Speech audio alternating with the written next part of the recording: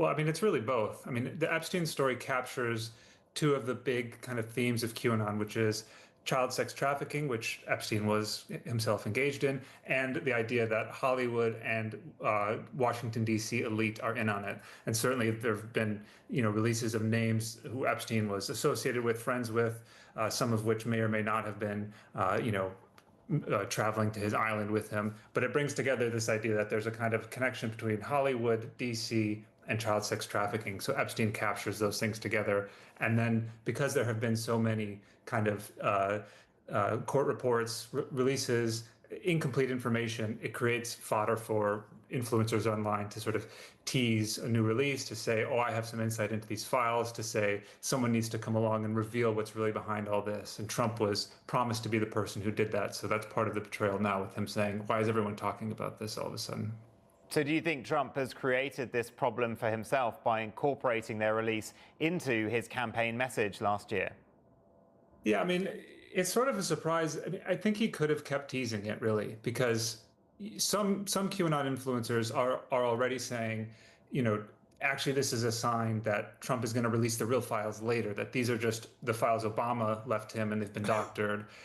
People are alighting on the phrase Trump used in one of his Truth Social posts, referring to Epstein as a guy who never something dies. different today. And they're saying, oh, this is a sign that Epstein's really alive and that Trump can't tell us now, but he's going to tell us further down the line. So he could have kept doing that, I think. But with Pam Bondi repeatedly saying, oh, I have the list of Epstein's associates on my desk, I'm going to review it and release it.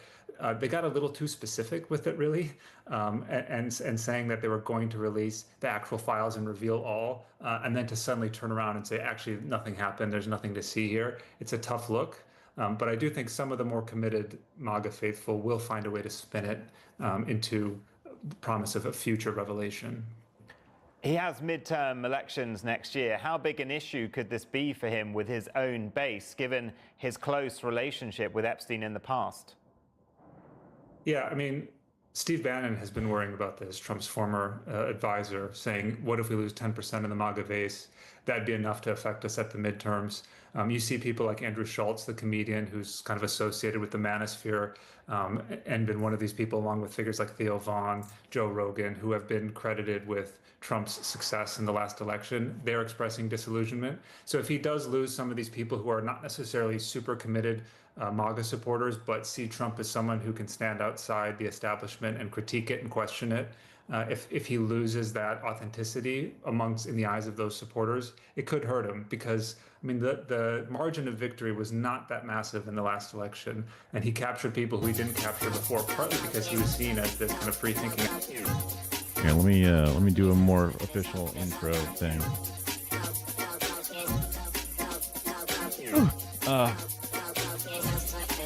Oh god, I have the watch party thing still up. Hold on. That's silly. Over on my verticals. That's good. Watch party, yeah. Okay. Phew. Okay. Glad I saw that. I wonder if I think it would have been a whole stream that turned on. Whatever. Only on that one scene. I still have a thing where I heavily think a lot about how I stream and don't stream, or what I stream, and then if the timing is missed, or if stuff's not planned out in a way that I feel is super great, then have a lot of hang-ups about it. But then I'm just sitting here, internet's fixed or whatever, and I'm just chilling, idling, playing Slay the Spire and whatever, and it's like, oh, maybe I should think about streaming this stuff too. Just more of a coexist, hang out vibe, like you're just hanging out on the sofa or whatever kind of thing. Because I like, whenever Carrie gets off work, to talk to her about what I'm watching on the stream, or whatever it is. And now I can have an infinite number of chatters technically available to do that same thing. And if they find me interesting, then they do. And if they don't care about what I'm doing during this time, then that's fine too. It's not like I have a huge base of people who are like, oh man, I only came for the videos or whatever. There's like 3 viewers average at most, right? So it's not really like, nobody is expecting anything from me. And if people pop in and go, oh, you're doing something different, that's fine. I'm not into that. I go, okay, bye, right? later on, I might do one of the streams that they were used to seeing, or whatever it is. No reason I couldn't do that. The reason I can't do anything. The whole world is open. This is my 6 months to figure things out. So don't just try to do something that's not working or not feeling like it's super smooth for me to execute. Do what feels normal to execute. And this is what I do normally. Like if I had an air quote day off, this is what I would be doing. So let's try to see if this works or if this feels good to do. A backup has always been, or one of my potential, because like just like everybody, I can't. Kara's checked in, dude. I can't. Although Kara, don't forget, you have to do work. You're the one bringing home the bread. Also, I should check and see if my paychecks are still coming in properly. That's kind of an important thing with this whole layoff thing.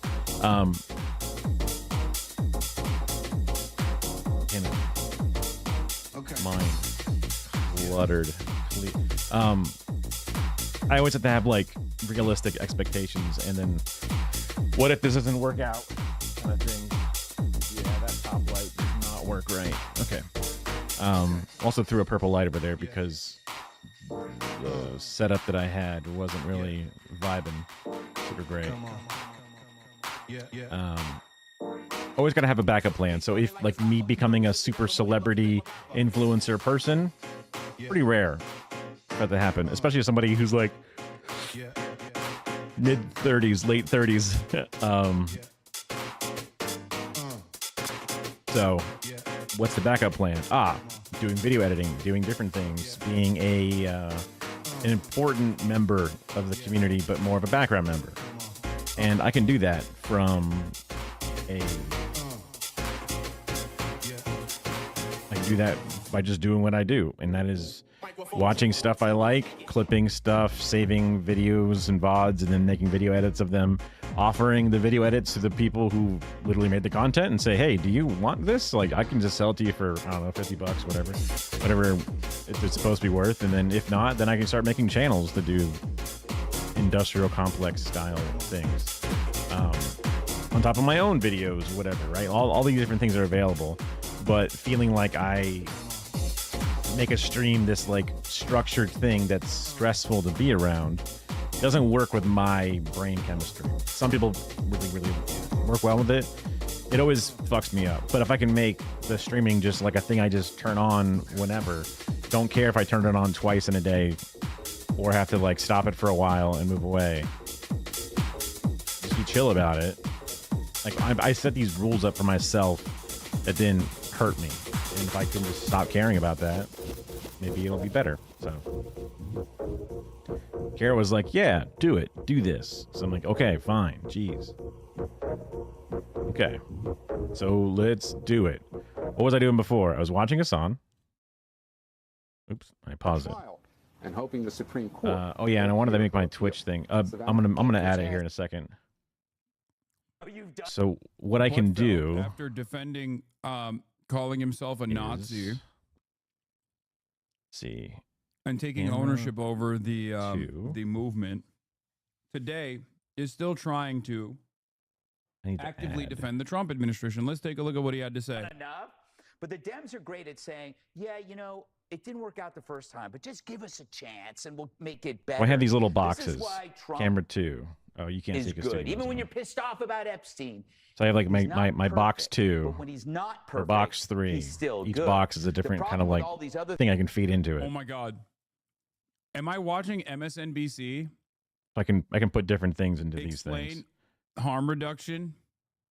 So I want to put something else into this box, which Except I'm going to do in a time, second. You're here. trying to explain harm reduction voting to a base that doesn't play by those rules at all and never has and never will, because their expectation is you're supposed to whip up panicked hysteria around certain narratives, and then you're supposed to actually capitalize on that by offering red meat. Like the example here, the example I use here is claiming that trans people represent like a real threat to the American public over and over again, only to, once you get into power, only to turn around and be like, actually, we can't Or capitalize, sorry. Did I say capitalize? What is... My brain is so busted. I'm sorry.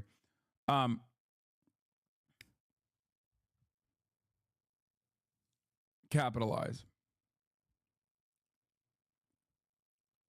It would be like if the Trump base, after telling everyone that, trans people represent like a grave threat to Western empire or whatever, and getting at least enough people in the base to believe this lie, if you were to turn around and be like, actually, we can't do anything about trans people.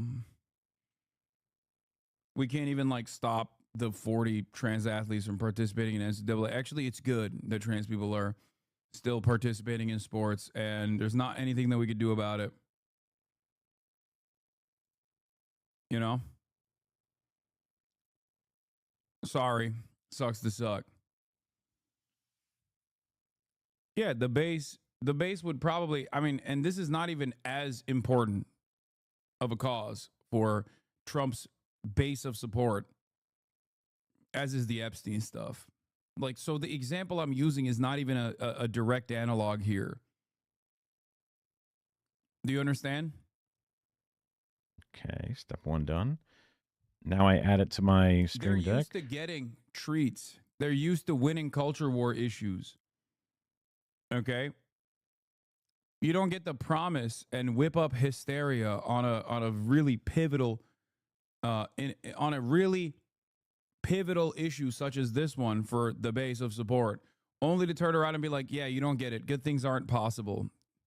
Especially when everyone knows you do have a lot of power over releasing this information. Because this isn't something like I was going to end the wars and then not being able to deliver on ending the wars on day one. Okay? One, ending the wars is not that big of a deal for a lot in the base of support. And two, it's not entirely in your hands. Like, you can't just, end a foreign adversary's illegal incursion into Ukraine, right? You can't do that. You can't unilaterally decide it's over now. That's far more difficult. So people are most likely most likely going to be a lot more understanding of what your inability is to stop Russia's invasion into Ukraine. Things that Dems do, they have to be perfect to work. So it's like capitalism. It can be frustrating and it can be prone to flaws, but it doesn't have to be perfect to make the world work. I've been speaking to Coca-Cola about using real cane sugar in the Coke in the United States, and they've agreed to do so. I'd like to thank all of those in authority at Coca-Cola. This is a very good move by them. You'll see. It's just better. Wow, cane sugar. I've totally forgot about the Epstein files now. I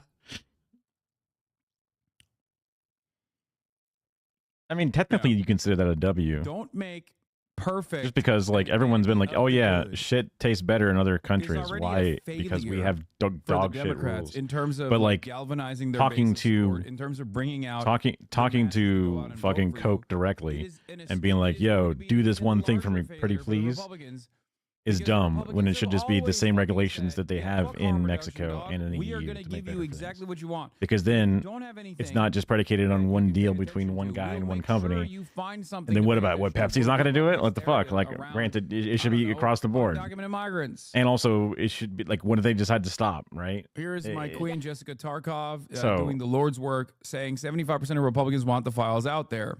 No, he wasn't. Yes, and he will, by the way, be getting no credit for anything that any of you are excited about if he cannot sort now if I out put his Cam answer 2 on the Epstein we can see the files. video that I'm playing and then go back to playing Sweet as Fire. Yeah. But you're speaking on that from a political perspective, not a moral one, so it doesn't matter. Of course it matters. I actually am interested in it. I'm interested Jessica, in You never brought it up for years. That's not true. Jessica, the polls are so boring. Fine. How about the humans? Mike Flynn, you're a human. Charlie Kirk, you're a human. Steve Bannon, you're a human. They're all mad. Now you're on their side. What a coincidence. She's now wants to know about Epstein now that Trump's in the office. Didn't care when Biden was there. What else do you care about? Who ran the presidency? What? Who did you actually care who was running the White House when Joe was in office? Did you care about that? This is such an incredible deflection. No, it's not. You brought up Epstein. I'm showing We're you it's a talking about the pattern. border. You brought up Epstein. I'm talking about why this president is not doing a good job on everything from the border. But you just said he Just closed the border permanently, Jessica. Immigration policy. Go ahead. You are Just keep conflating. No, going. okay, now No, I'm Jessica, not. you are conflating legal with illegal. They're so mad, bro. They're so fucking mad. Oh my God. Oh, this is awesome. Legal. I Kaya? get it because he's Or do you winning mean on Gutfeld? illegal. Doesn't work. Okay. All right, up. Kind of way up there. Kind of. Oh, this is fucking Leading us fantastic. off from the White see how House. this Thank works. you. And we began with the cracks in MAGA world growing deeper as President Trump insists it's time to move on Just be from Act the One. Jeffrey Epstein. I think like if the Democrats were to operate like Republicans, they'd be calling Trump a pedophile, sex criminal right now. And I'm not, you know, Yeah, I know Gutfeld why sucks they ass. won't do it because partially because like The fact you know, that their own the fact that my voters are dad implicated in that unironically shit. watches Gutfeld and finds him funny But the Republicans are shameless. literally kills me. And the Dems should be too. They should be like, yeah, fucking release it, or you're a pedophile. I wasn't sure. I didn't even know Release Gutfeld has a Epstein dog. files, I guess I or wasn't you're listening to a what he was saying fucking enough. Pedophile, dude. Come on.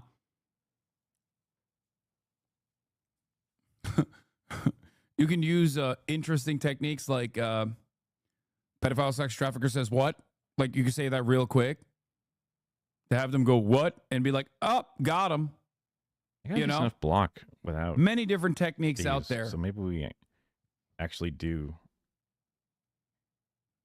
Case. And The or. calls for his administration to release its files on the notorious sex offender now moving from talk radio to the halls of Congress. Only a little bit with of blood. some of his biggest supporters, including We'll the see how it House goes. Speaker, urging the president and his Attorney General Pam Bondi to change course. My Princeton. This My has wallet. been the first fracture in MAGA, and we don't want this to happen anymore. See, But I President told you. I told you have this is a two real cats. fracture, bro. I told you this shit Kinda ain't going combine away. them Many into of you were one like, dog. no, you don't understand. Like, this is something that they'll forgive and forget. Like, they'll just focus on the next thing when the opportunity presents itself. And it's like, no, dude, no. This is like a major, major fucking. This is a major issue for a lot of people in the base. Trump says he just doesn't get the hype now. I don't understand it. Why they would be so interested. He's dead for a long time. He was never a big factor in terms of life. I don't understand what the interest or what the fascination is. I don't understand why the Jeffrey Epstein case would be of interest to anybody. It's pretty boring stuff. It's sordid, but it's boring. Credible information, let them give it. Anything that's credible, I would say, let them have it. Let's bring in NBC News Capitol Hill correspondent Julie Sirkin, NBC's senior national politics reporter Jonathan Allen, and former U.S. Attorney Barbara McQuaid. Julie, House Speaker Mike Johnson, now the highest-ranking Republican to break with the president on this. What did he have to say? Well, Johnson had a rare moment, extremely rare, actually. I can't think of a single other instance in which the speaker broke with the president on anything, but it goes to show you just how powerful, potent, and divisive this issue is within the very core of the MAGA base. Johnson, with conservative podcast host Benny Johnson, who kind of set up shop here in the Capitol, and lawmakers were able to just come through and talk and sit in these interviews, had damaging words, not so much for Pam Bondi, but in forcing this issue and kind of letting it. Dude, boring is my favorite, like, right-wing. Boring is my favorite right-wing distraction term. Oh, you're boring, like Andrew Tate used against me when he was losing the fucking argument. It's just boring. Nobody cares. Come on. Stop it. Stop it. It's boring. It's boring. Why does anybody care about this?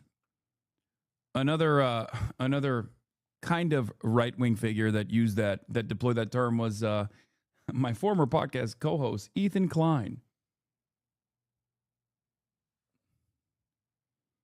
This is boring. It's boring. Stop it. Stop debating me on the terms of Israel-Palestine. Stop it. Nobody cares. I want this to be entertaining. Don't do it. Anyway, Bubble back up to the surface, wanting to see more of those files. Take a listen. It's a very delicate subject, but we should put everything out there and let the people decide. I agree with the sentiment. Found something different today. We need to put it out there. And I'm going to sit and chill. Might as well sit and chill. Pam Bondi, I don't know, when she originally made the statement, I think she was talking about documents, as I understood it, that were on her desk. I don't know that she was specific about a list or whatever, but she needs to come forward and explain that to everybody. That said, as you know, Anna, there's always a difference between what they say and what they do, and Johnson could support an effort to force the administration's hand here, and he didn't. So far yesterday, he did not support a procedural motion from Congressman Ro Khanna, now a bipartisan effort with Thomas Massie as well, to try and set up a vote in which the House would then, if passed, force the DOJ to release these files. Johnson didn't do that. Do you think it's a power struggle within the ranks of the party? No, not at all. The party is unified under the banner of Trump. There is no, and they're also unified under the banner of protecting the interests of the super wealthy, this being one of those interests. The only like fissure that's taking place is within the base and the party itself. Just like the Democrats were unified under defending Israel, right? There were some people who were not on board with it, but like ultimately it was a big fissure amongst the base that saw what the Democrats were doing with Israel and didn't like it. Okay. And the same goes for the Republicans here. The party is completely on board with Donald Trump. It's just that the people are not on board with the way that Trump has mishandled. Need more attacks. The people are not on board, and the network of like podcasts and shit that they've used up until this moment to galvanize the base, to whip up support, really working out well. Is look, see. Breaking, a video is going viral showing JD Vance calling for the full Epstein list to be released on Theo Von's podcast. Hey, JD, what changed? Let's blast this everywhere before he tries to erase it. Theo Von says, yeah, what changed?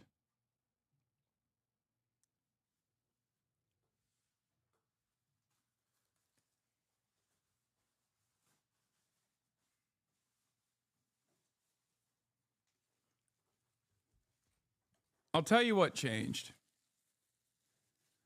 I think they got the new marching orders from Israel. That's what changed.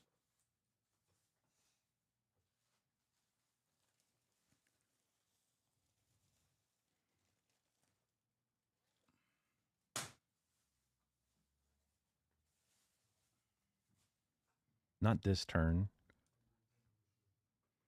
Huh? What, okay. 1, 2, 3.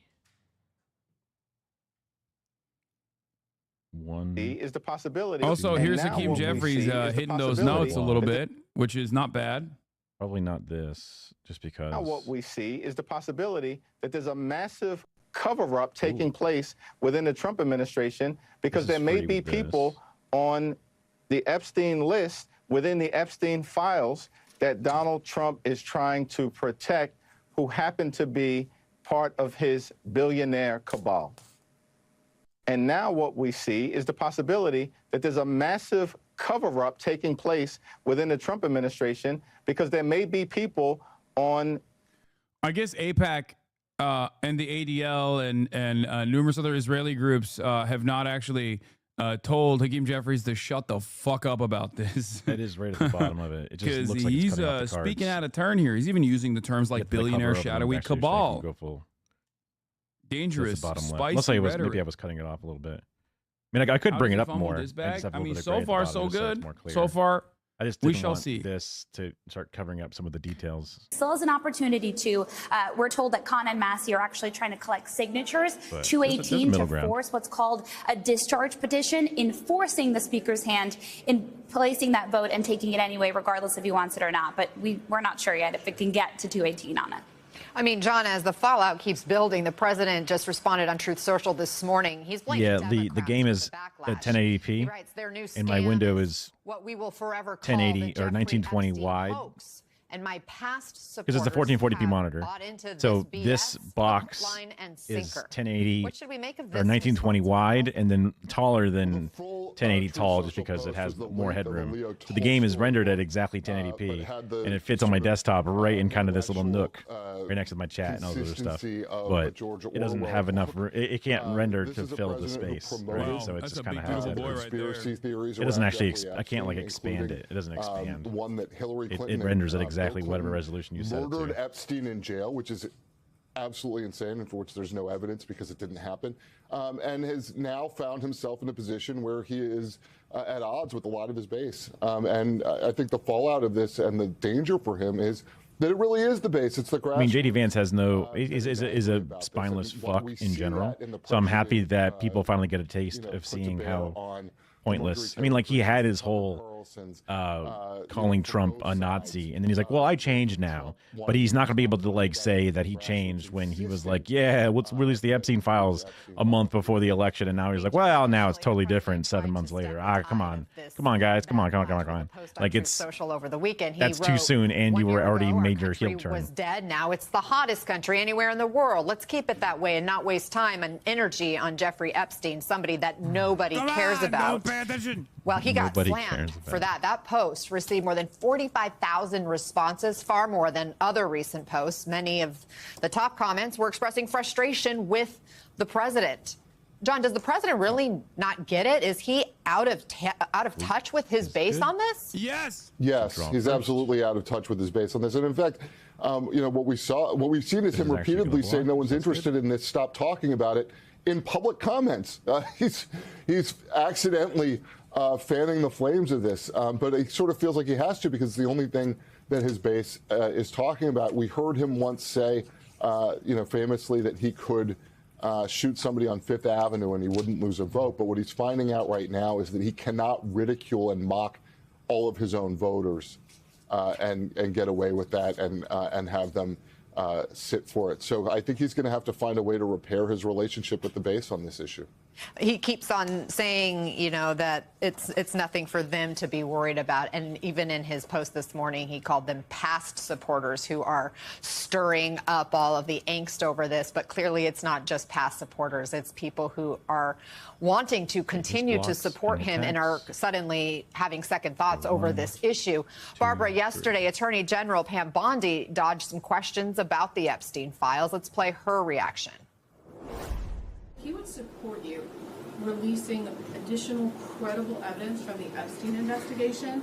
Is that something that you are open to doing? Let me take that. Just a few moments ago. Let me take that first. This today is about fentanyl, nothing about Epstein. I'm not going to talk about Epstein. The president said today you would release credible files related to Mr. Epstein. Are you prepared to do that, and when would you do that? Our memo speaks for itself, and we'll get back to you on anything else. I haven't seen all of his statements today. Thank you. Barbara, why do you expect that Bondi is dodging these questions? Well, Bondi herself is right at the heart of this storm. She was the person who released Volume 1 in binders in a very ostentatious display, suggesting that this was the secret file that we've all been waiting for, which turned out, of course, to be nothing more than some very routine, already known materials. And then she said, it is sitting on my desk right now. Now, some thought it meant a client list, which people have been yearning for. She has now backtracked to say, when I said it, I just meant the file in general. I didn't mean to suggest there was anything like a client list. So between Pam Bondi, Donald Trump, Kash Patel, and others who are now inside the administration, they were the ones who were stoking all of this interest in the Epstein files. And now suddenly they've looked at it and they say there's no there. I think what they're finding is governing is much more challenging than simply spewing venom on Fox News or social media. You have to be able to back up. Yeah. Governing is much more challenging because when you're on the outside trying to win, you get to say these guys are all pedophiles, but when you're on the inside, you have to defend the pedophiles. Except that's not what she's saying. She's saying that like it's all fake bullshit, and that's the reason why they got owned. Let's go with that. So annoying. What you're selling with words. You know, Donald Trump himself wrote in The Art of the Deal that you can only con people for so long. At some point, they expect you to deliver the goods. And I think right now we are seeing that there are no goods to be delivered. We played some of that earlier sound with President Trump saying that the Department of Justice should release any credible information. That was part of the question that was taken to Bondi. We don't have any. Barb, how do you interpret what the president views as credible? Interesting how they don't believe anything Trump says. We don't like this card. Until it's something that they also agree with, by the way. This is MSNBC. Under any other circumstance, no block. If Trump said anything, they would be like, oh, obviously the opposite is true. But very odd that in this situation, they're like, well, you know, haha, this is all fun and games, but like, make no mistake, the Epstein files are actually fake. And it's, you know, Trump deserves to be punished for playing along with these conspiracy heartstrings.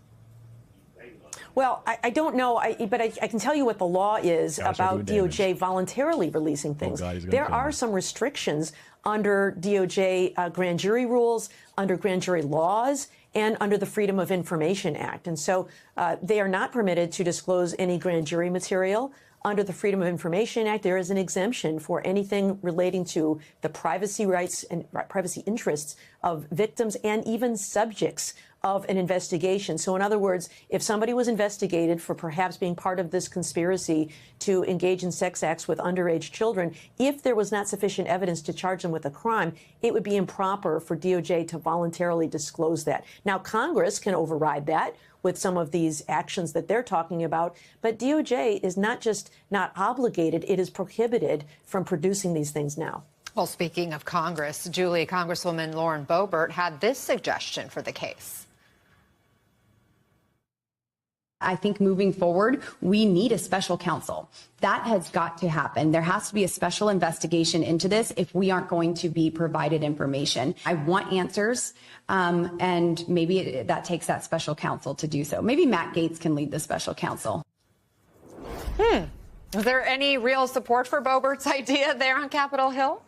Well, certainly among people like Boebert deep in the MAGA space that support continuing to investigate this issue. I will tell you, though, that even somebody as senior like Jim Jordan, who, of course, chairs a very important committee here, the Judiciary Panel, he is not interested at all in going down this road. He was pressed several times about it yesterday, and he continued to say that he stands with the president and he stands behind what his administration is doing here. But that doesn't mean that this isn't going to continue to be a total sore and pain for Trump and the White House and people who just want to get this and leave this in the past. And that includes, by the way, Speaker Johnson, because he said that in his interview with Benny Johnson. He just You need to get a pedophile to truly understand the mindset of a pedophile.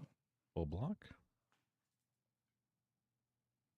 That's why Matt Gaetz is the perfect guy to do it. It's like Dexter. He's the Dexter of pedophilia. I mean, Matt Gaetz was fucking shunned and was seen as a loser and not able to be the job that Pete Hegseth got instead. So to think that he can somehow lead a pedophile investigation despite being charged for basically pedophilia. He knows the environment. Why would anybody think that he'd be good? They literally, he literally was also doing the same shit. Yeah, he's saying that right now. In Florida, the same state, only a couple miles away from where Jeffrey Epstein was operating. Like, there's a whole investigation. Yeah, Matt Gaetz, perfect guy to do this. Perfect guy to investigate this. And we're going to show if they. He has literally the same experiences, pretty much. As close to the same experiences as Jeffrey Epstein as you're going to get. Has to toe the line here, as many of these guys do, in trying not to make their base more angry at this issue, and also trying to fend off Democrats who, even in the Senate, I'm told, are trying to force messaging votes on this very issue. They want more poison, just because that's how you ramp up late. And once you get blocked going, we're good. Nice. Just got to get there.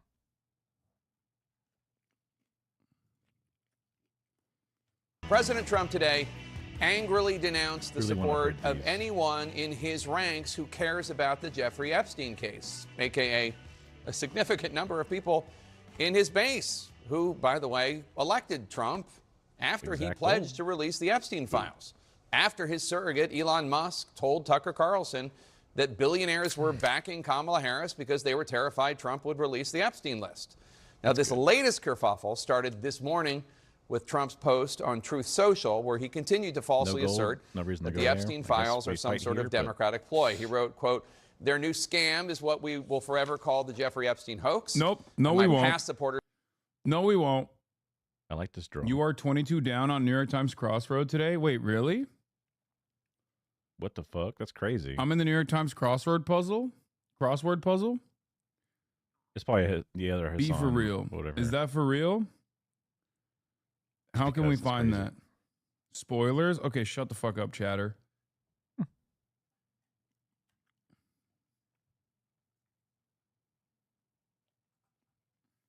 He nets you. He does damage. He fills your deck with wounds. Ooh.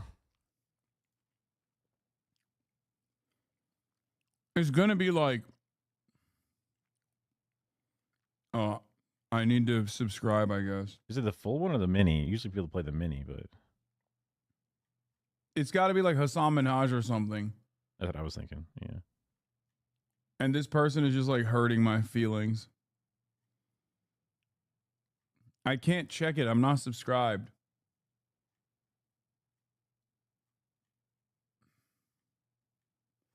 It's Hassan Minhaj. Oh my God. You dick. Have bought into this bullshit hook, line, and sinker. They haven't learned their lesson and probably never will. Let these weaklings continue forward and do the Democrats' work. Don't even think about talking of our incredible and unprecedented success because I don't want their support anymore, unquote. This same energy continued in the Oval Office this afternoon where the president said this. They're wasting their time with a guy who obviously had some very serious problems, who died 3-4 years ago. I'd rather talk about the success we have with the economy, the best we've ever had. It's, of course, not a waste of time to care about the fact that dozens, if not hundreds, of survivors of rape, assault, trafficking, and more have been denied justice in the Epstein case from the jump. Aside from Epstein's own vile crimes, Epstein allegedly helped other powerful people in his... I like that he says 3 to 4 years because, like, he somehow tries to make this like a Biden thing when Jeffrey Epstein was killed when he was president.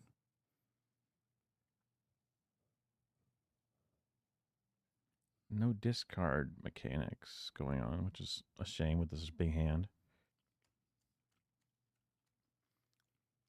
Slow, but eventually gets damage going.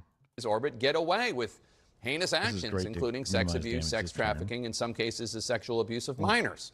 Here's just one portion of a victim impact statement surrounding the trial for Epstein associate Ghislaine Maxwell, who was sentenced to 20 years in prison for conspiring with Jeffrey Epstein to sexually abuse minors. One victim, who went by the pseudonym Kate, wrote to the judge, quote, "I witnessed Maxwell's relentless and insatiable drive to meet the sexual needs of Epstein at any cost to the vulnerable girls and women upon whom she preyed and fed to Epstein and other powerful men. The many acts that were perpetrated on me by Epstein, including rape, strangulation, and sexual assault, were never consensual and would have never occurred had it not been for the cunning and premeditated role of Ghislaine Maxwell played." Kate went on to write that the consequences of what Maxwell did have been far-reaching in her life. And this has been, let's just say it, this has been a huge about face for Trump. He's the dog who caught the bus. On a podcast just last fall, he promised he would release the Epstein files. We can get rid of this. But a lot of big people went to that island. But fortunately, I was not one of them. Yeah, I'd be inclined to do the Epstein. I'd have no problem with it. Back in 2019, in Trump's first term, he retweeted a baseless conspiracy theory suggesting that Epstein's death was tied to Bill and Hillary Clinton. The Epstein case is sadly not a hoax, as the president now claims. So what's going on here? Let's go to CNN's Kristen Holmes at the White House. Kristen, Trump has gone from saying... Bro, how are you not going to show how Donald Trump on many instances wished her well? I'm surprised more people haven't brought up that Axios interview. 1, 2, 3. The most block I can get. Because that Axios interview, it says something fucking insane. Hey, thank you, Ren, for the 5 gifted subs. It's his dinner time. He usually eats his chicken or whatever around this time. He's not in the interview. Family He's put just out a watching the statement. Interview. Unless I was not noticing something else. Our sister Ghislaine did not read. Oh yeah, I mean we covered this. Did not receive a fair trial. Her legal team continues to fight her case in the courts and will file its reply in short order due to the government's opposition to the Supreme Court. Hey, it is what it is. If necessary, in due course, they will also file a writ of habeas corpus to the U.S. District Court SDNY. This allows her to challenge the imprisonment on the basis of new evidence such as government misconduct that would have likely changed the trial's outcome. I'm drinking Diet Mountain Light and Zero Sugar Mountain Light. Response: David Oscar Marcus, counsel it's so good. of record for our sister in her petition to the United States Supreme Court, had this comment. I'd be not surprised good for you, I don't think. But if President Trump knew his lawyers were asking the Supreme Court to let the government break a deal. He's the ultimate deal maker, and I'm sure he'd agree that when the United States gives its word, it should keep it. With all the talk about who's being prosecuted and who isn't, it's especially unfair that Ghislaine Maxwell remains in prison based on a promise the U.S. government made and broke. Ow. He'll die of poison. Oh yeah. And I think I die as well. The wounds piled up. Would hope not to draw. Yeah. 3. Does anyone have the video of Trump talking about Ghislaine Maxwell in like incredibly positive terms? And even if I all in here, if they free her, the Republicans are cooked. Oh, wait. I don't think they're freeing her. I think they would. The more likely scenario is that she also has an accident, which would completely brick everyone's brains. Like, I've been able to. Yeah, get here it to is. Here it is. This is the most damning piece of evidence you could show for Trump's possible involvement beyond what he is stating right now. Look at this. But I haven't Mr. beaten. President, the other day a reporter asked you about Ghislaine Maxwell. You said, quote, "I just wish her well, frankly. I've met her numerous times over the years, especially since I lived in Palm Beach, but I wish her well, whatever it is." Mr. President, Ghislaine Maxwell has been arrested on allegations of child sex trafficking. Why would you wish such a person first of all, well? I don't know that, but I do know that She has. She's been arrested for that. You know her that. friend or boyfriend, Epstein, was either killed or committed suicide in jail. She's now in jail. Yeah, I wish her well. I'd wish you well. I'd wish a lot of people well. Good luck. Let them prove somebody was guilty. I mean, do you know that? Oh, so you're saying you hope she doesn't die in jail? Is that what you mean by wish her well? Her boyfriend died in jail, and people are still trying to figure out, how did it happen? Was it suicide? Was he killed? And I do wish her well. I'm not looking for anything bad for her. I'm not looking bad for anybody. And they took that and I mean, she's a made it alleged child sex such a trafficker. big deal. But all it is her boyfriend died. He's like innocent until proven He guilty. died in jail. Was he killed? Was it suicide? I do. I wish her well. Like when he says her boyfriend, he's talking about Jeffrey Epstein, dude.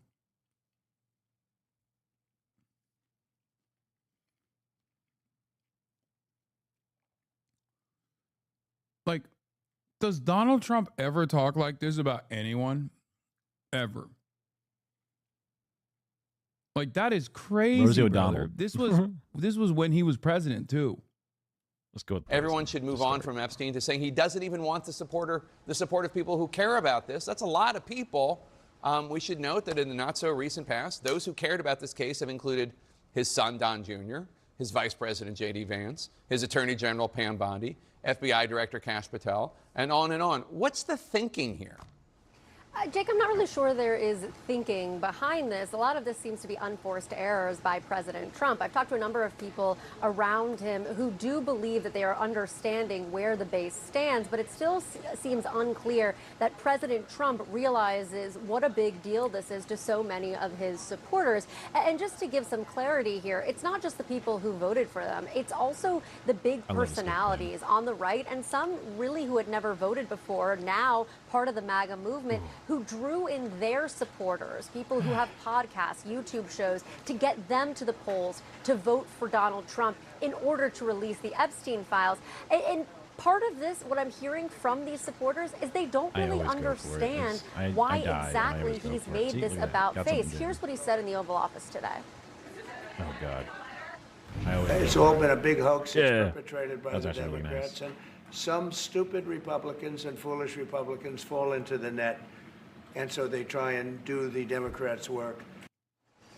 A couple of other things he Donald said, Trump. that he has lost faith in certain people because of their belief in these so-called Epstein files, that the Republicans Escape have been plan, duped. skills. Again, as you noted, I'm some gonna of the go people for who've been the placed in the highest roles in his remove. administration, I guess, are some of these same people who were Definitely rest allegedly here. duped by this quote-unquote Epstein hoax, as President Trump has said. Now, our colleague Not enough DJ gold Judd to- just caught up with President Trump as he was leaving an event and asked about whether or not he would appoint a special counsel or consider appointing a special counsel. He said he has nothing to do with it. And let's be clear, if someone was going to appoint a special counsel, it would, of course, have to go through the Attorney General's office. But as we have reported time and time again since Donald Trump took office, the Justice Department is operating the least independently that it has in modern history. So, of course, President Trump would have everything to do with a decision about a special counsel here, Jake. All right, Kristen Holmes, thanks so much. Let's discuss this with two former Trump White House officials. Mike Dubke, former Trump White House communications director in the first term. Jim Schultz, former Trump White House. Could this work? No, it's not working. Oh, I love Captain's Wheel. These people, there are many people who voted for Trump because they are literally overtaken by his sexual prowess, his charisma. I know that sounds insane, but that is literally why a lot of people just have a cult-like admiration towards the man. But there are far more people that actually voted for Donald Trump because they see Donald Trump as a vehicle to destroy the elites, as a mallet, as a hammer to all of the institutions. They have voted for him, especially like low propensity voters have voted for him because they see him as a change from the way that previous like establishment politicians have ruined their lives. Regardless of the fact that he's a billionaire born with a silver spoon and a child of real estate developers, okay? Doesn't matter. They see him as a guy who is anti-establishment, who's against the elites, who is going to be vengeful towards said elites. And for many of those people, their only like class association or class style political opinions revolve around conspiracy. The conspiracy that Jeffrey Epstein has sex trafficked minors at the behest of like societal elites, whether they be Hollywood or you know, massive finance people and politicians and members of the royal family and prominent Democratic and maybe even Republican figures. That's a lot. But mostly Democratic figures, right? Like that's what they see it as. So Trump not doing this is a direct basically directly going against why people voted for him, and it's showing people that like he is not an anti-elite guy. Tax cuts for the wealthy and deregulation do not read to the base of MAGA as a pro-societal elite moment. This, on the other hand, does read as a pro-societal elite moment, that Trump is a part of the elite squadron. He is defending their interests.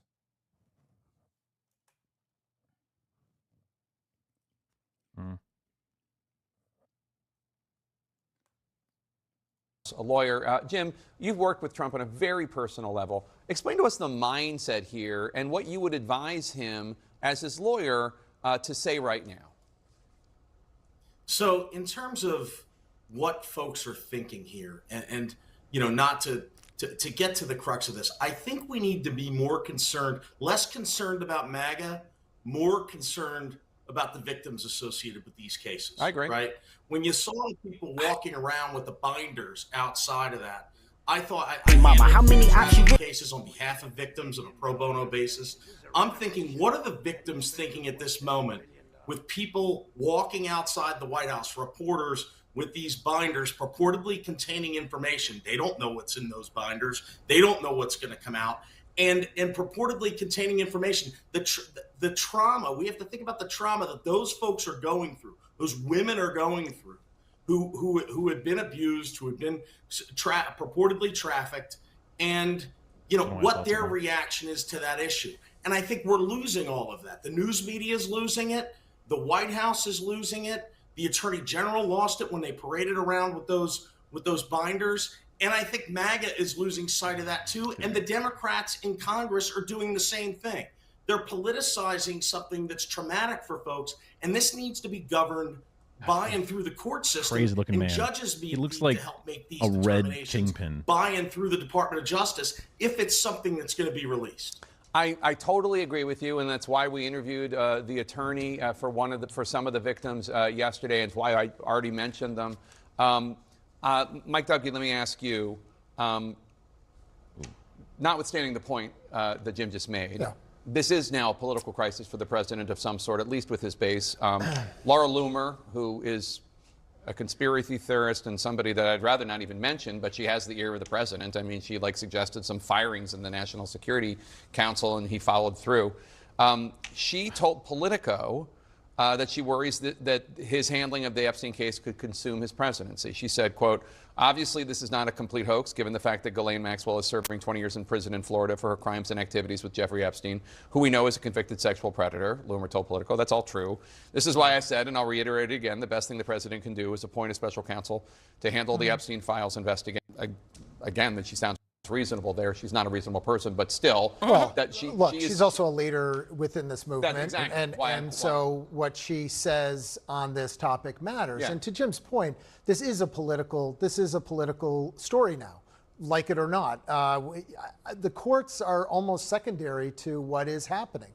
I frankly am surprised I'm not surprised that the president doubled down or even tripled down on this, because one of the superpowers of Donald J. Trump is that he runs into fire and survives almost every time.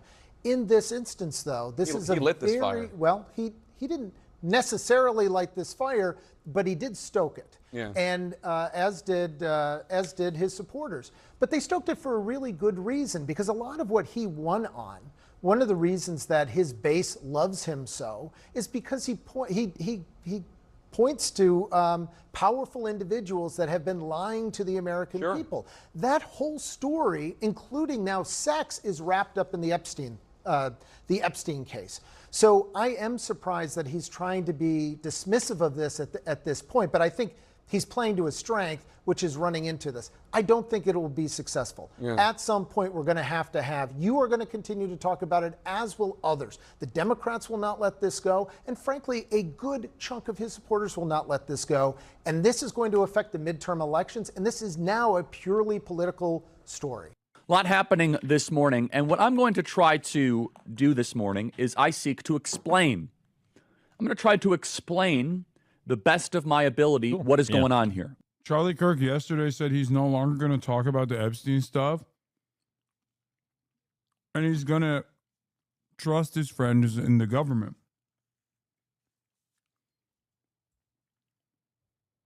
Remember? I know Adam Friedland is doing an episode with Harry Sasson. I know. My goat. Both of my goats getting together. Two guys who fuck, okay? Two guys who simply have sex. That's it. We'll watch it. We'll watch it later. We're doing a lot of Charlie has advice about the Epstein files. Mr. President, the emphasis on Epstein is truly the best intentions of our most loyal followers is because we want what's best for the presidency. People are talking about Epstein because they love Trump. We are fearful the same people who try to kill Trump, impeach him, and throw him in prison were behind Epstein. Epstein represents a symbol of an out-of-control shadow government, and this is a chance to bring it to heel. What should Charlie's move be if he were just backing Trump? Avoid it or never talk about it? I mean, the best case scenario for Charlie is to never talk about it. But It's impossible for him to never talk about it. If Trump is talking about it, yeah, Trump ironically is breathing life back into the story over and over again with his inability to like let it go, which then obviously provokes response from his most loyal fans. And Charlie, much like myself, cannot be sheltered from that. Like, Fox News can get away with not talking about certain things. Charlie, on the other hand, can't, because this is the biggest fucking issue. And it's going to be such a prominent issue, and he's so accessible as opposed to like a Fox News commentator or a CNN commentator, because it's going to be all over his fucking comments if he doesn't say anything about it. And his goal is to basically be a vessel for Trump and sometimes deliver information about what the base is demanding to Trump, and in other instances, message at the behest of Trump. So he's now stuck in this unique paradigm where he has to not talk about this shit, but then when Donald Trump talks about this shit, well, what are you going to do? You have to address it, because now Big Daddy, Big Papi is addressing it on the main stage. So he's trying to do the same thing as like Alex Jones almost. But of course he is whereas Alex Jones is like clearly on the side of the people because he's like more beholden to his audience. Charlie is more beholden to the administration because he has a direct line of communication with the president. When in regards to Epstein and the messaging around Epstein, I'm gonna do my best. I may not land the plane perfectly, but I think I have something to say here that will add some context and some depth to what we are seeing. President Donald Trump repeated what he said this morning on Truth Social. President Trump said basically right now in the press conference, some people are doing the Democrats' work talking about Epstein, and they are stupid people. I'm approximating. He said something similar on his Truth Social this morning, and he calls it. This is so amazing. Donald Trump directly calling out Charlie Kirk's audience, and then Charlie Kirk having to like do Obama anger translator for Donald Trump. Definitely that one is amazing. I think. Yeah, go ahead, big dog. Tell us what he actually meant with this. The Epstein hoax. Now, before we go any further, I do want to say, big breaking news this morning. John Solomon is reporting that in his sit-down interview with Donald Trump, President Trump has greenlit a special prosecutor to potentially be able to go after the criminal conspiracy around Epstein and all deep state activity. So that is a phenomenal victory. That is something that we should rejoice in. And if that is true, because it's John Solomon, it's kind of like 2 or 3 levels back, but basically going after all things deep state, a deep state prosecutor. That is a terrific development. And I would love to see, you know who I want to see do that? Ed Martin. I think Ed Martin would be a phenomenal deep state prosecutor. So let's kind of just put a part on that. Let's just put a little bit of a little plug on that, because we'll get back to it. That's a huge victory. The president deserves credit there. If we get a full deep if it's real, I love that. Dog, you got a direct line of communication with the president. Just call him up. Call him right now. What do you mean, if it's real? He straight up texts Donald Trump's children with regular frequency. And it's not just that, but Donald Trump called him personally to be like, hey, cut it out, cut the shit out. No more Epstein talk. What the fuck are you doing? To which his response was, thank you, sir. Please, sir. I apologize, sir. And then he came out with this revelation yesterday that he's went back on clearly, where he was not going to talk about this Epstein stuff ever again. State criminal conspiracy prosecutor. Think basically Robert Mueller for deep state activity, but one of our guys doing it.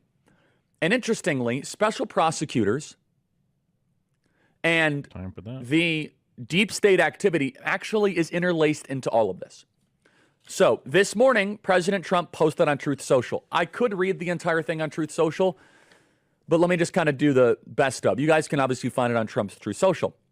He says the radical left Democrats have hit pay dirt again, just like the fake and discredited Steele dossier, the lying 51 intelligence agencies, the laptop from hell, which the Democrats swore came from Russia. No, it came from Hunter Biden's bathroom. Even the Russia scam itself, a totally fake and made-up story used in order to hide crooked Hillary Clinton's big loss in 2016 election.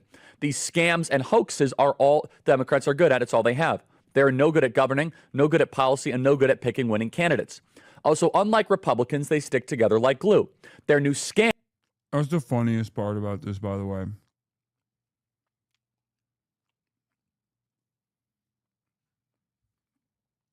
I'm sorry. But the Democrats never stick together. I wish.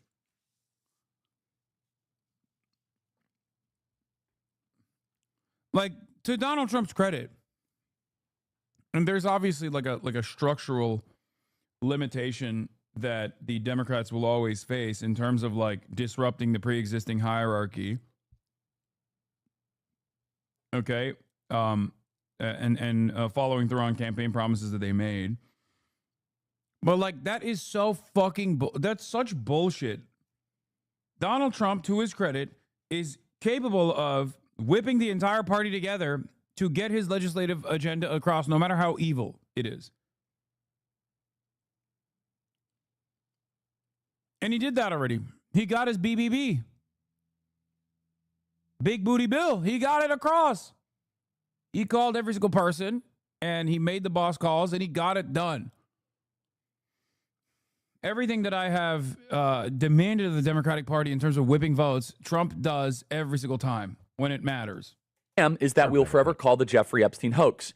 And my past supporters have bought into this BS. Hook, line, and sinker.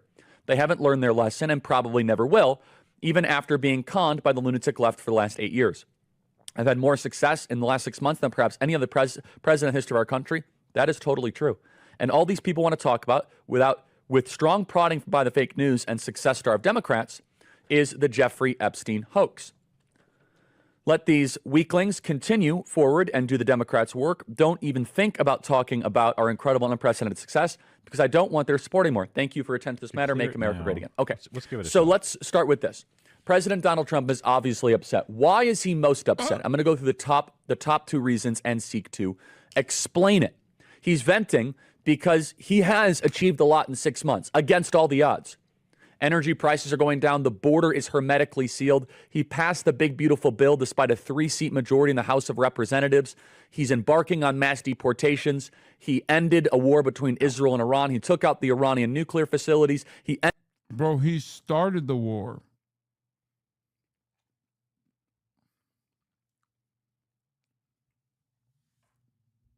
Need to play 2 cards if I can play this one. This is the thing that pisses me off about Trump. Aside from all the obvious shit, this is on some super basic shit, like apolitical shit, okay? 2. Forgive me for getting apolitical with it for a brief moment when I'm talking about Donald Trump, who obviously is a political being.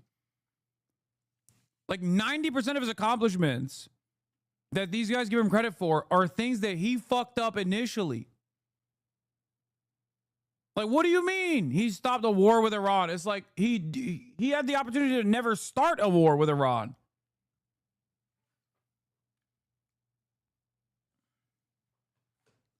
Like, it's so goddamn annoying where these people would be like, oh, and he's doing the tariffs. He's doing the tariffs. The economy has rebounded. It's like, yeah, the economy rebounded because it took a fucking nosedive when he started with the tariffs. And then only when he backed away from the fucking tariffs did the economy rebound and got to its previous levels.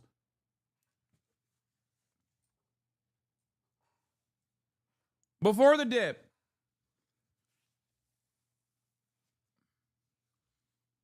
I wish I could get credit for shit like this. You know what I mean? I break something and then I threaten to break it further and then I just simply stop breaking it. I don't even fix it. I just stop breaking it further. Ooh. And people go, oh, thank God, bro. You are the king. You are so sick. It's like, bro, I started the problem. And then I said I was going to keep accelerating the problem, and then I stopped accelerating the problem, and now all of a sudden you're like, oh, thank God. Oh, you are so good. You are so good at your fucking job. That's the Trump method every single fucking time. It's so goddamn annoying.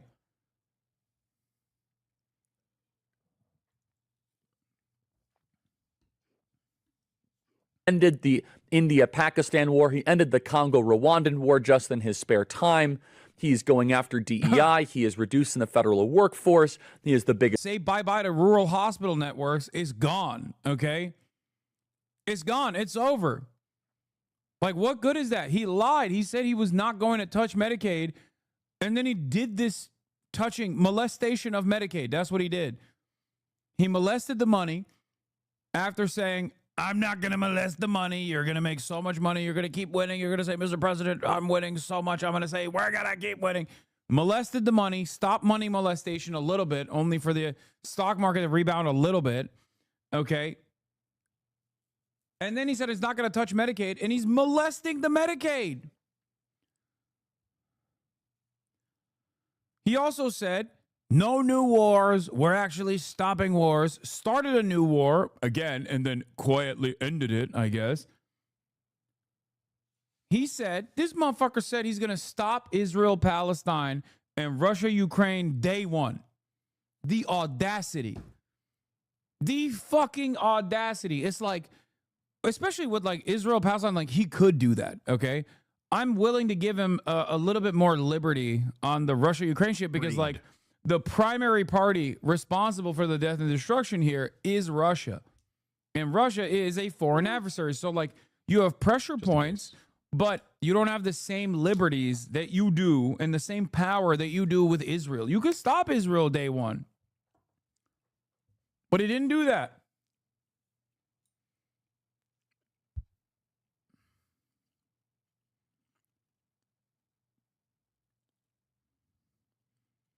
And Trump is fucking out here not delivering on any of this shit. And the only things he does deliver on is actually harmful. And his dick riders are just like, hell yeah, baby. He's killing it. He's awesome. He's amazing. Look at the border. That President Donald Trump was able to achieve. One of the most impactful 6 months ever of any president. So from President Trump's perspective, he is experiencing a pace. He's experiencing a reality that is far different than the first 6 months of Trump 1.0. So President Trump's immediate reaction as someone who is making phone calls to try to end the Russian-Ukrainian war, he's trying to figure out this Jerome Powell thing. He's got agencies of governments to manage. He's turning and probably saying, why is the attention on a guy who has been dead for 6 years? That is probably what President Trump is saying. My ADHD medicine. Call my doctor. I needed it. They said, oh, we already called that in after your doctor's visit where you get like re-upped for your things. And I'm like, okay. So call your pharmacy. Okay, I called the pharmacy. Hey, pharmacy. They said that they filled the prescription, but I never got any text saying that it was ready or whatever. And they go, oh, no. Yeah, we got it, but we didn't put it in yet. So I'll put it in now. And then they put it in, and now my insurance company says, whoa, it's too soon because you had it back in June. Like, no, I didn't have it in June. June was when it should have been filled, but it wasn't actually filled. God damn it. What a pain in the ass. Oh, whatever. Deny, depose, defend, whatever. We want names because we want people. However, whoever they might be accountable. I'm going to be a simple man here. I want those who have done wicked things in the videos to go to jail for a long time. Justice for the kids is what people want. This is more important than any politician, including Trump. He's gaslighting us. Duh. We care because this is another example of class warfare, and we're sick of the elites not being held accountable. He's going to get strong. If Trump really felt it was no big deal and made up by Democrats, then why did he make such a big deal during his campaign about it and promise either release it at all? If it's not that big of a deal, just release it all and move on. Bro, these guys do not care. Sorry. Okay, that was a Hassan Abiy head. No, dude, we care about this because this is another example of class warfare. No, this is the reason why I said that the brother, Republicans have no way of doing class politics. They don't understand it. Many Americans, liberals as well, don't have any understanding of class consciousness. They don't have any class politics. So they actually grab on to things like this as a signifier. It is a substitute for class consciousness. It's a substitute for class warfare.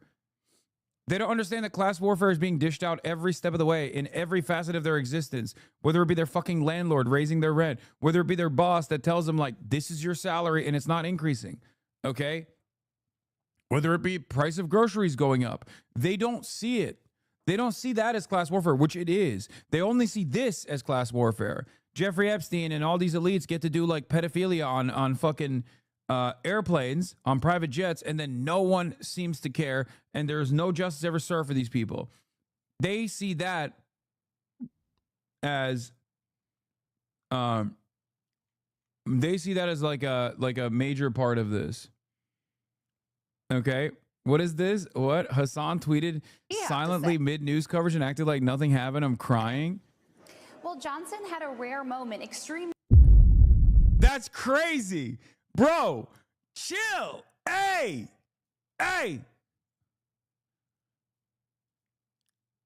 Look away. That's crazy. That's crazy. That's crazy. They got you in 4K, Unc. That's crazy. What I do in my side monitor is my own business. Okay?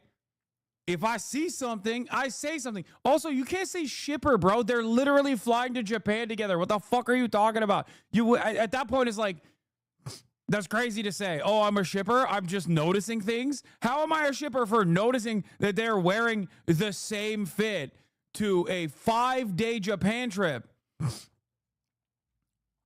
Excuse me for seeing something and saying something. That's what they have on the MTA, on the walls of the MTA. What do they have? If you see something, say something, okay? You could stop a terror attack from taking place. And that's precisely what's going on here. It's not shipping. I'm just noticing a thing that I saw. I saw something and I said something. That's crazy. That's crazy. That's crazy. Reconnecting.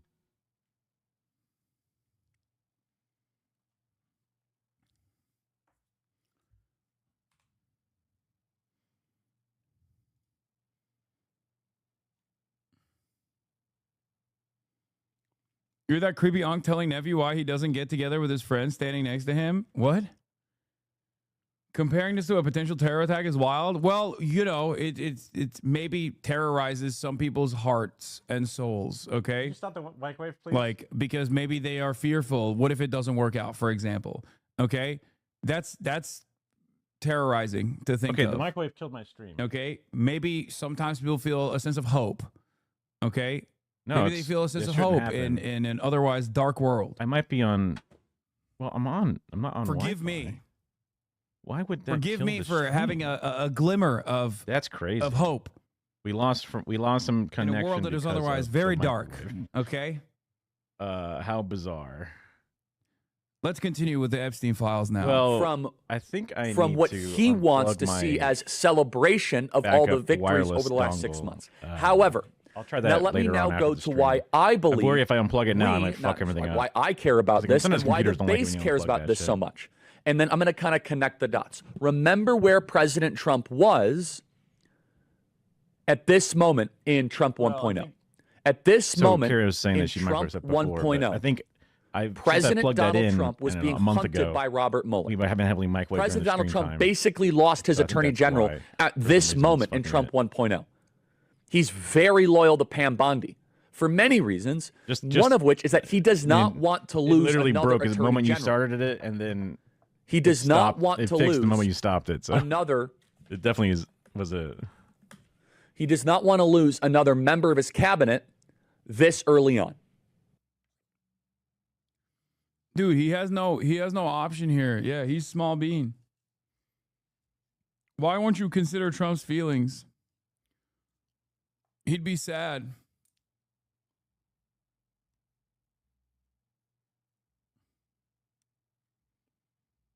Yeah, he has attorney general related trauma.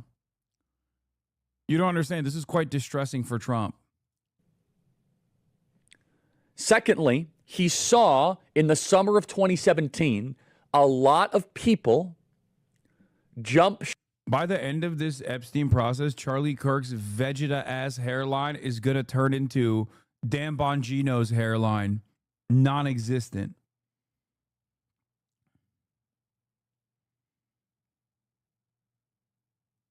Oh, yeah, I saw this. Former NYPD head accuses Mayor Adams' police brass of criminal enterprise. Andrew Cuomo sends his regards. Ship and aligned with the Robert Mueller thing. So President Donald Trump has, within his memory, he saw that his presidency in 2017 was largely taken from him in Trump 1.0 because a lot of people jumped aboard the Mueller bandwagon. And with that, he kind of saw so much of his momentum that he had from the election thwarted. When people demand that he fires Pam Bondi, he hears people demanding that he explode his admin, just like what happened in the first term. So a big question the base has is, why doesn't President Trump care as much as the base cares? So let me connect the two dots together. The base cares about this. Bro, I never thought I see the day where Charlie Kirk is relegated to the position of like a hutch or like a sex pestiny trying to defend the Democratic incompetence. And only because, like, normally these guys get to have this veneer of independence from the administration because the administration is always giving things that their base wants. And now they have to just sit there and play catch up and play defense at a time when the base is directly at odds with the party. Fucking awesome. It's amazing. Of course, unlike those fucking losers, he has a direct line of communication with people in prominent positions of power. Those guys are just doing it for free 99 for funsies because they think there's a market for this. The difference between not as a way to hurt Donald Trump. And this is where I think I think I could be an explainer here because I think everyone's talking past each other a little bit. We do not care about the story as a way to hurt Donald Trump. In fact, it's the opposite. We love President Trump. We love what he's doing. We actually care about this story because this is a rare opportunity of a sloppy operation by the deep state. The deep state conducted itself in an overly messy, sloppy way. President Donald Trump taught us to drain the swamp. President Donald Trump taught us to want to go after the deep state. So I actually think we're all agreeing on this. President Trump wants. It's also crazy for a grown-ass man, he's my age, or maybe a little bit younger than me, but he fucking looks a lot older, to be talking about another grown-ass man like this. President Trump taught me. President Trump taught us. He taught us to live. He taught us to love. He taught us to hate. Bro, this is another dude. Like, get his dick out of your mouth, brother. Holy fuck. Like, what is this treatment that he's getting? He's giving Trump the Jesus treatment. This is cult shit. Oh my God. He's talking about Trump like Trump taught you right and wrong. Okay, he taught you to hate the deep state elite pedophile cabal, and now he's defending it. What now?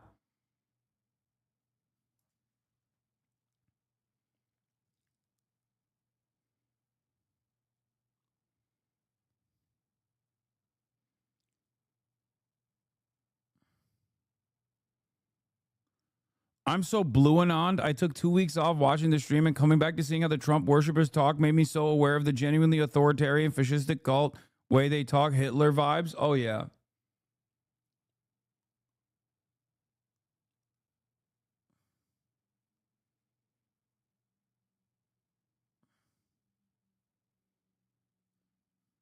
I mean, attacking.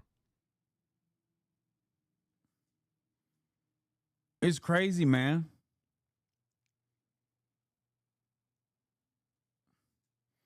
Yo, I know this is off topic, but I just realized if we have elections during 2028 primary, your stream is high key going to be a coveted spot. Candidates are definitely going to want to take advantage of the Twitch streamer with the largest likely Dem primary voters. Oh, I know. I'm not looking that far into the distance right now. But I will say Zoran has fucking bricked me, okay? He's ruined me.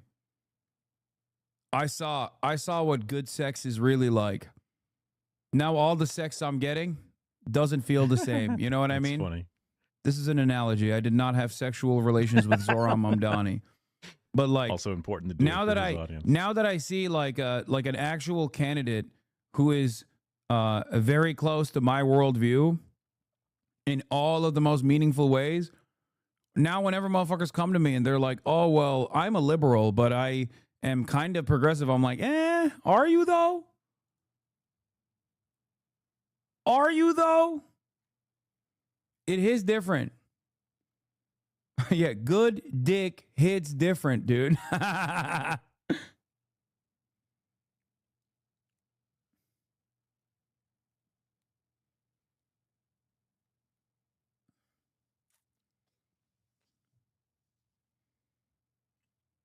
Now I'm like, I want you to be a democratic socialist.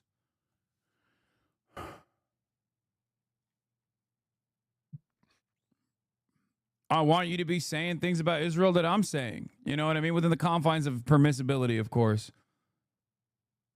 That's going to hurt. That's what I'm trying to see. So when you come to me with some wishy-washy bullshit, I don't know. Yeah.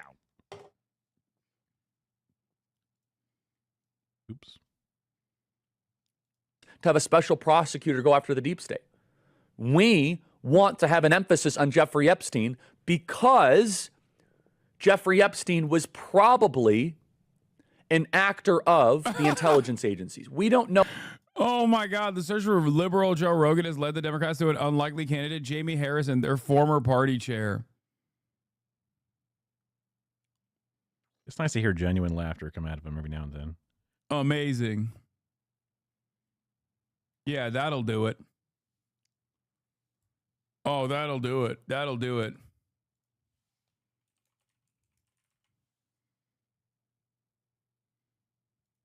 This is the dickhead that kicked you out of the DNC? Oh, I know. Maybe they won't be coming to him then.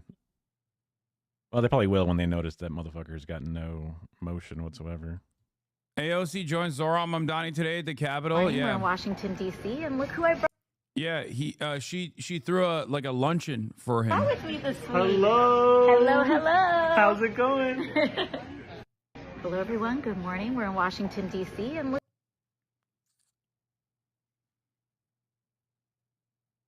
This might be the run. Let's see. Yeah. We're kind of chilling. Don't worry, I got it on the docket. Trump calling into One America News. Energy. I got it already. Or chilling with a million. It's on the docket, but we're going to get there. Oh, that for certain. He could have been a fabulist, like Mike Benn said yesterday. And maybe he was kind of doing brokering, or maybe he was kind of connecting the different entities together. But understand this. When I go to college campuses, I am not proactively bringing up Epstein. Justice Department fires SDNY federal prosecutor Maureen Comey, who played a key role in prosecuting Jeffrey Epstein and Ghislaine Maxwell, Politico. What the fuck? Hey, yo. Hey, yo. I mean, Fires, look, prosecutor, she flubbed it on the Diddy shit. Prosecuting. Okay, but fair. then again, Trump literally said he would entertain pardoning Diddy. Of course he did. I'm just saying.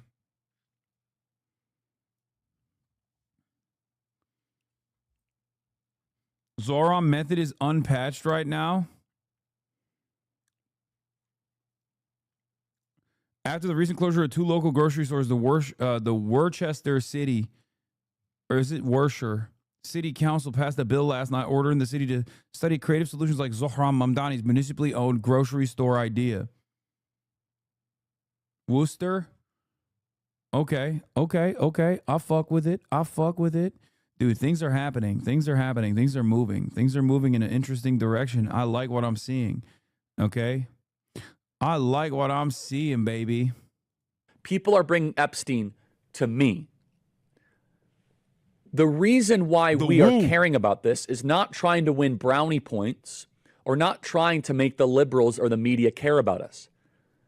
To go full circle, we are caring about the Epstein story because we are afraid that if we do not lance the intelligence community bull that tried to murder him on July 13th in Butler, Pennsylvania. He's like, bro, remember when the deep state tried to murder Trump? It's like, okay, well, I guess he's trying to not be murdered now, bitch. Because he's literally fucking defending the deep state. Pennsylvania, that tried to take him out with Russia, then that very same deep state actor that spied on him and leaked the phone call of him between Zelensky that resulted in his first impeachment. We're worried the deep state will derail Trump. And we look at the Epstein story as a skeleton key to be able to look under the hood, dismantle and deconstruct the administrative state to protect Donald Trump from his adversaries. What do Andrea Bocelli, Steph Curry, Justin Bieber, and Tim Tebow have in common? All of their mothers were encouraged to end their pregnancies. When a woman faces an unplanned pregnancy, she is often pressured to end her child's life. She wants to make the right choice, but society and those around her are telling her that her baby is not alive. That's where the Ministry of Preborn steps in. Preborn and their network of clinics offers compassionate, loving care to mothers and the support they need to help them choose life, including a free ultrasound. Once a mother hears their child's beautiful heartbeat, she is twice as likely to choose life. If you consider yourself pro-life, it's time to join forces with Preborn. I'm a donor, and you should be too. Together, we can empower women to choose life, empower the truth of motherhood, transforms families and futures. One ultrasound is just $28, and a $140 gift will help to rescue 5 babies. When you donate monthly, you'll receive stories and pictures of lives you helped to save. What? Please dial pound 250 and say the keyword baby. That's pound 250. I'm glad that actually I walked away for this ad because this is the most terrifying ad I've ever seen in my whole damn life. What the fuck? Aren't you excited that the Piker Broadcasting Service is sponsored by only you with no ad breaks whatsoever? The only thing we ask for here at the Piker Broadcasting Service is your voluntary contributions in the form of a $6 a month subscription or a free one in the form of a Twitch Prime. Is that distant? Now imagine a world where the Piker Broadcasting Service, also known as PBS, would actually be sponsored by preborn.com. Ooh. Think about that. Peasy. Instead, the only thing that we ask for here at the Piker Broadcasting Service is your voluntary contribution. Like I said, you can also gift a sub to others, like Matt NLT just did. 20 gifted subs.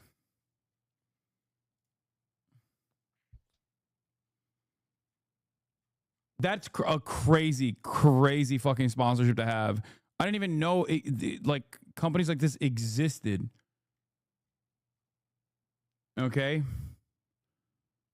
Yeah, we'll send you photos of fetuses, dude. If you fucking your donations at preborn.com/Charlie using the promo code BABY will get us to send you photos of fetuses. That's crazy. Anonymous, thank you for the 10 gifted. Blue Pop Ice, thank you for the 5 gifted. Once again, the Piker Broadcasting Service is for you and by you. Your voluntary donations in the form of a subscription allow the Piker Broadcasting Service to maintain its editorial independence, and it allows the Piker Broadcasting Service to be ad-free. Thank you. Baby, or visit preborn.com/Charlie. That is preborn.com/Charlie, sponsored by Preborn. To elaborate on this a little bit further, to lance the boil that tried to impale him. President Donald Trump thinks that if someone is talking about this, they're going against him. And I can understand why he thinks that way, because in Trump 1.0, so many people jumped ship and went aboard the Mueller investigation. So many people jumped off of the Trump movement and thought that Trump was done because of Russia, Russia, Russia. And President Donald Trump clawed himself. That's not even true. That literally did not happen. Who the fuck jumped ship? Open presents. Thank you for the 10 gifted. Just curious, what are your financial ties if you have any? Are you funded purely from subs, ads, sponsors, etc.? Genuinely wondering. What do you think? I don't even run ads. No, it's entirely a subscription-based model. What financial ties do you have?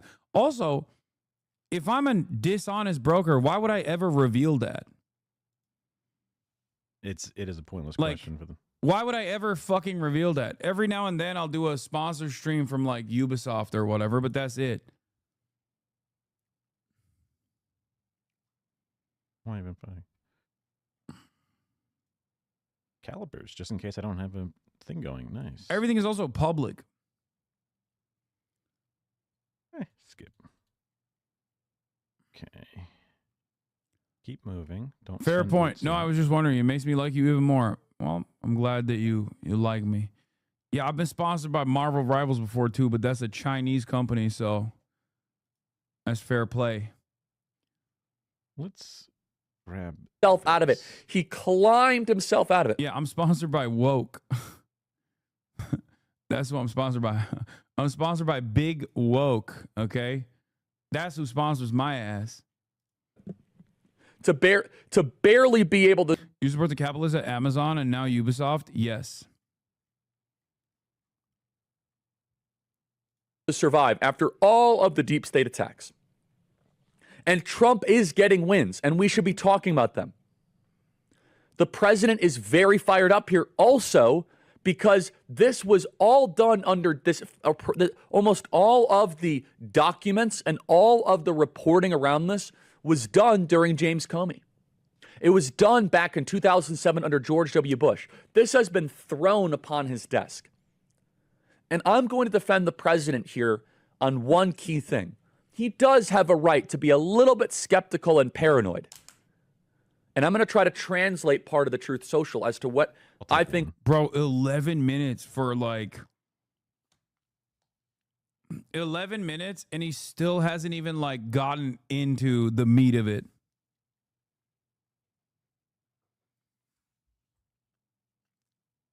Amazing. Fell for it again award. What is this? For the sake of women and children, Trump must win, says Seth Dillon. Babylon Bee's very own Seth Dillon. This probably wasn't the best way to handle a hoax.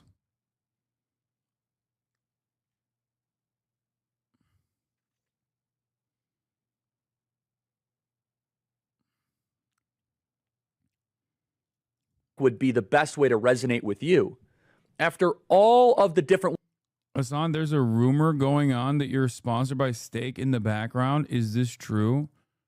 Who the fuck? What do you I have think? to grab this.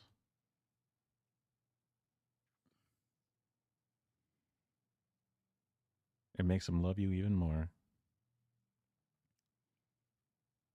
What do you think? Source, I made it up.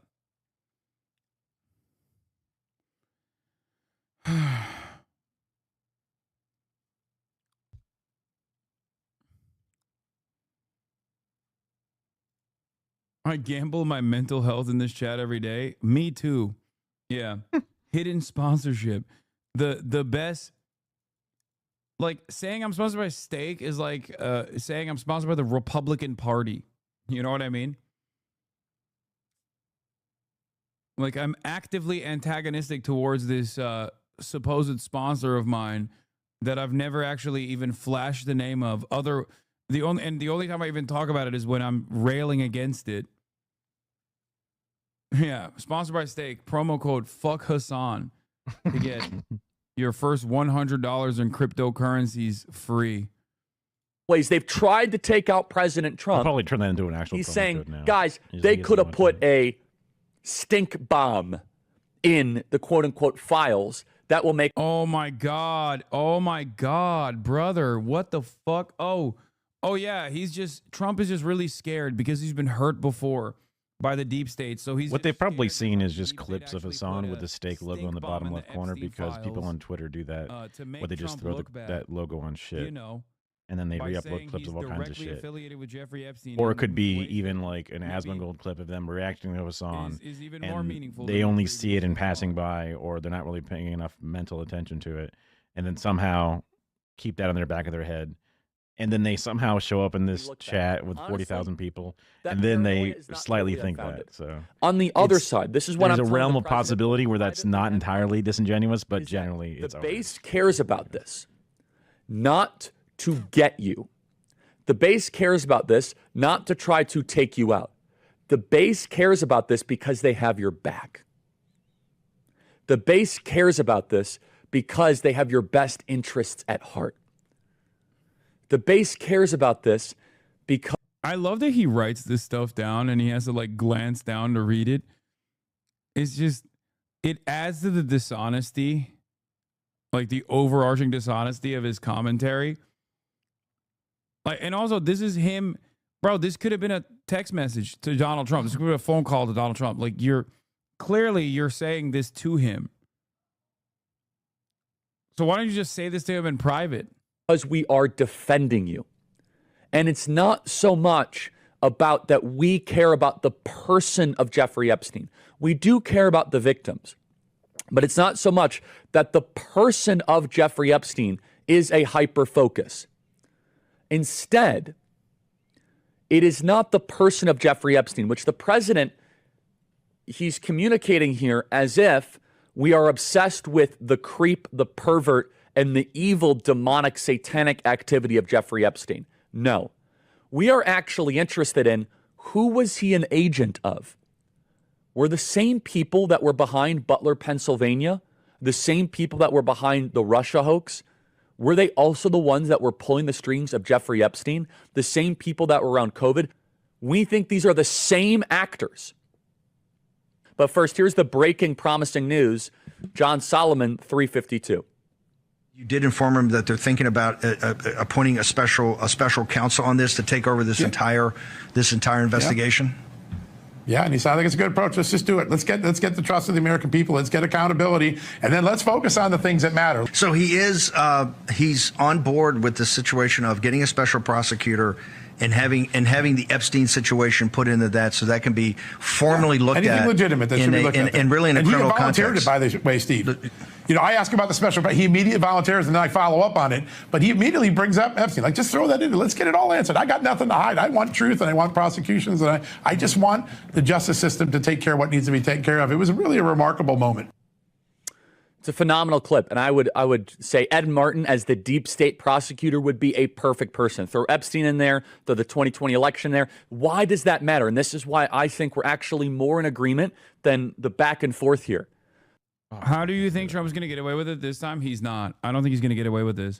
I think he's just going to like do some crazy shit to try to get people not to pay attention to it. But the more they move in this is the awakened one. He likes it when I cast powers, but I'm pretty sure I need to cast a couple of powers I have to fired cast. Maureen Comey, who's the key prosecutor in the Jeffrey Epstein and Ghislaine Maxwell cases.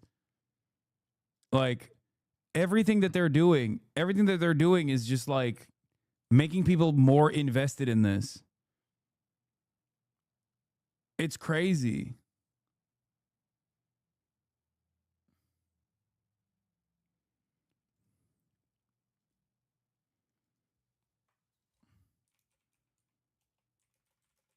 Every step the Trump administration probably not this one has taken. And I want to try to save this for when he dies. That way I can clear his strength. On the Epstein issue so far makes them look more suspicious. If you were sponsored by your haters, you would have Jeff Bezos, Money Hassan. Yeah.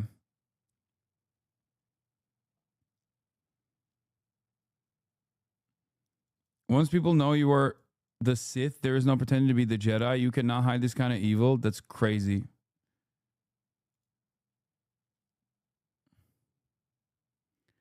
Breaking news today, the DOJ fired Maureen Comey from the United States Attorney Office in the Southern District of New York. She's the daughter of the former disgraced FBI Director James Comey. This comes 2 months after my pressure campaign on Pam Bondi to fire Comey's daughter and Comey's son-in-law from the DOJ.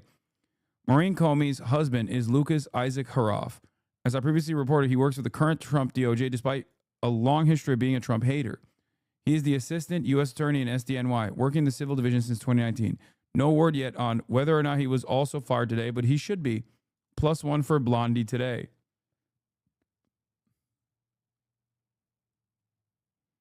Next turn should be good.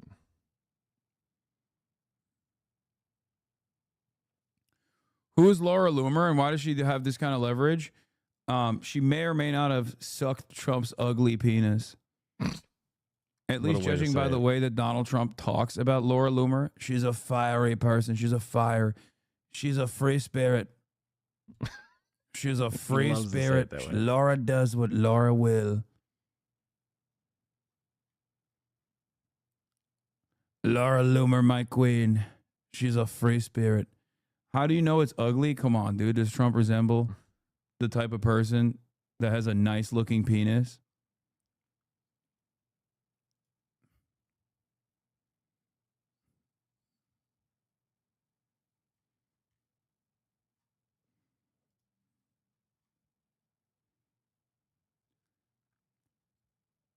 Does anything about the way he carries himself give you the vibes of a man with a nice looking penis? The reason the base cares about this, again, is because we believe Epstein was an agent of the people that tried to kill Trump and try to destroy Trump's first term.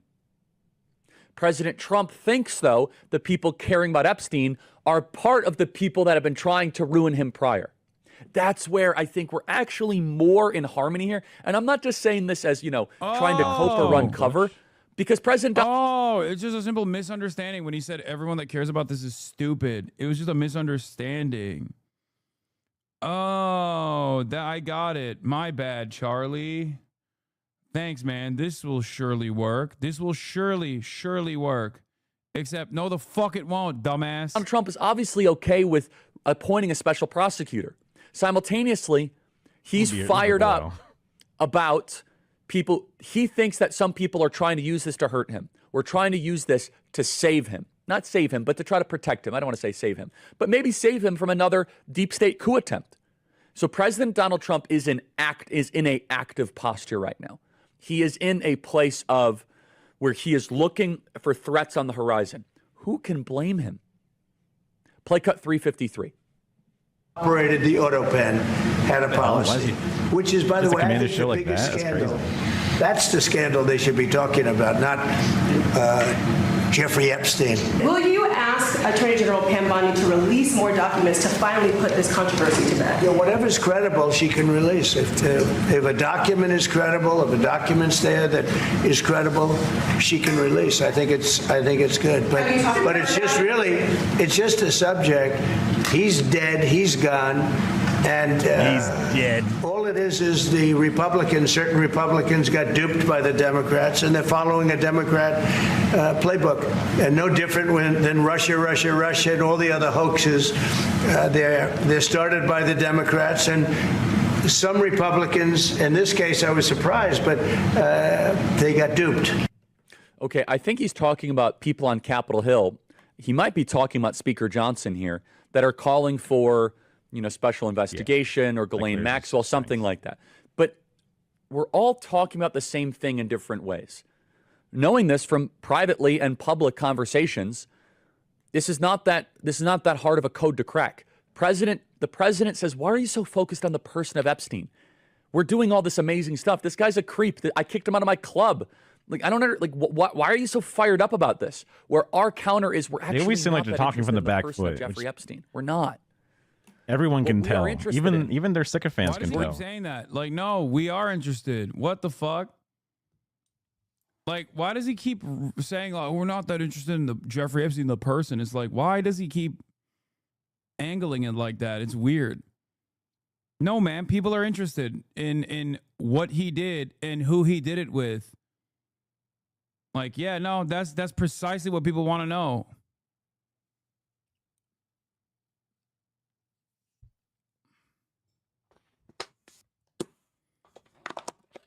Oh my God. Interesting in, was he a representative of the shadow government? We all want to focus on the president's big wins happening right now, on things that matter for all 340 million Americans. And he's doing an awesome job of that. And he is. And he's so big and the sexy. emphasis is not, oh, it's all about the person of Jeffrey Epstein. The reason why the grassroots is mad, and the reason why you guys are fired up about this, and the reason why you guys are emailing me, freedom@charliekirk.com, is you say, no, Mr. President, this guy is a way, it is a skeleton key. It's a chance for us to look under the hood. It's a chance for us to say, whoop, this is the thread. Oh, that's what happened. I was like, what?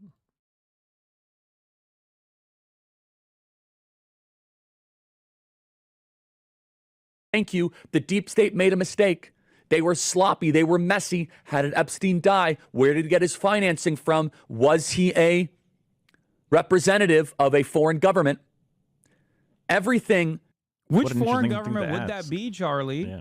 Charlie, remember, is broaching on big no-no territory here. Okay? Even making inferences to Jeffrey Epstein being an agent of a foreign government, which is, of course, we all know which government that is. They're not talking about Zimbabwe, okay? They're talking about fucking Israel, dog. That's what they're talking about, okay?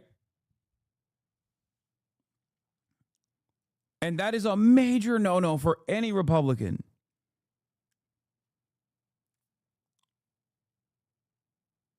I think I should have taken those. Even NPR calls the Mossad theory anti-Semitic law. Exactly.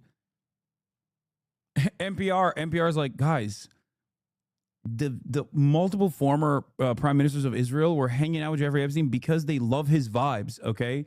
Please don't say that there was any involvement with intelligence. It was because of the vibes alone. What are you saying? They just really loved he was incredible company at cocktail hour. We look at Epstein as an introductory story to all of the other elements that tried to take you out. It's not that we are obsessed with some people are online. They're like very into like who Epstein was personally. There's been plenty of documentaries about that. That's not what is animating this. That's not what's firing a lot of people up in this audience. Don't get too fired up about the Truth Social and President Trump ranting and venting about this. And let me tell you why. It's that President Donald Trump went through an entire first term. He went through an entire term where people were constantly turning on him for fake stuff. Constantly turning on him. Yeah, plenty of. I mean, he didn't always hang out with the rich and powerful on account of the pedophilia. Real question. Yet. No, I don't. Didn't he always hang out with the rich and powerful on the account of pedophilia? Real question. No, he wasn't like literally doing pedophilia every time there was like a rich and powerful person around him. Okay. I'm like, I don't think that. And I don't think every single person, because he had adult victims that he trafficked as well. My point is we want evidence as to what the involvement was with all of these other people who definitely did engage in illicit behavior. Especially considering that many of them were openly hanging out with him after he had already been arrested for sex trafficking of minors one time. And went to prison for sex trafficking of minors. So especially the people that hung out with him after, before and after being the most significant part of this. Like post early 2000s when he goes to jail with a sweetheart plea deal, the people that still hung out with him after that happened, they clearly close to doing his. There's got to be a level of like awareness clear there. All his bullshit. And so he says, wait a second, like, he basically thinking, he knew Jeffrey Epstein. He got in a big fight with Jeffrey Epstein. He kicked him out of his club. He's mistrustful of all of these different elements here. At the same time, the message that I want the president to hear, both privately and publicly, is that you in the grassroots, the emphasis and the focus on this is, partly because of all the kind of back and forth of, is it up, is it down? Also, PTSD, post-traumatic stress disorder, I guess you could call it. He's so woke. He's saying Trump's got PTSD. But I think part of this is just a messaging misunderstanding. And again, emails are flooded. Oh my God. Who's he talking to? At first I thought this was a message to Trump. Now I'm thinking this is just a message to himself. Like, he just keeps reiterating it over and over and over again. He just keeps repeating this over and over again because he wants to believe the lies that he is telling. In right now, supportive of the way that we are articulating it. And block. Yeah, right, dude. No shot. That's where John Solomon says we're going to get a special prosecutor on this. I think it's phenomenal. What I'm going to say to the president, if I see him soon or if we talk on the phone, or I'll say this, the same thing on the show. There's no private agenda here. Is that, Mr. President, 36. The emphasis on Epstein is truly the best intentions of your most loyal followers. Where we're not trying to score points with the CNNs or the New York Times. Retain. It's truly because we care about you. It's because we want what's best for the presidency. Okay. And one of the core campaign promises that I know. I hope this is a real wake-up call for at least some of the Republicans that, the people that they thought were, independent actors are very clearly not. 17 times 3 is a lot. Charlie and many others actually realized this. That's why they're trying to play this wishy-washy both sides narrative where it's oh, well, President Trump, when he called you stupid, he didn't mean it. These guys only care about proximity to power. That's it. They don't care about your wishes. They don't care about your interests. They've lied to you about every single thing up until this moment. And hopefully this division for many of the right-wingers will be a moment of awareness. All right, Act 4. I've been here a couple of times. Let's see if we can finally fucking beat in such an obvious way. What else have they lied to you about is a question you should be asking yourself. If you're a right-winger and you're watching me right now and you're like, oh, I hate this fucking commie bastard, this piece of shit, whatever, normally I got a brave truth teller that I lean on. And these guys seemingly, maybe they fucked up a little bit here. Implying Republicans have any capacity for any self-awareness, it doesn't matter. I'm not going to fucking discourage people from seeking out the truth, especially considering that there are plenty of former Republicans in this chat. This community is comprised of many people that did not agree with me initially. My position in American politics is unfortunately very unique. Okay? It's not a position that you get to hear, especially without any sort of severe limitations or any sort of negative lens. The things that I believe, I think, if people watched and listened to charitably, many more would be in agreement with. There are a lot of people who probably came in here and were initially Republicans or even the alt-right, and have slowly but surely chipped away at that kind of that worldview that they previously had. Just random skills. That could be decent, I guess. My potions, this is not huge. Maybe I want this instead. See, I was a Hate Watcher review. Now I don't even know how long I've been subbed. 36 months. This might actually be really good. 36 months subscriber. This. Oh, we can't afford that too. Duh. But don't you think the left would have done the same like we saw earlier? It doesn't matter who's in power. They all lie, apparently. Yeah, no shit. Get rid of. My point is, first of all, they're not the left. That's the Democratic Party. This is a totally separate thing from the left. If you want to see a figure that is representative of actual leftist politics, look at the way the Democrats have been treating him so far. Zohran Mamdani is a great example of a person who is a leftist. There are people who have historically been on the left who have also been forced to capitulate, forced to concede, forced to basically play the role of a shepherd for the Democratic Party as well from time to time.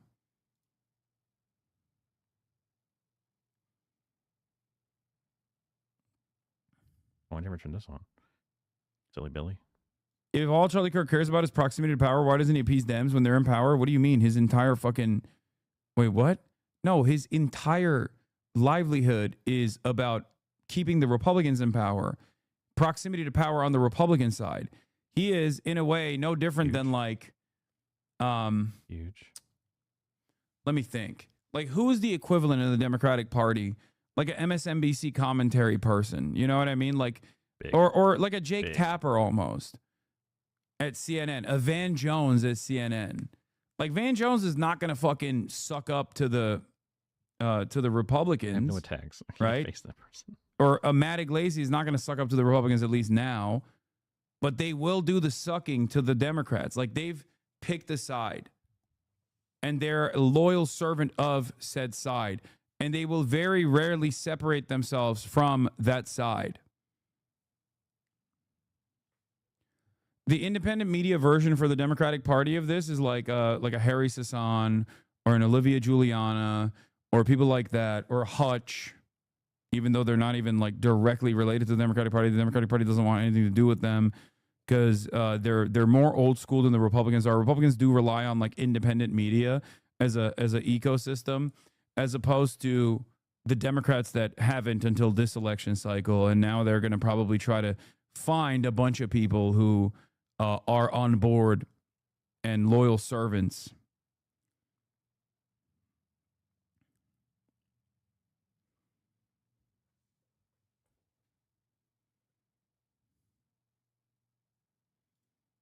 Yeah, look, this is what I mean. Look, I'm done. Here is a Democrat hatchet man, okay? Van Jones, a servant of the elite. This is his role. His role is to basically defend Israel. His role is to defend the billionaires. His role is to shit on the real left, okay? Look, let's hear. It would do a lot better if you clean up some of the anti-Jewish stuff that he said or anti-Israel stuff that he said. He's got to get away from globalizing the intifada and stuff like that that's scaring the crap out of the Jewish community in New York. But if he can clean some of that sort of stuff up, he's got a real clear shot. And I think the other thing, like, it's so funny to say this when Zohran Mamdani won a resounding victory. Like, I made a TikTok about it, how the media will constantly just keep fear-mongering on a miscommunication. And this is not a miscommunication similar to how when I was young, I would say gay as a pejorative and not understand what it meant to other people. This is the time when he's not supposed to listen to you at all. Because intifada does not mean like a jihad. Intifada just means the struggle, the global struggle. Like, literally in the fucking international song, they talk about the struggle carries on and, fighting for global fucking. So why should he turn around and just be like, oh yeah, this is... Oh my God, I'm so stupid. Fighting for global he didn't socialism is a long fight. But for the Arab people, this struggle, it would be literally being fucking bombed to death. And even if that wasn't where it originally became a part of, like... this Democratic Party. But then he even is being super polite and says, like, you know what, even though it means something different to me, I understand it. I won't use that word. Words like that. Because I don't want to give anyone any trouble. Residents of Sandpoint, Alaska have been ordered to evacuate immediately. The National Weather Service and U.S. Definitely need that. Warning Center have issued an urgent alert for all low-lying areas. I if you're guess in the area near Sandpoint, get to higher just to ground now. preload that shit. All right, 5 cards. If you can't evacuate, shelter in the upper floors of a sturdy building. Do not wait. Do not return. A tsunami is coming. Time is running out.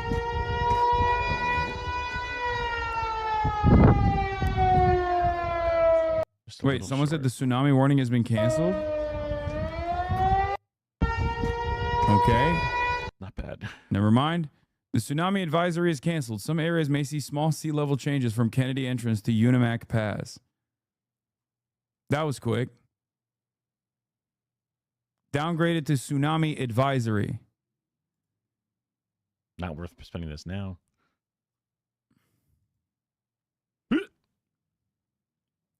Well, we did it. Okay. We did it. I saved Alaska. My hero. 50-50 shot. Hell yeah. Probably better safe than sorry. I wouldn't stay. But, you know, to each their own, I guess.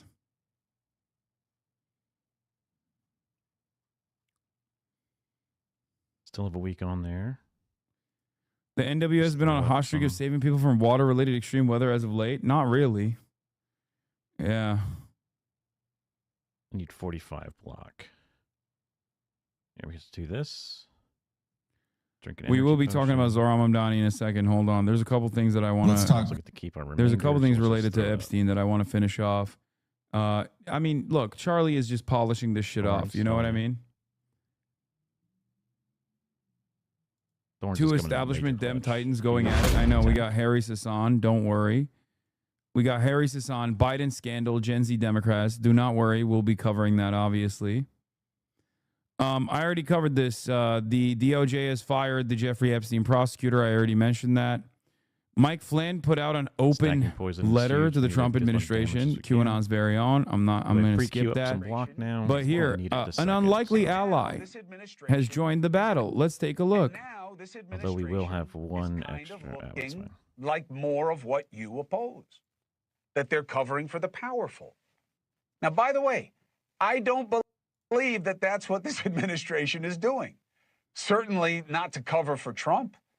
Those pictures online of him with Epstein and the young girl and the hand, it's fake. I can't show you the picture, and I shouldn't show it to you because it's just going to keep the fakery going. He knew Epstein. He liked Epstein. He partied with Epstein. But he also knew that he was a creep, and he took some private action against him. And I've never seen proof that ties Trump to any of the ugly, disgusting, illegal, and lascivious behavior that Epstein loved. Dude, it's really funny.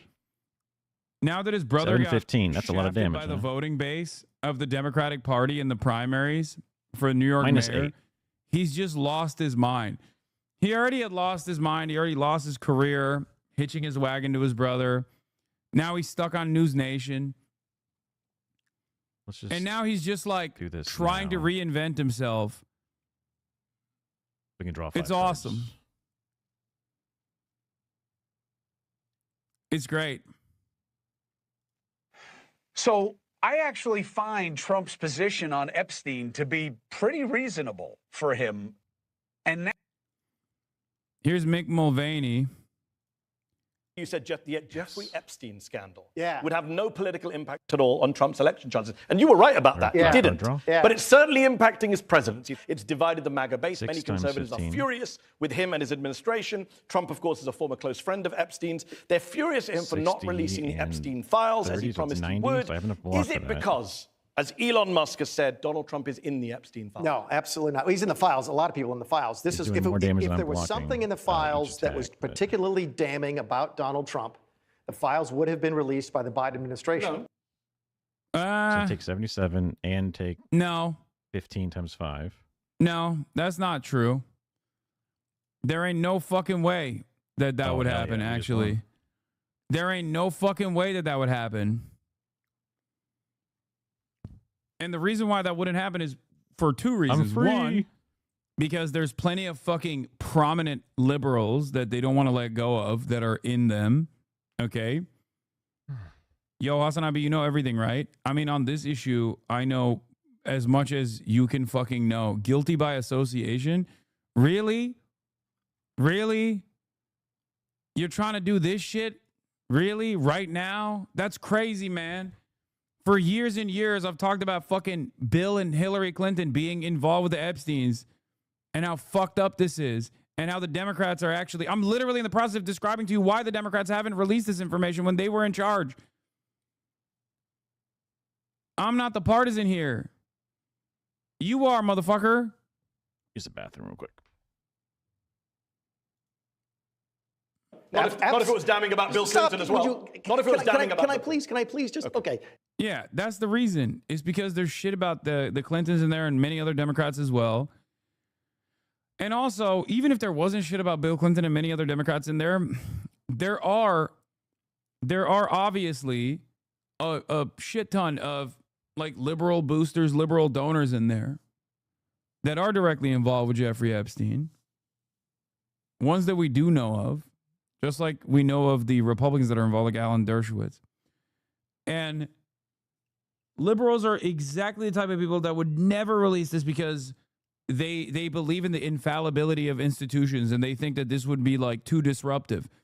If the Trump administration thinks it's too disruptive, then any liberal administration would be far too fucking careful, far too scared to actually reveal any of this information. If it had any ties to Israel, for example, they would never do it.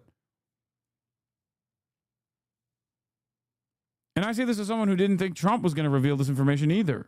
If it was really damning about Donald Trump, they would have released at least that part. My guess is, and it's an educated guess. Yeah, you could say the same about Democrats now. If it was really damning about the Democrats, Trump would release that part. Why is he not releasing it? Because it's the same thing. Mutually assured pedophilia. Mutually assured destruction of pedophilia, okay? It's the mad principle, but for pedophiles. It's the mad principle for illicit sex trafficking. That's it. Is that it's particularly damning of very important people on both sides of the political aisle, which is why Trump doesn't want to release it and why Biden didn't release it either. If it was just about Trump, it would have come out. You were the chief of staff when Epstein apparently died by suicide Was I? in prison. Yeah, you were. yeah, Yeah, we I think checked. so, yeah. Trump at the time baselessly suggested that Bill Clinton might have killed him, as he does. Baselessly? Okay. You think Bill Clinton might have killed him? Okay. Just checking. I don't know how loyal Is Bill Clinton on the list? I mean, you were chief of staff at the time. You didn't come out and correct him, so maybe you do share that insane view. Not my job. That literally is your job as chief of staff. No. You just said earlier the chief of staff controls information coming to Donald Trump. That's crazy. Who told him that Bill Clinton killed him? It's not the job of the chief of staff to correct the president of the United States. And as between who knows the job of the chief of staff, you know a lot about a lot. You don't know a lot about. But you just told me the definition was to protect Donald Trump. So you failed. The job of the president of the United States is to make sure he gets good information. And he failed because someone told him that Bill Clinton killed Jeffrey Epstein, and you didn't protect him from that. Did they tell him? Yeah, he retweeted a post saying that Bill Clinton could have killed him. So again, I mean. You're saying you didn't see any of the video stuff. You weren't involved. This doesn't rise to the level of chief of staff for the White House. Firing and this you're guy. confidently saying that Elon Musk is wrong and his name's not in the files. They did it because of Israel. I did. No, I absolutely didn't. In fact, I think if you go back and look at the tape, I said I imagine that Donald Trump's name is in the file someplace. There's photographs of them together. Okay. So if there's a file someplace, which I assume there is, Trump says his name is not in anything.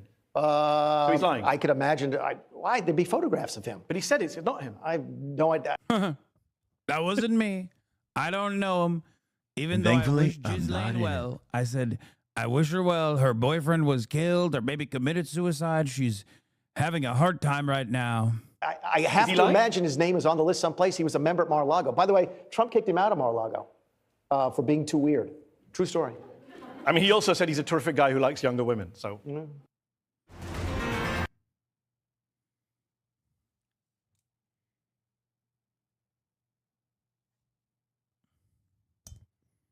He wishes everybody well. That's Trump. He's just a well-wishing guy. Jeffries knew. Oh, here is This is how disingenuous that comment was. What is happening with fucking Twitter today? You can see how many runs I had to do. Here's Bill O'Reilly. Disingenuous. Also on News Nation. 16. News Nation is just really popping off with this stuff. If you can't go anywhere on television, you can go on News Nation to defend Trump. And also how he was not connected to Jeffrey Epstein, and there's nothing to see here. Run number. Julie K. Brown. Fact: Epstein was arrested in 2019. Merrick Garland was not the Attorney General. Biden was not president. Trump was president. Bill Barr became Attorney General that year. Trump then forced the U.S. Attorney who brought the criminal case against Epstein to resign. That comment was, and this is what infuriates me about these people. Jeffries knew the Biden administration had exactly the same thing the Trump administration has on Epstein. Exactly. Right. Because Epstein was convicted during the Biden administration. Not one time. Wrong. Trump administration. Did Hakeem Jeffrey call for any exposition of what the Biden... Runs. Hakeem Jeffries was not even a part of the I don't even think he was a part of the Democratic Party. I learned a lot. Congressional representative at the time of his arrest, not to defend Hakeem Jeffries. Yeah. He was arrested in 2019. Merrick Garland was not the attorney general, and Biden was not the president. Justice Department knew. Not once. Look, he's looking at the information. He's like, that's not correct. So this guy's a top phony, okay? He's a political player. He doesn't care about the truth. He doesn't care about the people. Hold on. Bill. This is what hold on. he does. Hold on, Bill. Hold on. You said Epstein was convicted during the Biden administration. Epstein committed suicide during the Trump administration. Yeah, so? How is he convicted? How do you convict a guy who's dead? He was convicted in, I believe, okay, under Merrick Garland's Justice Department. That could be. Am I wrong on that? This guy used to be the #1 Fox News political commentator, Chad. You don't understand. Some of you old heads know this because he bricked your parents' brains. Oh, he fucked my dad up. My dad liked to watch him because he had no spin. That's why his show was called the No Spin Zone. He liked him because there was no spin, which is just insane to say out loud. I mean, like, we thought he was. You can kind of assume that he's joking, but he wasn't. He was being serious. I guess he just took the title literally, or just let it slowly overtake him. He's like, I don't agree with everything he says, but I agree with everything he says. He would disagree on like some like fundamental value, but then agree with everything he says. Or not fundamental, some like non-fundamental value, some like small nuance layer that just didn't ultimately matter, some optic level or something. I wanted to make my chat thing for how to fix the U-block. So I wanted to make that command contract, basically, especially for their top talent. And look at him now. Command? Add? I mean, he's got kills. He's got direct kills. Okay? We talk about stochastic terrorism now. He has direct kills. He singled out... Add an action. Tiller. What's his name? George Tiller? A doctor. Send message to channel. He kept calling him Tiller, the baby killer, every fucking night. And then one of his freak ass fucking fans killed him for doing abortions.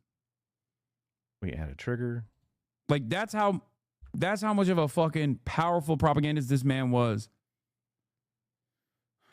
Triggers called. Never forget falafel fucker. He command is exclamation mark. loofah. There was some shit about the loofahs too. Remember when Bill O'Reilly's sex with some lady were leaked and he said he wanted to rub falafel on her pussy? Chrome.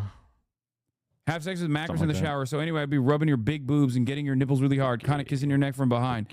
Then I would take the other hand with the falafel thing, which is a loofah. U-block. And I'd put it on your pussy, but you have to do it really light. Well, just I'll kind tell of you a how to tease fix business. Wait. Yeah, they don't have he forgot VO. the word loofah because he was so horny, so he said falafel. That makes sense.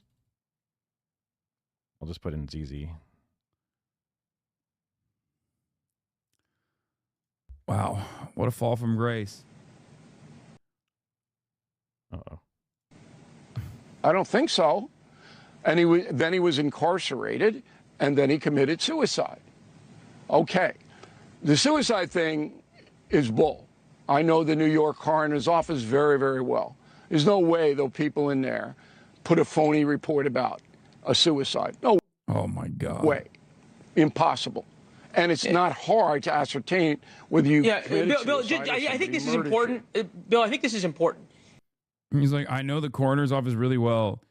Bitch, you didn't even know what time frame Jeffrey Epstein was convicted. He was arrested in 2019, and he committed suicide in 2019. He died August 10th of 2019. So whatever. The Biden administration was not involved in a conviction or a trial of him. They were in of Ghislaine Maxwell. Okay. And that's a good point of clarification. But he was arrested and indicted under Merrick Garland. No, under Trump. Who had all of the information. Epstein was arrested, indicted, and committed suicide under Trump. In 2019, Trump was president. Merrick Garland was not the attorney general. Oh, he's so fucking old. Oh, get fucked. Get fucked, Bill O'Reilly. His voice is all like decrepit, you embarrassing charlatan. The only problem now I got nothing. Is that like he kind of doesn't even realize he's washed. But I hope he has at least enough mental fortitude to recognize that it's over for him. Okay, I stand corrected. Oh, please don't cut it off Bill there. O'Reilly. I want to see the rest of it. Piece of shit. All right. Oh, Where do you here's the think? last, What are here's the the things? last update. Trump called into one. And that's why he's not around anymore, because someone else would be like, nah, you're a fucking liar. Nah, deny. You think Michael Pillow would have done that shit? Do you think fucking Alex Jones would take that sitting down? Hell no. Oh, wait, and Real America Voice. Sorry, not One America News Network. Real America Voice. So I remember from the first Trump presidency when he's like really down and out, he would call in and do these phone conversation. He would do these like phone conversation media hits. Oftentimes in the morning, like he would call into the morning show on Fox News when he was like really desperate. Okay. When there was like a narrative that he was trying to get ahead of and he was trying to be everywhere all at once. And it seems like he's doing that right now. And the reason why he's going directly to Real America's Voice is because, like, this is, one of the more conspiratorial outlets out there. So he's just trying to fucking get ahead of the narrative in the conspiracy slots. The Jeffrey Epstein hoax also, because that's the same stuff. That's all put out by Democrats. Yeah. And, some of the naive Republicans fall right into line like they always do. They just don't have the... And if it, like, he can't do this with, like, he could probably do this with, like, Charlie Kirk. But I don't think he could do this with, like, Alex Jones right now. Because, like, obviously the outlets are excited to have him. They're excited to have the president call in, right? This gives them a big boost. But there are most of those independent outlets that he could go to, the conspiracy outlets that he could go to, would probably ask a couple questions that would maybe make the situation worse for him. So he's not going to do that right now. Yeah, he's trying to corral the hog, so he's going to fucking Real America's Voice. They don't have the sustainability. They don't have They don't have that stick to it like glue. The Democrats, they have bad policy. They have bad candidates. They have bad everything. But they stick together. The Republicans don't do that. But they ought to look into the opposite, dude. What are you Jeffrey talking Epstein about? hoax, too, because that's another hoax. Yeah, he keeps saying hoax, but he doesn't explain what the hoax is, by the way, which is really funny. That's frankly put out by the pushing the Republicans and put out by the Democrats. No, they definitely set the Republicans up. The Republicans have the most coalescing and like Well, I think it's in the case team togetherness. Like, yeah, some people really hate January 6th, and some people really, really, really, really support it, even though they go against my every meaning. But you know what? We're still allies against those goddamn Democrats, When progressives have like a deep disagreement with how, the Biden administration is dealing with the genocide that they're creating, it's like, we can't condone this. We will work against you to change this. Other Republicans are like, well, whatever. Fundamentally destroying democracy by their own understanding of it. Well, you're still a Democrat, or you're still a Republican, so we're still friends. James Patterson gets paid to do a #1 bestseller, and the thing turned out to be a total scam. So, frankly, I think I love that they're looking at all this stuff. If they are, I hope they are. Yeah, we've definitely confirmed it. They definitely are. Mr. President, this is something that could give the American people answers on 3 different elections: 2016, 2020, and 2024. But to get that rolling, there are 2 sets of documents that are key to identifying possible conspiracy, but a grand jury can't see them unless you declassify them. Would you declassify the classified annex in the Hillary Clinton email case, as Senator Grassley has been asking? Well, I would do that. Absolutely. I think it should be looked at. The whole thing was a scam. Yeah. And I would do that. Here's something that we can. And there's one other one I want to mention. Here's something that we can declassify for you. Clinton Plan Intelligence, the intercept where Hillary Clinton approves hanging that Russian shingle on your campaign house. That's another one that hasn't yet been declassified. Was that another one you'd consider declassifying? I would declassify it. Yeah. Why? This is why why on here, so they could talk about like all the other conspiracies to fucking cast a cloud of dispersion. Didn't Alan Dulles start the blackmail honeypot CIA operations? Like, there's so much evidence at this point. It's insane to call this a conspiracy theory at this point. Yes.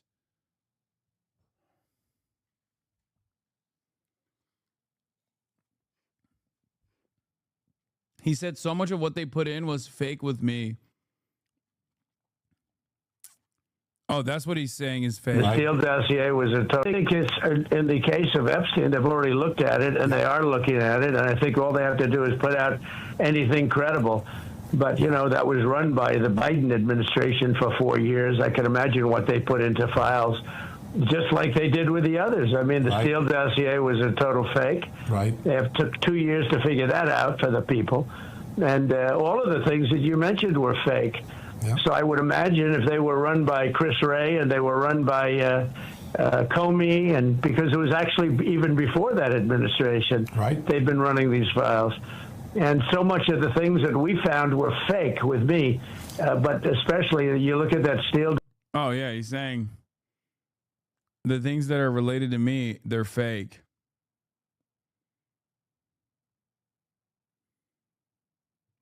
Yeah, all the stuff that are about me, the things that are about me in the files is fake. Okay, well, that's enough confirmation that, like, now we know why. Now we know why he doesn't want to release the files, you know? All right, big dog. You know, because there was a... Some Republicans break with the White House on Epstein files. Just release the damn files, Tom Tillis says. Okay. Maybe somebody was wrong. Maybe they embellished a little bit about what was in the contents of the file. Apologize for it. Get this off the table. It's sucking up too much oxygen. And we all deserve that. We all should know.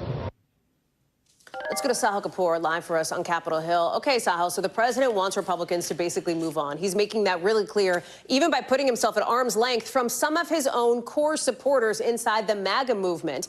He wants them to move on. One of the funniest things that has taken place is that Tom Tillis got so many fucking death threats from Deborahs and the Barbaras that he quite literally, one, tried to tank Trump's bill, failed to do so, but he still voted against it, and is now retiring. So when someone tells you, oh, your voice doesn't matter, okay, it turns out it absolutely fucking does, especially if that voice is a voice of a Deborah or a Barbara, okay? If it's the voice of a Hank who has the raspy voice of like a 65-year-old veteran, okay? It turns out when you're getting a flood of death threats from people who are so oblivious and so perfectly confident in their position that they are revealing what their home address is while issuing an active death threat to a fucking sitting congressperson. Turns out that does have an impact. Will they? That has not been happening so far, to put it mildly, Hallie. This issue is getting sustained attention in MAGA world from conservative influencers and in the so-called manosphere, podcasters who have a high volume of listeners and who supported Donald Trump in the last election. It's being met there with a mix of disapproval, criticism, even mockery in some cases. Now, Trump is usually good at redirecting attention when he comes under fire, tending to pin the blame elsewhere. Let's take a look at what he's saying this time around. It's all been a big hoax. It's perpetrated by the Democrats, and some stupid Republicans and foolish Republicans fall into the net. Now, this claim, Hallie, is not landing well with Trump's own base. Many of them are emotionally invested in this idea that Trump, if elected, would expose a giant conspiracy surrounding the Epstein files. And his campaign did fuel that perception. These these voters are not ready to let that go at this point. Now, they tried first doing what, is part of the MAGA playbook. When this sort of thing happens in the administration, they found someone else to blame. They tried blaming AG Pam Bondi. Then Trump came out with his guys and gals social media post defending Bondi, which made clear that she was ultimately acting on his behalf. One thing we're seeing now on Capitol Hill, a new effort by Congressman Tom Massey, who has had a frosty relationship, let's say, with Donald Trump, saying he's introducing a discharge petition to force the issue of the release of the Epstein files. He says, quote, "We all deserve to know what's in the Epstein files, who's implicated, and how deep this corruption goes. Americans were promised justice and transparency," unquote. What does this mean? It's essentially a way to get around House Republican leadership and force this to a vote. You need a majority of the House, so only a handful of Republicans if all Democrats end up supporting it. He already already has at least one Republican co-sponsor to sign the discharge petition. That is Marjorie Taylor Greene, a staunch ally in almost every other case of Donald Trump, siding with Tom Massey in opposition effectively to the administration's position here, Hallie. Sorry. So we're watching that on Capitol Hill, and then in sort of the political ecosystem, if you will, there's this question of when the president I thought the same thing. MAGA supporters, some of them at arm's length, how do they respond, right? Like, The trade deficit thing, it's insane. It's so silly. We're ripping them off by exploiting their labor and natural resources. It used to be a pretty sweet deal we had up until it's all gone. I wonder how long it'll take for Americans to understand, like, the tariffs are, again, because after the 90-day pause, they're coming back again, which is going to increase the costs of all those things that we don't produce and the things that we want, all to get our U.S. dollar currency in exchange for all of that labor and resources. And they might go, you know what? We don't want these dollars anymore. We'll take the Chinese yuan instead. And then, oops, it's all gone. Now we're just like another country like Poland or something. Release this shit like, or there's nothing in it, nothing to see here. That's because Trump told her to say that. Yeah. Abolish private capital. So what? That sounds like you have a deeper understanding of already difficult certain layers of economics and things to pass through this Congress, especially now. I've only recently started learning about the modern monetary theory and the difference. Like, I knew it wasn't a gold standard. That was a thing they taught us in like way back when, but didn't really have a deep understanding other than it's just sort of based on the idea that America will keep going. Send the rich to the gulag. I see. Yeah. Re-education, or perhaps just the first time education, right? Nothing wrong with that. I got a pretty dog shit education, so I wouldn't mind taking another crack at it. If they can make the last emperor of China become a devout communist, think what we could do. Although I don't know if you can get like the bald dude from Mad Money to ever like, because he studied shit like that, and he turned his back on it. So this is the first time you're seeing. I don't know. 17%. Generally, Trump gets a very high approval rating from self-identified Republicans. And this Quinnipiac poll, Hallie, also shows that more than half of Republicans say they are following this issue of the Epstein files very or somewhat closely. It has escaped velocity. That's the funniest thing, is that like Republicans care more about this than Democrats do, which is why you're seeing that 50-50 point swing here. Salary. But in any case, make no mistake, there is unprecedented opportunity to drive a wedge within the base of support for MAGA, but seemingly the Democrats will fail to capitalize on that. Let's see. The bottom line is this: Democrats are behind their 2006 and 2018. Yeah, this is not looking good. I've seen this before. What are we talking about here? All right, the Democrats versus the Republicans on the generic congressional ballot, the margins. But this Look was at where we are now. when Democrats Bush was are in, ahead, and then but by just 2 points. Look at where blue Democrats wave. were already ahead by in When Trump 2017. was They were in, behind by the blue 7 wave, points. How about and now Trump's in 2005 again, on the but generic congressional ballot? Ahead by blue 7 wave. points, ahead by 7 points, and now they're only ahead by 2. I mean, all of because generic Democrats suck ass, but Zoran is awesome, and they should stop trying to back Eric Adams and or Cuomo and just fucking embrace what people need, because situations like what we're talking about here, where because you don't have your social safety nets available to you, very different. and there's a metaphorical gun of homelessness and or starving to death, all these different things where your medicine not getting in and then you succumbing to illness and stuff, that gun is placed against your head, and you have to just keep working in the fields, or working in the factory, or working even in the office building, whatever it is, you have to keep doing it for them. Donald Trump, the more you. But if you had your health care and housing kind of figured out, and there's sustainable ways to move around this nation, like with good the public more transportation. you care about the Jeffrey Epstein And there was stuff, because you like food Trump because you thought assurances, he was like an anti-establishment figure. whether You they be deluded universal yourself into thinking basic that he was gonna or be the, provided to everybody, that everybody gets a SNAP card or whatever. All these different ways that you can make it so that way, no matter how bad you are, you're good. You got a place that's clean and dignified. You got food, you got electricity, you got ways to get around and do things. You can take showers and do whatever they do. Then all of a sudden, nobody is down on their luck. Everybody has got the default luck that we all work together to give and provide for each other. And then you go to work, not to just survive, but just because there's something interesting you want to do there. And even if it is just a trading of your labor value for then the money you receive, at least it's an actual, it's no longer a hostage situation. It is actually what you're going into willingly. It's actually, when it comes seat by seat, you see that at least it's win-win, because people get mad about quiet quitting. People get mad about people who hate their jobs, whatever.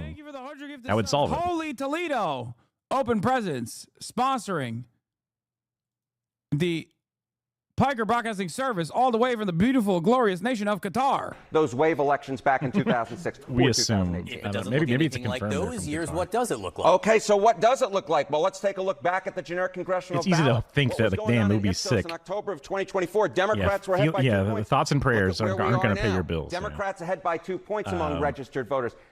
Yeah, the reason why the Trump it's easy to want someone like Open Presence to shower gifts on my channel, but if they are from someplace with a conversion rate, it would be like not that much money. But it would, the same shitty ass down, Democrats. That'd be cool. I don't run ads. That's the reason why Trump's approval ratings will dip to a certain degree, but will stay fairly consistent and won't go past the point, because 80% of the base will hold on to Donald Trump, with the exception of the Epstein stuff, right? Oh, whereas Discord the reason orbs, why the hell Democrats yeah. have lower approval ratings Discord than the loves Republicans right now pumping out because at least there are people who like the Republicans. And I'm always like, within the base of support for the Republican Party. ignore. But there is no one in the base of support for the Democrats that like the Democrats. That's what makes, I mean, I get it. Discord wants to get their money and they want to pay for the servers. They want to encourage Nitro or whatever, but trying to get somebody to join Discord and then like Discord Quest is here. Uh-oh. And now you got the, Nitro ads and here's this thing. And it's just like, it's not easy to convince somebody to embrace it if they're not used to this kind of shit. It was one of those unique instances where the public wishes and the wishes of the base of the real constituents, the donor class, were in line with one another. They were aligned.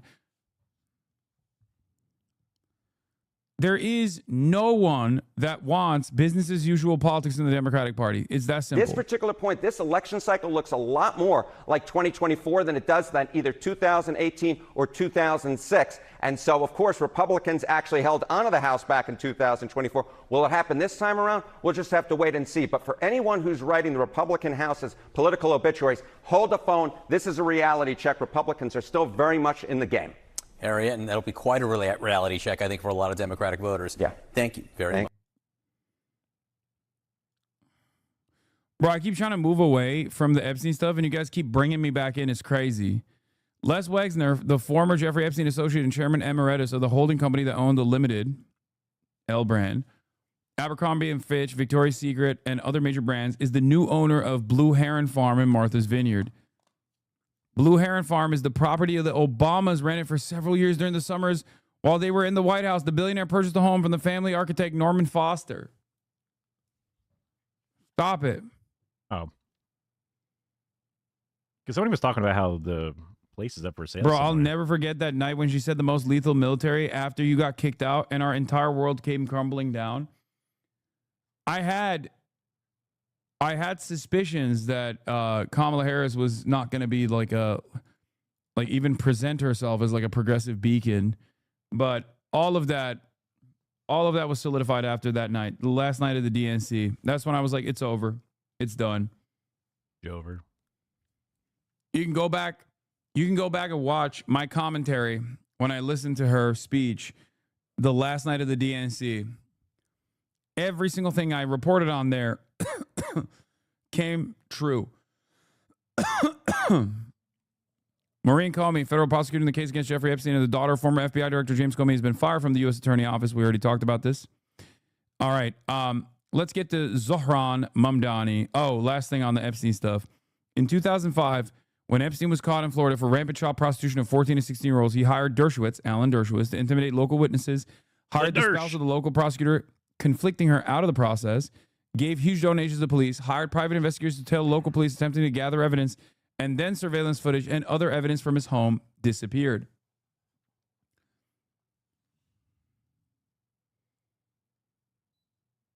Not only that, but also Jeffrey Epstein hired private investigators to intimidate FBI agents, as a matter of fact.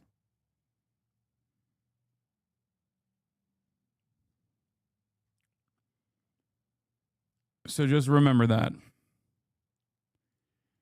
Suspicious. But I digress. Let's get to Zohran Mamdani. Well, while they're asking him to clarify, maybe he can clarify his father's statements when he said, his father in the book, that we should sympathize with suicide bombers, that we shouldn't stigmatize them, but we should look at it as political violence. Maybe he can clarify when he said he wanted. Oh my God, now they're fucking using Mahmoud Mamdani's writing, talking about, no, it's real. Mahmoud Mamdani is an academic, Chad. Of course he's fucking talked about, like, he didn't say we shouldn't stigmatize suicide bombers. Okay, shut the fuck up. No, he is a fucking professor, okay? And in an academic setting, he is contextualizing suicide bombing, like, and how it is analyzed, and the difference in the way that suicide bombings are analyzed by the media as opposed to other forms of violence conducted by the state. He's a fucking academic. This is just anti-intellectual nonsense. It's bullshit. And also, it's not fucking Zohran Mamdani who said these things. It's his dad's writing in an academic context. Yeah, academic advocates for understanding rather than reactionary superficial analysis of they hate us for our freedom. Shocking. Yeah. It's like when someone talks about like kamikaze pilots of World War II, right? And digging deep into the mindset of a kamikaze pilot. That's not fucking analysis, is not endorsement, okay? I remember asking my dad, why would they do that? Why would they I hate this dumb shit. People do this that to me thing? all the fucking And then time. he'd be like, too. oh, they lie to them. They tell them that the emperor needs them. And This was the passage they cut out. Suicide bombings needs to be understood as a feature of modern political violence rather than stigmatized. I was just like, damn, they're crazy. Zohran Mamdani's father, a current professor at Columbia. Clearly, the prime objective of the suicide bomber is not to terminate his or her own life, but that of others defined as enemies. We need to recognize the suicide bomber first and foremost as a category of soldier. Does not the suicide bomber join both aspects of our humanity, particularly as it has been fashioned by political modernity, in that we are willing to subordinate life, both our own and that of others, to objectives we consider higher than life? Suicide bombing needs to be understood as a feature of modern political violence rather than stigmatized as a mark of barbarism. The danger of a moral discussion by itself, how can culture condone suicide, is that it quickly turns into a replay of culture talk, stereotyping individuals and preventing any deliberation about alternative strategies. It's literally saying that suicide bombing, which comes with a loss of personal life, is no different than a fucking soldier taking up arms and putting themselves in the direct line of fire. The Alamo. It is quite literally an academic contextualization of suicide bombing. He's saying instead of analyzing this as like barbaric acts and something that is like something that is just like simply different than all other forms of violence, what must be done in an academic context is to analyze why soldiers don't target civilians. Shut the fuck, suck my fucking dick. 5 most subscribed soldiers don't target civilians. Are you out of your fucking mind? What the fuck are you saying, brother? Where are you? Israel is doing a fucking genocide. But even if we don't talk about Israel, you think the American military didn't fucking brutalize civilians? What are you, stupid? What the fuck?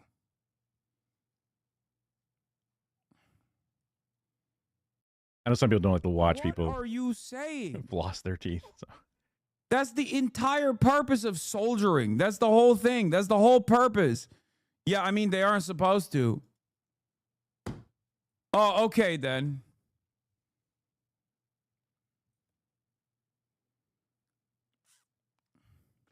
Yeah, Exhibit A, U.S., Exhibit B, Israel, Exhibit C for all the liberals, Russia.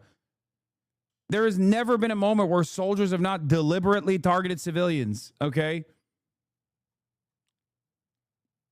Get the fuck out of here. Targeting them during a suicide mission for is as long different. as soldiers have existed, soldiers have brutally murdered civilians, okay?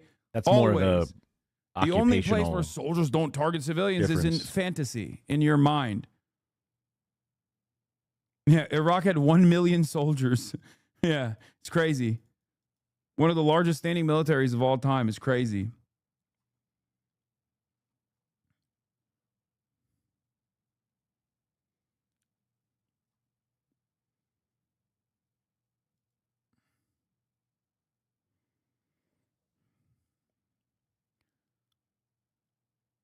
It's wild that they're trying to do sins of the father shit, and the only thing that they're doing is basically exposing how stupid they are for their lack of like this is basically just to say It's Fox. They can just say Muslim and froth at the mouth, and they'll be fine with it.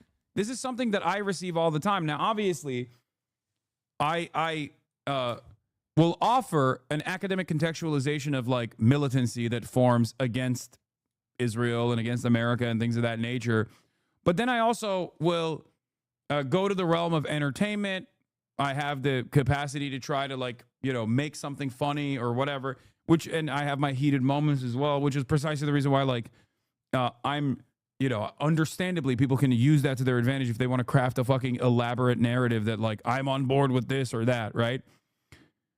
But this is a literal fucking academic writing in writing scholarly research. Like, what do you mean? In a way, it's no different than people being like, oh, these guys are studying cat piss. They're studying piss, animal piss. It's like, yeah, of course they're doing that, you dumb fuck. They're researchers. It's stupid to me. It sounds stupid and scary, so they shouldn't. It's like, shut the fuck up. This isn't the Zoran story. Zoran sold out today and hired DNC folk. Okay, shut up. Oh my God, dude, that's the defund the police. That's the Cinemarxism point that was brought up.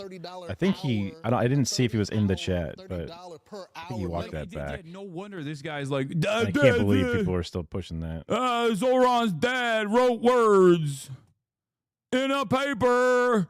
$30. Ah! $30, 30. Fucking idiot. Jesus Christ, dude. We are getting dumber and dumber by the fucking moment, dude. Holy fuck. 30 hours a dollar. Like, this is basically in a couple years, if there is no stopping this anti-intellectual sentiment, which I don't think there is, we're just going to have Fox News, mainstream media personalities just doing this. Communist! He's a communist! And then that's it. And then everyone else that's tuning in is going to be like, oh my God, I can't believe it's a communist! Bah! What the fuck? It's just the Tom Homanification of American politics. This is where the fucking discourse is, dude. This is where the discourse is. We're like, you don't even need to make sense. You can just go, blah, blah, blah, scary Muslim. And then that's it. That's it. On the independent side, we got, you know, the Andrew Tates of the world being like goo goo gaga, trying to directly fucking tailor their commentary to like the mind of a 14-year-old boy, or rather a 35-year-old man who is intellectually stunted and resembles the mindset of a fucking 14-year-old boy, talking about like girls have cooties Don't talk to them. Women are bitches. They have cooties. Goo goo gaga. Are you just tuning in? Yeah. I figured since I'm just chilling and watching stuff, might as well just chill and watch on stream. Because I usually have Kara come over after work and hang out. But I think she's taking a nap. But I like just chilling and talking with her, either about what's going on or something similar. So I figured I can just do that with chat. Some people call it co-work streams when they're doing a lot of work. I was working on my StreamerBot stuff, but it's co-chill. Co-chilla. Minimum wage in New York City. There's a lot to clarify. Not really a great message when New York lost so many people in 9/11 to say his dad to say I sympathize with suicide bombers. We need to understand them. It's unbelievable. He grew up in that house under his parents, you know, under their supervision. Does he think the way that his parents do? Does he want to sympathize? It feels like a with brain has suicide stung the frontal lobe of my head. The whole thing globalizing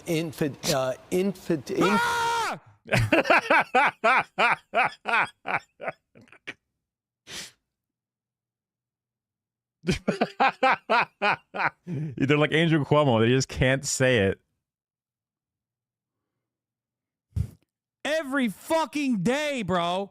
He wants to globalize the enchilada. The enchilada. The infantada. The scary thing. I don't even know what he's saying. I don't know what he's saying. Isn't that scary? Isn't that fucking scary to you?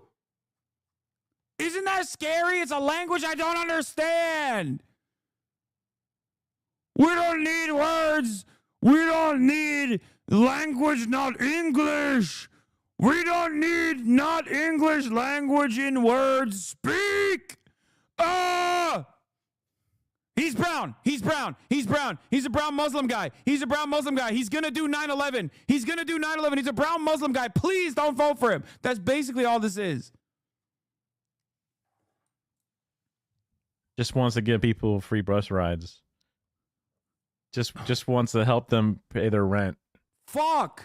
Wants to make the city actually a good place for both commuters and workers and consumers. Like a lobotomy recipient. What the fuck? What do we do? It's over. It's fucking done. It's done. Dying empire. Put out the pasture. It's done. It's over.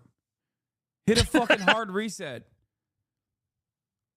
Like, genuinely, half of the fucking country is getting their notes from people who... If they're so afraid of it, maybe they should like look into somebody who researched it and has a better understanding of 51 seconds in, what it is and how they do it and why they do it. His dad wrote scary word in But he wrote those scary words. Yeah. Teaching?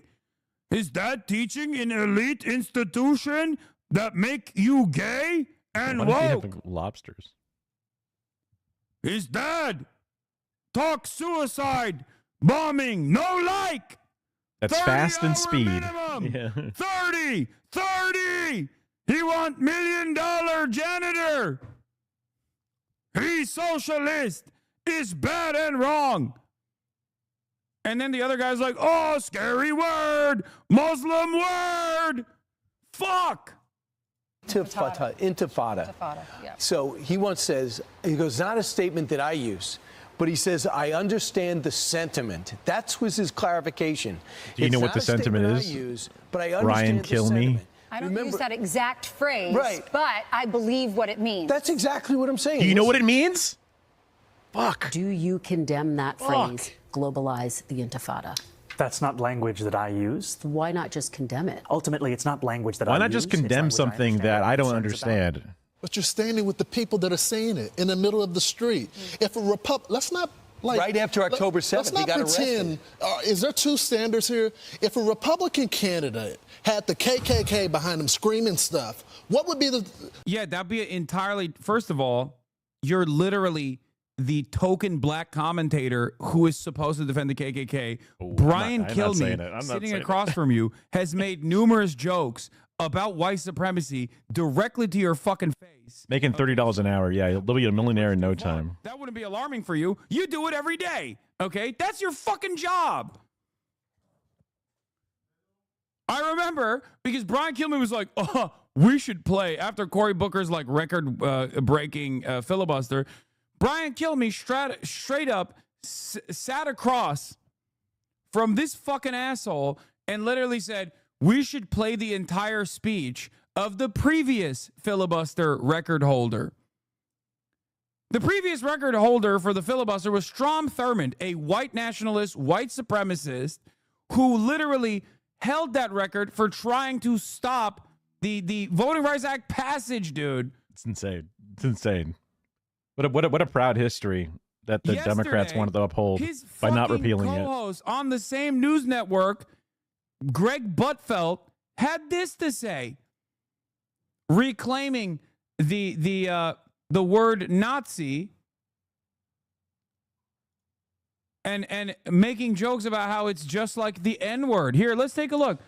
Let's see. Oh, I wonder what he would do about this if there was some kind of racist language taking place on Fox Gutfeld News makes me of so all places. fucking mad just how smug he is. I fucking can't handle it.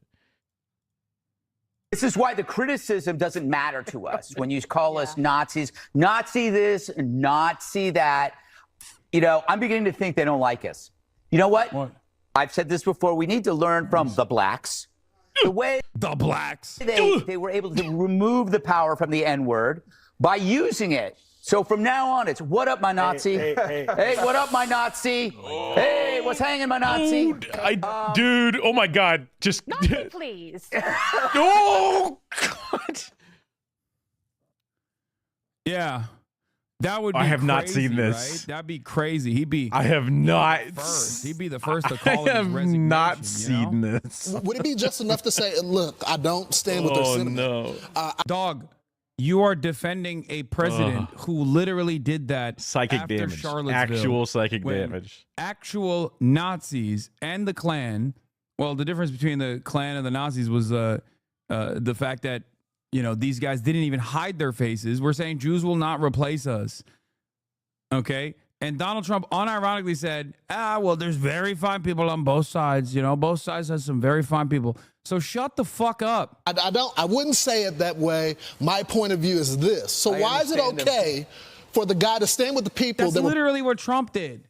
Also, there is no moral equivalence between a bunch of fucking anti-Israel protesters and the Klan. Okay? There is no moral equivalence between these two. One is on the side of justice. The other is on the side of injustice. The comparison here in this circumstance would be pro-Israel people. They are the Klan in this conflict. They are the ones who represent the Klan in this fucking conflict. Shut the fuck up. This is precisely the reason why this discourse around globalize the enchilada, globalize the infantata is idiotic.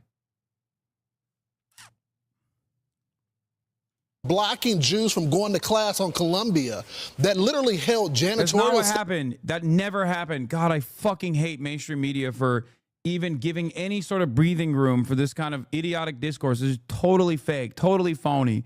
They never blocked Jews from going to fucking school or anywhere else. There's one somewhat famous TikTok video of like some asshole who's there just to cause problems, walking up people saying, "Hey, let me through," and it's like, dude, you can go around. No, I have to go there. Ask where my class is, and it's like, no, your class is where the building is, but we're not in the building. You can walk around us to the building. And they've just used that message of you blocked this Jewish student as if they were like not allowing them to go to their class or something insane, because that was not what they were doing. They were in the middle of an open courtyard where you can just walk around the entire thing. Remember, he got in Tom Homan's face when he was trying to arrest people as well. So let's not have a double standard for the people next love mayor that. of New I don't York think you because want to he's a fucking say Democrat. that. So here's his clarification. When he was on with Kristen Welker saying that, then the clip we just showed you, that was a few weeks ago. And now, according to the New York Times, they're saying that he says he'll discourage the term globalize the intifada. The article says Zohran Mamdani, the Democratic nominee in the race for mayor, He's always discouraged just because people are fucking insane about it. during the primary. Why is he distancing himself possibly from this? Is it because he knows this is not a winning message for many people in America? Does he know that there's so many Jewish people that live here in America? Is he saying this because he believes it, or he wants to win an election. I assume that they're just fucking rewriting his intentions. For a But full condemnation. Right. We're asking for a full, we want, as they tell us with every issue, moral clarity. Say that the Jewish state has every right to exist, that you don't want to globalize the Intifada. It's definitely not a statement that No, we believe in either, because we don't. Not one we can't use every say day. it. But I'll add to this. He still wants to defund the police. When asked about it, he says he wants to build up mental health services. He wants social workers to go out to domestic disputes. He said, I think that's a winning message. Never capitulate to these fucking demons, okay? Do you understand? This is why, because it's not a sincere request. Everyone knows that you need mental health people to help people who need mental health. Everyone knows that the cops just pushing the homeless people around just shuffles them around the city. It does not actually help them. Everyone knows that. Even the most fucked up people know that. So them acting like that's an insane request is stupid. Also, they've gotten dumber and dumber over the years. I'm blown away by how stupid these motherfuckers are, bro. It is crazy. Globalize the enchilada. So fuck, dude. Fuck. You're a communicator. That is your primary responsibility. That's the one job you have. domestic dispute should be given as a traffic ticket. I was doing that police village thing over the weekend. I said, how do you view domestic calls? He goes, the most dangerous calls we could ever get. Do you think a social worker goes to college to say, now I want to go do domestic disputes, knock on a door because there's screaming on the other Okay, well then it's the fucking college, lesbian that you hate so much that's going to be in trouble, not you. What's the fucking problem? Yes. Literally. What are they saying? That's the job. You think a EMT goes and gets the specific classification to what? Save people's lives? Do you think a first responder that got EMS training is going to do what? Offer someone who is experiencing a fentanyl overdose Narcan? Yeah, this is so stupid. You're literally just describing the actual job, but you're using like sarcastic voice. And then that's it. That's like, I guess that you owned it. Like, that's the fucking job. Yes. What's a firefighter supposed to go through Fire Academy? What are they supposed to do? Stop fires? Save people from burning buildings? Yeah, that's the job. other side. Wants to raise corporate taxes, wants to raise taxes on the rich. The rich pay the taxes for New York City. There's going to be a mass exodus. Businesses are going to leave because they don't want that 11% corporate tax on top of the city tax, on top of the state tax, on top of the They're not federal going tax. anywhere. They're not going anywhere. You joke, but if they could opt out of paying firefighters and pay private firefighters, they would do it in a heartbeat. I know, and that's where we're moving towards. It's going to be expensive, more expensive to live here. Die on calls for domestic violence than any other call, and you want to. And a second day of meetings set to begin between the New York City Democratic mayoral candidate Zoran Mamdani and more. They can't even say his name right, let alone like globalize the infantada. God, this stuff pisses me off, dude. This stuff pisses me off so much. Yeah, remember this, by the way. Also, Polymarket owned Newswire. Resurfaced photo shows New York City mayoral candidate Zoran Mamdani with leftist streamer Sam Piker, who once said America deserved 9/11. Yeah, it didn't work, did it? Dumbass.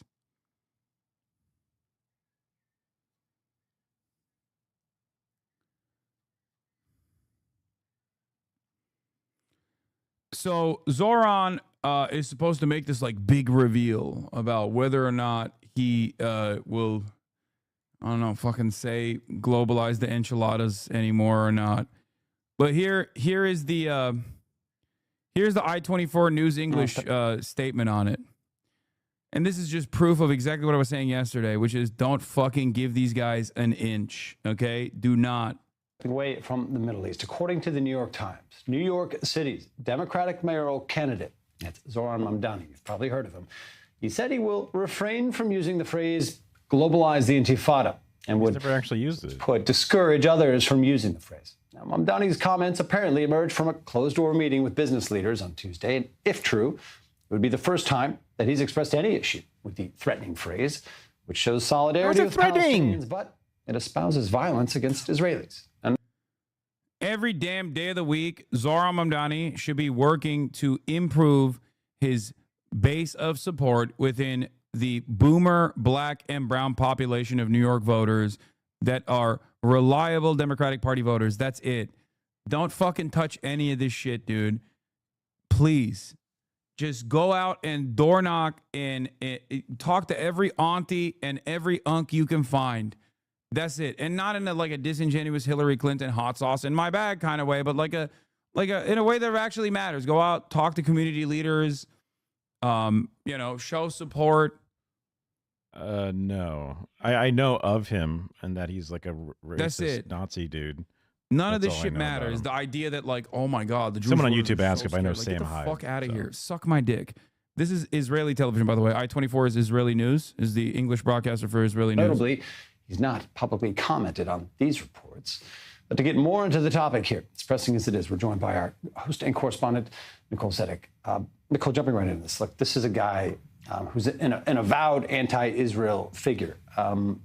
How much does it matter, what phrases he uses or doesn't? I mean, he is what he is. He stands by his politics. If anything, I think that can be said accurately about him right now is, he is who he represents to be. And again, these are staunch positions that he staked out against Israel. Absolutely. It's no surprise to us here in studio as it's continued to state his anti-Israel policies. And this is what has won a lot of the support inside New York. And so the fact that people are walking away from this meeting with reports that he says, I'm going to refrain from using this statement. I might encourage others not to, but not flat out condemning it, not flat out condemning globalize the Intifada. Now, he has stated that it's not the mayor's job to police free speech. This is kind of the stance that he's taking. But in New York, in the United States, in these European Western worlds, we've seen them use this phrase, globalize the Intifada. They're trying to claim it's some sort of a phrase to unite the resistance and calling on resistance, not actual hate speech and harm. But David, here in studio, here in Israel, we know exactly what the Intifada means. We saw two of them here in Israel. When we saw these suicide bombings, the violence, we know what an Intifada is. And so when you hear that phrase, globalize the Intifada, that's why it is causing such harm and fear in many of the Jewish populations. And this is also why he's controversial for the Democrats themselves. Some of the big-name Democrats, Chuck Schumer, Hakeem Jeffries, they have refrained from actually endorsing him because he's refrained from condemning this statement. And so this could cause a little bit of an issue for Mamdani. Sure. But right now, he's still winning in the polls, David, despite not coming out and fully backing this. Maybe that's what some of the people in New York want to see, as that's the exact place that we're I mean, I guess the people fucking can understand what it fucking means. And they can look it up and understand that it just means struggle. And it's pretty obvious that's happening because nobody fucking backs Israel's fucking unjustified genocide. Especially Democrats don't. When I hear this among progressives who are sensitive to people's sensitivities and things that offend them, not when it comes to this, not when it comes to Israel. Look, he is a major symbol, I would argue, a figurehead. What does it say, about the national mood, perhaps, that a figure like this, young guy that he is, not really an experienced politician, coming in with controversial policies on our issues, propelled to the top, as he may be. It seems like he's the front runner to be the mayor of New York City, even at this point. What does it tell us, Nicole, about the national mood and what makes it? Yawn. Nobody cares. Everybody hates Israel. It's fuck Israel. Now it's fuck Israel. Tomorrow it's fuck Israel forever. Okay, sorry, you don't get to do a genocide and then complain about the way that people feel about the country doing a genocide.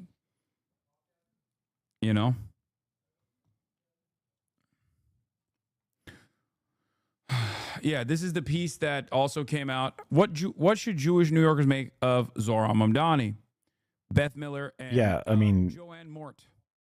Whenever you see how much those Patriot missiles cost, the refills, just the batteries themselves, the number of rural hospitals that could have been built, schools,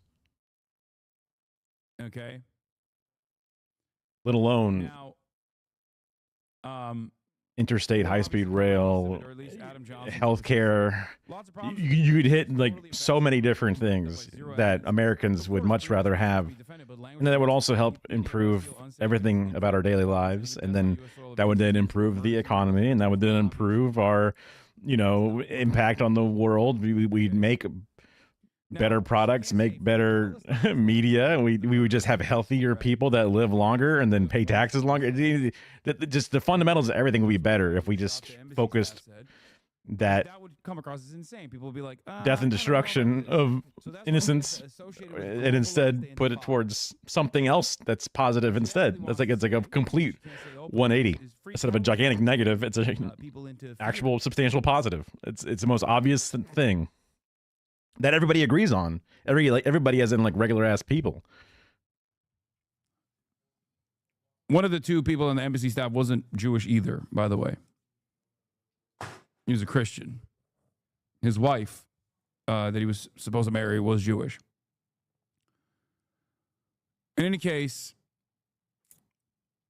many feel spurious claims that unspecified words led to the killing of innocent Jewish people. It's all very fuzzy.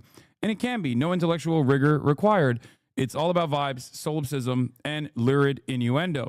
There's been 900 takes this week trying to Elizabeth Warrenize Mamdani by having him condemn Arabic words in random tweets. They all have the same gross combination of veiled menace and condescension wrapped up in a whiny standpoint theory claptrap. I hate it. Just have an opinion. You have such a great career ahead of you. Just mindlessly recite every liberal Zionist cliche and it'll get easier. If you don't, we'll keep heavily implying you're an anti-Semite until the end of time. Now, in the past, many politicians, I think, that got hit with these accusations would have quickly capitulated, would have quickly conceded and apologized profusely for the crime, the greatest crime of all time, which is to ever dare criticize Israel. Okay? But we don't live in that time anymore. You can win. You can be like, nah, it's fuck Israel time, actually. Oh, what is that? Hold on. Oh, what does that say? It's fuck Israel o'clock, as a matter of fact. Here's what I say to you. You can do that and still win in the most Jewish city on the planet. Okay? The notion that like New York Jews care about this or should care about this is fucking idiotic. That's it. Oh, who's calling? Oh, that's right. Oh, it's fuck Israel calling. That's it. Look at the time. It's bullshit. It's bullshit. So we absolutely should not back away from this. It's going okay. Trying something different today. Where if I was going to sit here and just watch this on stream anyway and like play games on the side or whatever, I might as well just do all that on stream. Just finished eating Ascension 20 with the Silent finally. Discourage people from using the term globalized. So far, so good. Zoran Mamdani Haven't made any money, but so far, so good. On the campaign trail for previously refusing to condemn the phrase, which has been seen as a call to violence against Jews. Mamdani's shifting language comes amid a general election battle against Mayor Eric Adams and former Governor Andrew Cuomo, who are running as independents, and the Republican nominee, Curtis Sliwa. Willie. New York Times reporter covering Wall Street, Lauren Hirsch, is following the latest on all this. She joins us now, also with us, president of the National Action Network and the host of MSNBC's Politics Nation, Reverend Al Sharpton. Good morning to you both. So, Lauren, let's pick up on this meeting with Zoran Mamdani yesterday. Business leaders in New York City, some heavyweights in the room, some who decided not to attend. Jamie Dimon had a scheduling conflict. He was not there. What did they hear from him? Did he sort of assuage their suspicions at all about him? What was it like in the room? They heard a really charming, affable guy who was well prepared. He made jokes, he made self-deprecating jokes, but they did not hear someone who changed his policies. And so if you had concerns about his economic policies going into the meeting, you had the same concerns going out. For some people, the charm and his disarming nature was enough to calm people a little bit. For others, the fact that he was very much sticking to his policies further enraged them. So there was a bit of a division coming out of the room in terms of response. But in the room, it was mostly cordial. It was mostly pleasant. There was one quite pointed question effectively saying, how can you tell us you're not going to drive business out of New York? And he danced around it a bit. I think his message was, I believe strongly in my policies, but I don't think they're bad for business. And I think many of the business leaders saw a little bit of a disconnect in how you. This story's Whoa, fake. getting married. I keep hearing conflicting stories. That's crazy. Yeah. half of the people that were privy to what took place in the meeting are saying Zoran stood firmly and we hate it. And then the other half are saying he actually capitulated on a lot of the stuff, but we still hate it. Everybody hates him. Whether they heard what they wanted to hear or did not get what they wanted to get out of Zoran, everybody came out of that meeting, unsurprisingly, as he is a wily devil, cunning. Seems like that's the only unifying position here from all of the events that we have traced from secondhand testimony. You're reminding me that I should check to make sure I'm actually getting paid still. The CEO's hate that he was charismatic is like the thing that everybody took away from this meeting. You connect those two dots, but overall they found a nice, charming guy, and they were, they appreciated the fact that he wanted to meet with them. This is a guy who he's not trying to run from who he is, which he says, I'm a democratic socialist. He said just a week ago, billionaires should not exist. Yeah. When asked, there were some billionaires in the room. He said, I'm going to tax you more. That's true. But I believe it's the best thing for our city. What about the story that Mika just walked us through, where he said, okay, I won't use the phrase globalize the Intifada, and I will discourage others from using it almost sort of grudgingly because he's refused to say, refused to condemn that language even as recently in the last few days. Right. So that answer came after he was being pushed on Israel and his views on that by the CEO of Pfizer. And my understanding is it was a fairly long response before he got to it. Some people were very happy to hear that. And as I said, some people, it's never going to be enough. So others weren't mollified. And by the way, one person I spoke to didn't even hear it. It was interesting. I called him back. I was like, did he say this? He was like, no, I didn't hear it. So I think there is an element of almost hearing what you want to hear as you go through this process. And it'll be interesting to watch if he does, maybe he's moderating on this, or there are other positions that he also takes more of a slightly centrist tact as he heads to a general election. That would obviously be a play that we've seen from other progressives. Also of note, he really praised Boston Mayor Michelle Wu, who's wildly popular in Boston, and distanced himself from Chicago Mayor Brandon Johnson, decidedly less so, Rev. But he also enters a race here where the setup seems to really favor him. First of all, anytime you have a D next to your name, you're the Democratic nominee in a deep blue city, that is helpful. He's got that. But if Andrew Cuomo and Eric Adams both persist in this race and are both vying for the same sort of centrist vote, they split that. That only helps him, Donnie. No, I think the fact that Andrew Cuomo has now announced he's in the race, which I, among others, asked him not to. Let's have a one-on-one. The fact that he's in makes it you still pay into. I still have deductions. I talked to some people last for this night upcoming one who were part of the for medical, dental, in my HSA. Relatively impressed. I feel like that shouldn't be there. So maybe for the first month it's there? They were impressed. He's very charismatic, which we found. He came Weird. twice to National Action Network. And some of them agreed with him, some disagreed. But they say he's a lot more personable and more informed than they I'm still covered, but I guess you still pay for it then as a part of the coverage. That, in So my I guess early that's- days, you would yeah. say I guess you're still paying for it, identify too. with people that say things that you should just say, that is not right. That is not what I meant.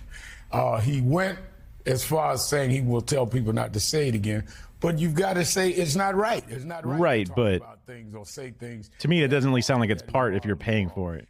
But I guess there's always a combination. In many ways, not give up what he believes, but then he has to be judged by what he believes. Because I still have it think he's willing to take coming out of the paycheck. So, Laura, in a similar vein, the people Unless you talk to in that you're room, saying that's not the case. who might I can't tell if that's what you're saying is supposed to be happening or not. Cuomo, what's their view on the two of them both staying in and complicating things? Not happy. I mean, a lot of Wall Street donors have really been pushing one, or for them, ideally both, to drop. They want a real competitor. I understand it's supposed to happen. Just making sure that it's supposed to cost from.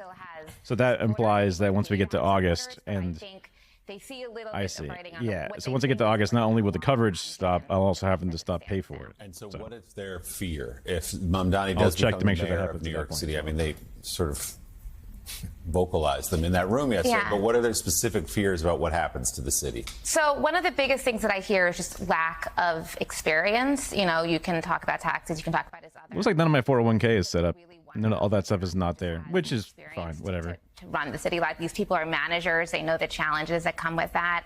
There's, of course. Yeah, he's quite the intellectual for back when Kara had one. It was more like you got like a whole shit ton of tax credits from it, and then like this guy's another guy who can't. so even though the premium is really high, then you end up not paying that much for it. But then if you end up making a bunch of money anyway, then you got to pay it back at the end of the year.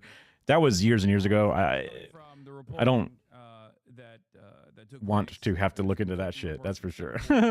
I'd rather just. Whether or not Zohran Mamdani actually backed away from saying It's still that way. Okay. or whatever the fuck, it doesn't really matter ultimately.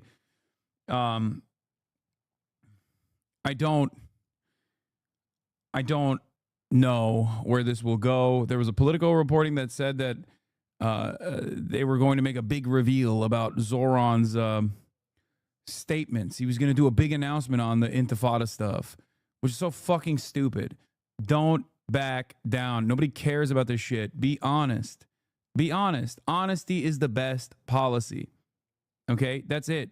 Because backing down and capitulating to these cynical fucking charlatans that are simply trying to manufacture outrage will cause you to be dishonest when honesty and earnesty is what got you the victory. Okay? That's it. I said this yesterday. Per source who attended the partnership for a meeting with Zohran Mamdani, he said he understands globalized intifada is interpreted by new issues as a call for violence, blah, blah, blah. I said, this isn't a sincere request. Any concession on this, instead of moving on to the real issues that matter, will make this a bigger story for the media to farm.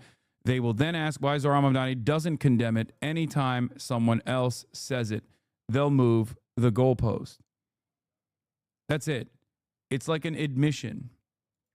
I'll just get on my wife's plan. So because you're Twitch watchers. The cracker ban. Okay? There was a lot of outside pressure to get me banned for anti-white racism. see if they can give you some benefits. That's kind of fucked up. If they give you a whole bunch of hours but no Firmly benefits. stood their ground and said, like, this is ridiculous. Okay? For saying cracker. Something that they have now openly joked about themselves with me, alongside myself, when I did a TwitchCon show, if you recall. Well, when Twitch actually responded to pressure and banned me for it, then it gave it legitimacy. It gave the demands legitimacy. It became a story in and of itself. It's the same principle behind this. If Zohran concedes on this framework in a way that is dishonest, because it is dishonest to say, oh, yeah, it's very scary language to say globalize the intifada. Like even the fact that he's like, well, I don't say that word, but, you know, I'm not going to police others. Sure. Maybe you don't say it. But then that begs the question, why don't you say it? Is it perhaps because you understand that it's a scary word? Is it perhaps because you understand that we're right deep down inside? Instead of just like tackling why this question is being asked over and over again. What? To be fair, the full phrase you said was dumb cracker bitch, which I think that whole phrase led to more to the ban than just the food. You think I got banned because you think my defense of this? Are you fucking stupid? You think my defense of this is that I said cracker like the food item? No. I said someone was behaving in a cracker-like way. I said dumb cracker bitch when responding to a Redditor. Yes. My criticism of this is that it's not a real thing. I like that you also had to point C-word in here. Like you had to spell C-word. Like that's a real scary slur. We're just reading through the messages about the different job I'm offers fucking and white, stuff. dumbass. It was obviously such a silly thing that Nabisco, Wheat Thins, literally jokingly sent me a cracker pass. Let's take a look. Okay. Hassan. Huh. Nice job on the weight loss. Though it has taken us a while, the time has finally come. As they say, good things come to those who wait, right? It's our unique pleasure and privilege to bestow upon you the pass. With this award comes great responsibility.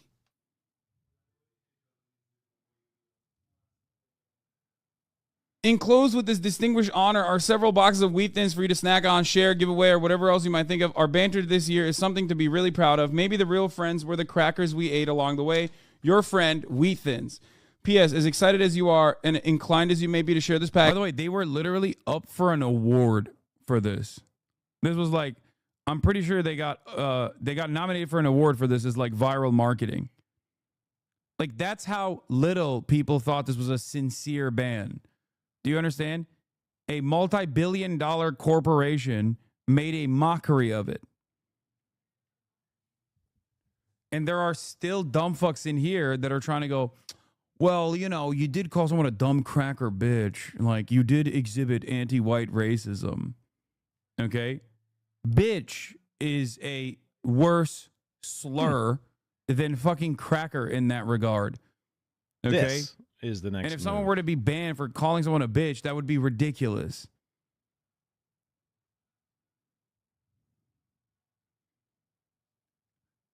It's only as real as those who try to prop it up. You filter that word in chat. Obviously, it's not an offensive word. Then why did you act like it was there was a good reason for this ban? Anyway.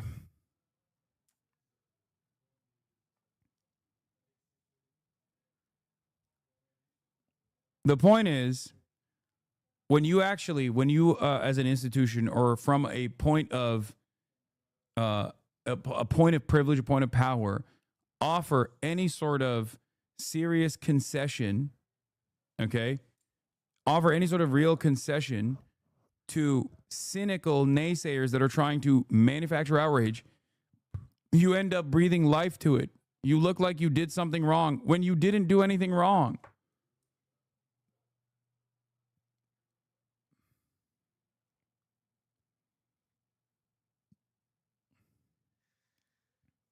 It's that simple.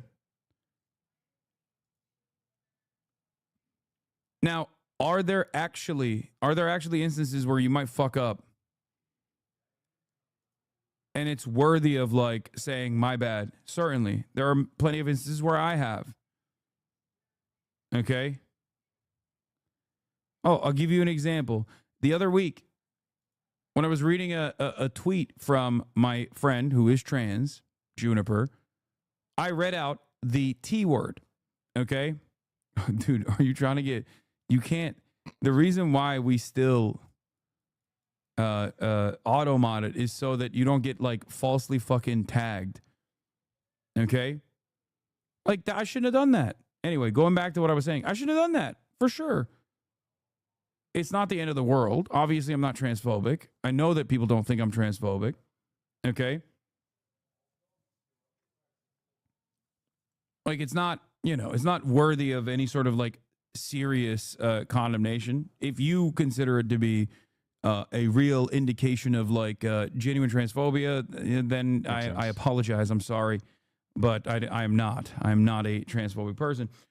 In any case, it's like people tried to make that a bigger deal. There were members of my community who sincerely tried to make it a bigger deal. And then there were a lot of outsiders who tried to grab onto it and turn it into a larger, much larger, a much larger issue in and of itself. My friend is trans and is your fan and says you're transphobic, but it's fine because you're dumb. Okay. But the point is, there are audiences that are actions that are worthy of apologies, and then there's actions that are not worthy of apologies. Okay? It's that simple. It's that simple. That's it. Globalize the intifada, especially if you haven't ever used it yourself, but even if you did, is not worthy of an apology. Just like saying from the river to the sea, Palestine will be free, is not an anti-Semitic statement. No matter how much people say, it makes me feel bad, it makes me scary, that's your issue. You have to figure out why you're afraid of this. That's not everybody else's issue. Okay? It's that simple. It's ridiculous.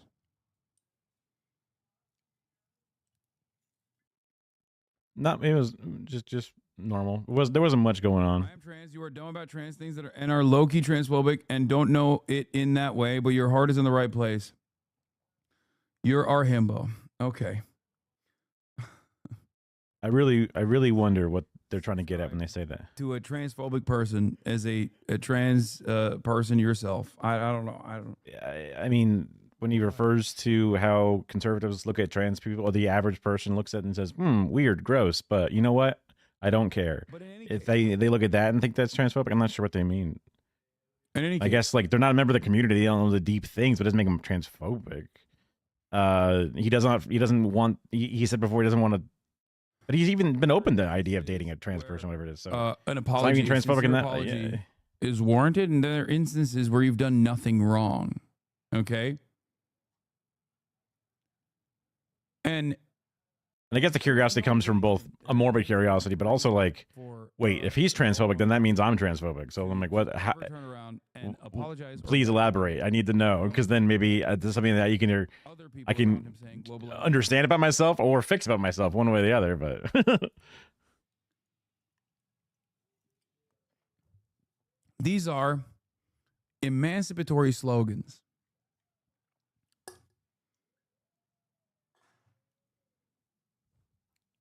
They're not slogans that invoke violence.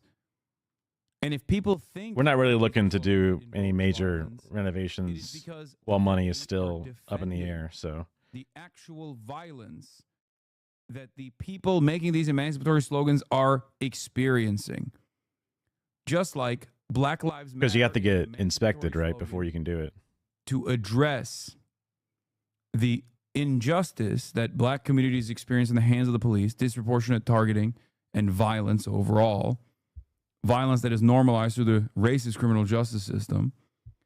Plenty of racist people have turned around and said, this means you want to kill white people. Okay, why don't we take that seriously? It makes white people scared. It makes racist white people scared.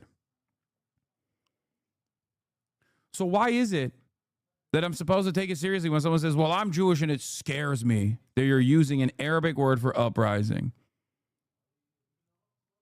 To me, this means you want to kill all Jews. Okay, well, you're fucking schizophrenic. That's it. That's your problem. That's not my problem.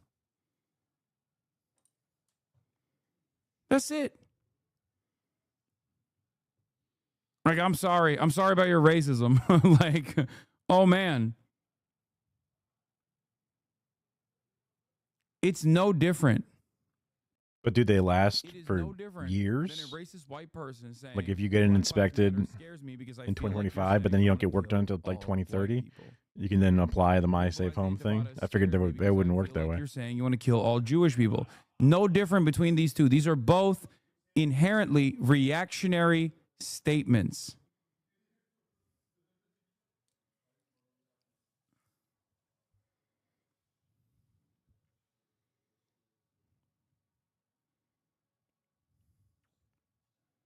That's it.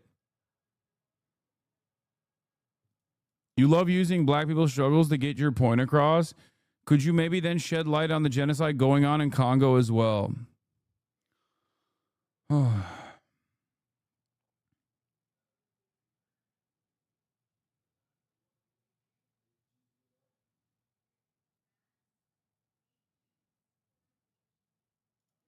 This got to be a federal agent, right?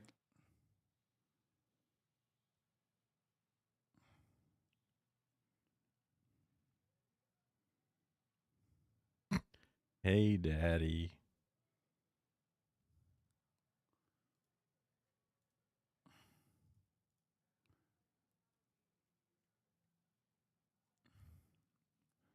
I'm just moving on. Whoa, I got a follow. Oh, yeah, dude, you hate about oppression here? How about you fucking name all the oppressions? Hello. Oh, you're an oppression enjoyer? Am Name I all of them. How you doing? I'm doing fine. The ironic part about this is a lot of times when messages go this way, I'm ready to get a bot. So that's what happens a lot at the bottom of Twitch where there's nobody here. That's good. That's good that you're responding. Unless you're just, well, I've been fooled before. So taking place.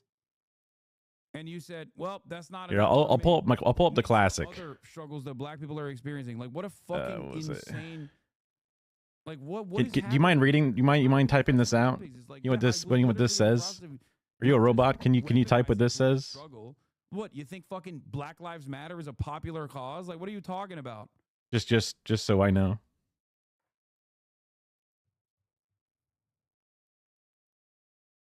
It's so stupid.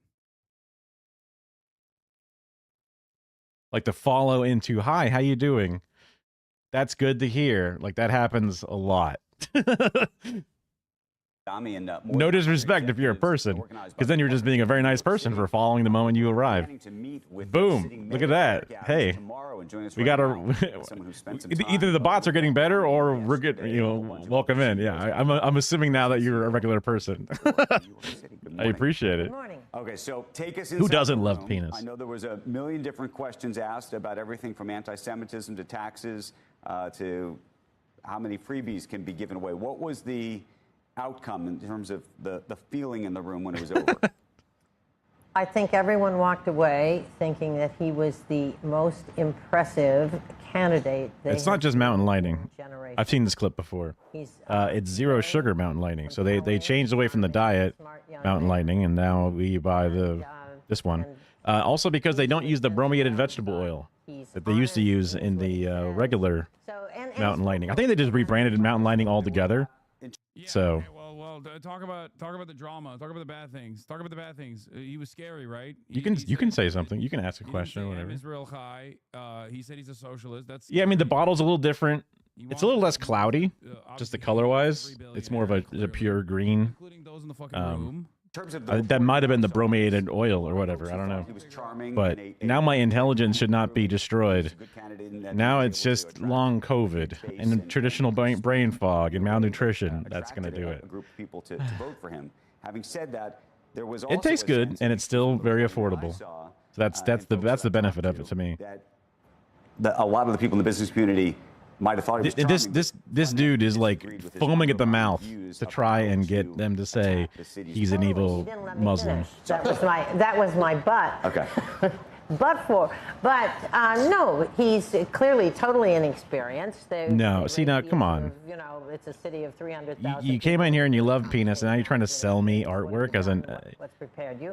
He said, well, I'd surround myself with good people and follow the Mike Bloomberg principle of letting them do their job. That was a good answer, but I don't think it made up for the lack of experience. And on maybe the bots are getting too good. He's sourcing from sources that they don't believe in terms of the fiscal realities, the tax impacts, etc. And did he hold? I don't know. Firm? Did you feel like he on all? I see a lot of the same AI slop art for all these different streamers, these young streamers, these small streamers. I don't think he would. Maybe the whole point of this is to have like come on in and hang out in my living room style stuff. So it's fine, honestly. He seemed to want to if this was going or we had a big conversation going on about this stuff, then I would definitely be like, well, right now we're busy with this, but I think this is important. Yeah. I think we all agree the challenges facing the city, he nailed it. Affordability and et cetera. But I'm not in the market to buy art from somebody. My wife's a graphic designer, and every emote on my channel I've made myself. I value doing my own stuff. About his ability to stand strong? I don't think so. I mean, we'll see. Only time will tell. But I think he's smart enough and surrounded by like-minded enough individuals that he's not going to fucking do that. I don't know if he actually fully caved or anything like that. Like, it's really off-putting to have you come in. Hi, how you doing? Follow. Like, he's not. Ooh, do you mind if I ask a question? Here you go. Buy my stuff. You're a guy that makes no money here. Buy my thing. And I know some streamers who have no money and they end up buying a bunch of things or buying emotes or buying whatever. And I guess, they want to buy them. So I guess that's fine, but it seems like a weird. Yeah, I mean, we'll see. We'll see what happens. Like I said, only time will tell. Like all of them look like really bad like sports logos too, like with like the clip art on top and then like the big impact text underneath. Or like the same like raid, little chibis or whatever, like they're all like plug and play. and people buying them like crazy. Lead into what got him elected. And what got him elected was not like the little name recognition that he had and the fact that he was able to take advantage of that little name recognition. What got him elected was that when he actually presented himself in front of people, he was earnest. And they attacked him about the Israel shit, and it didn't matter.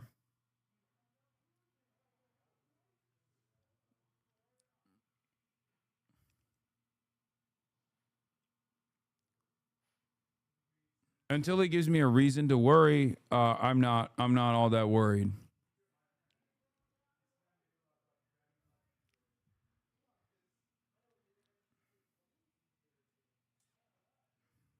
I didn't realize that Mike and Brett had a whole conversation about it.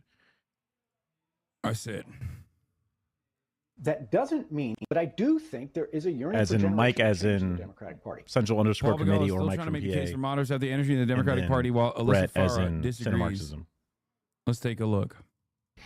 That doesn't mean, by the way, generational change does not necessarily mean ideological shift, right? We all got all gassed up because some guy got 43% of the New York Democratic primary vote for mayor. Good for him. It was more votes in the primary than Eric Adams got in the general. So Won a landslide in the Virginia 11th special election. Another congressman died, Jerry Connolly. And he's young too. And nobody noticed him because he's a moderate.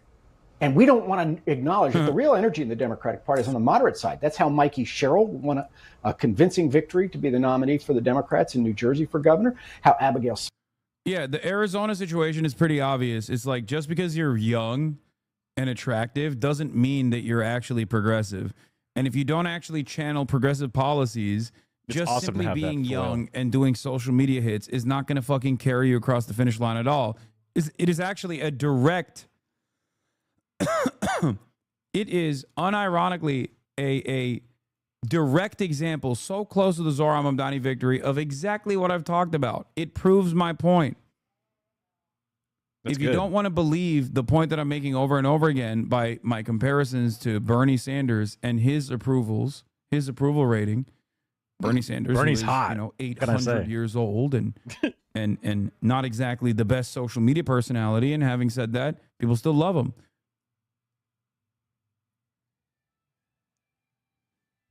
Deja Fox is a perfect representation of simply being young doesn't automatically translate as being progressive. Okay? That's it. And it's very obvious that for a lot of Democrats, they thought they could fucking act like people were progressive. The New York Times made an error in their reporting on this that I think is like deliberate because it's so erroneous a claim to make. It's such a wrong claim to make that I suspect they did it on purpose.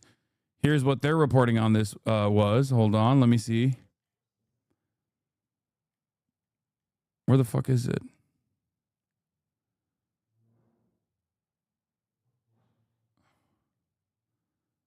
Oh, here, this is it. Mamdani momentum withered in the deserts of southern Arizona, says Jonathan Weissman, looking at Jack Healy's report on the New York Times. This is the quote that I'm looking at.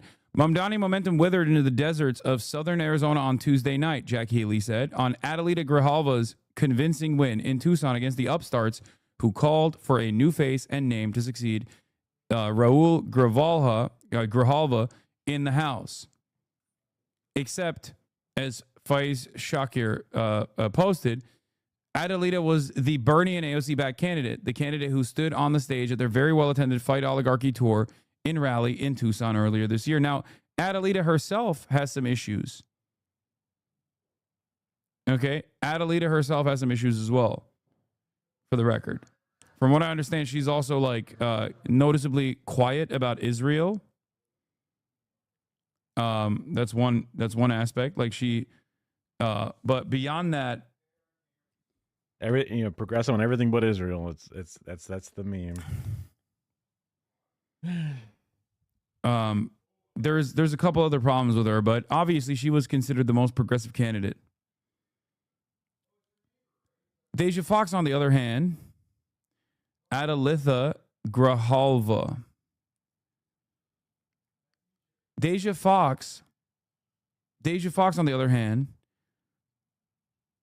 literally was like a Kamala Harris person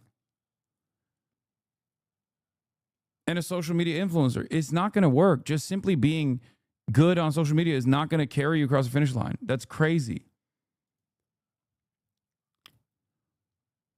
Unfortunately, the New York Times is trying to portray young people and progressives as gullible and shallow voters who get behind any young person on TikTok. His prominent backers all endorsed the winner of the primary, and yet New York Times says her win was a blow to Zoran. That's insane. That's insane that they would just frame it that way. Young people and progressives didn't rally behind Zoran just because he was young and used social media, but because they liked his policies, and they liked that elitist policy. She was backed by AOC, Bernie, and the Working Families Party. These are all Zoran backers. She was backed by CARE.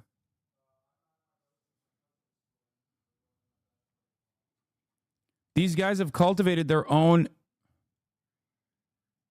Yeah, she was not just a Kamala person. She was a K, however, and a staffer since 2020. Deja Fox is. That's crazy. And she was a moderate, posing as a progressive. There are many such incidents. The Democrats have taken note of at least the David Hogg criticisms about the gerontocracy and think that the solution to this is simply running. I don't think David Hogg is all that. I haven't noticed him have any crazy policies. He came out hot with gun control for obvious reasons, but then I don't think he's been all that mega progressive. I haven't heard him fight for Medicare for all or Green New Deal or whatever. It's possible that there's more in his platform, I'm sure, has shifted or grown over time, but he's always been seem kind of like a whatever. But maybe he'll come out and have some awesome shit. On this stage, or it's no secret that I don't look like the other folks on this stage or in Congress, and that's because I'm not. I was raised by a single mom here in southern Arizona. We relied on Section 8, food stamps. Bro, this is literally like young, hot Kamala Harris. Oh my God. Yeah, there's no soul behind the eyes. It's weird. And Medicaid just. Even like the single mom, young single mom, and then the eye thing that she does where she's like this. To get by, I've been homeless. I've worked at a gas station, and if you at home are feeling like politicians just don't get it, I'm here to tell you that they don't. They'll never know what it's like. I'm here to tell you that they don't. Blink, blink, blink, blink, blink, blink. Head shake. That's literally Kamala. That's like to a T. What the fuck? Like to make hard decisions in the grocery checkout line, or to work full. Then she went to a Prada event in Milan during the campaign. Yeah, because she's a fucking social media influencer first and foremost. It's so ironic because, wait, actually it wasn't. I think it wasn't Prada that invited me to their Milan launch, but Prada did send me the shoes from their new fucking runway. But again, I'm not running for office. I'm a fucking social media influencer. She's running for office. If you say so, bro. I don't know. I guess so. Full time and still not make the bills that month, have to choose between bills and back to school clothes, to be 16 years old and work to support your family. That's the kind of experience I bring to this race. It's the experience that we share. And it's the kind of. What's good, King? Damn, it's a sick shirt. Anyway, so the fact that they're trying to do this 60% shit, to 20%, is really, really stupid. Have you seen Shane Gillis making fucking crazy jokes? No, what do you say? Apparently, he's been popping off at the. Wait, fuck! What is wrong with Twitter, dude? It is so busted. Uh-oh, it must be podcast at the time. SBs. To stage a UFC fight on the White House lawn. The last time he staged a fight in D.C., Mike Pence almost died. All right. You don't have to do that. It was fine. I didn't write it. Actually, there was supposed to be an Epstein joke here, but as it got deleted. Must have probably deleted itself, right? Probably never existed, actually. Let's move on as a country and ignore that. That was good. That's actually good. Let's see what else he said. He's an alien. Joe Rogan wanted me to. Oh hell yeah! I'm gonna get in that bag. Yeah, you guys, get this in there. weekend. Joe Get in Rogan there. actually wanted me to be here to host this award show so that I could capture Adam Silver because Joe thinks he's an alien. And Donald Trump wanted me to be here to capture Juan Soto for the same reason. That's fucked up. It's an alien joke. What you booed up there, dude? Shut up. Shane To Gillis. stage- Oh, we already saw this one. Damn. Y'all need to fuck. Oh, we're The hell's fucking an this SB? weekend at Murad's bachelor party.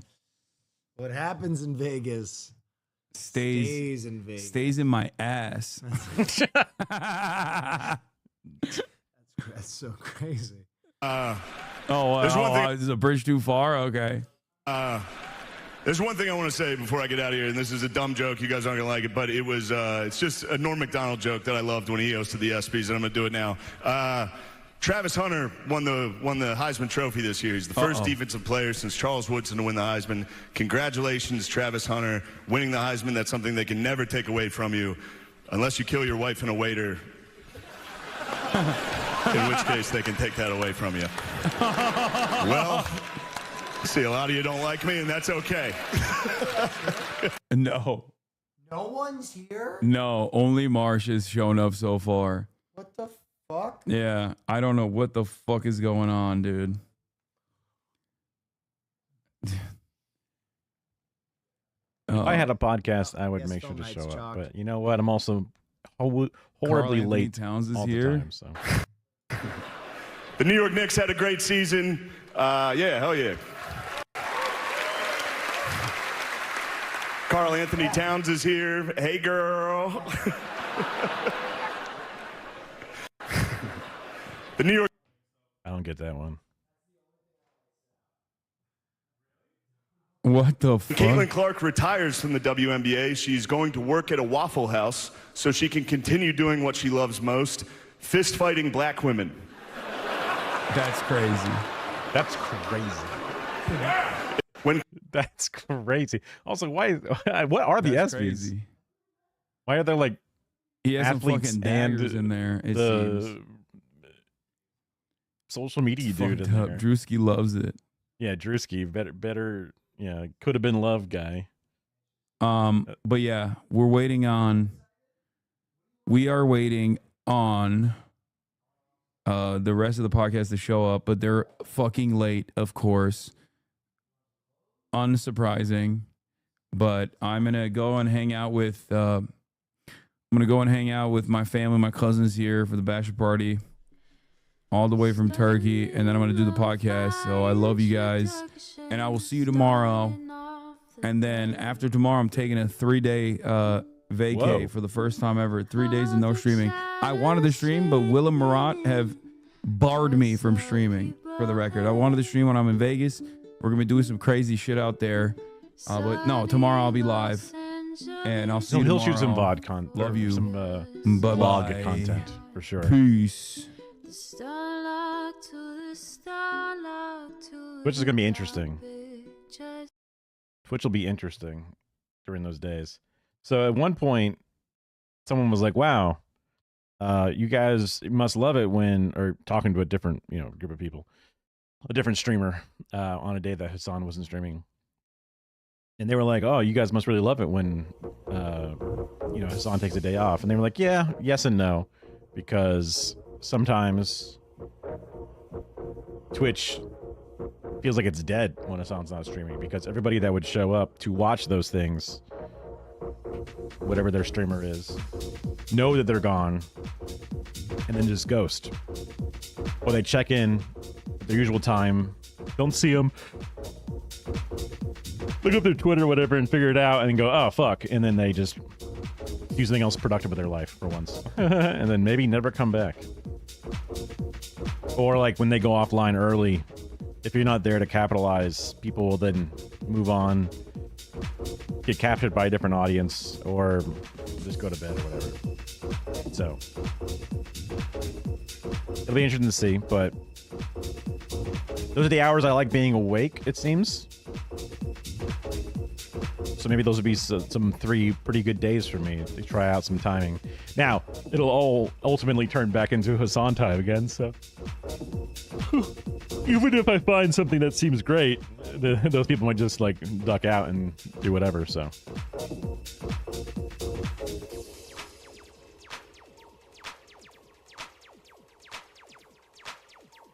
What would I normally do? I guess from this point on, I'll usually find another person to watch their stream.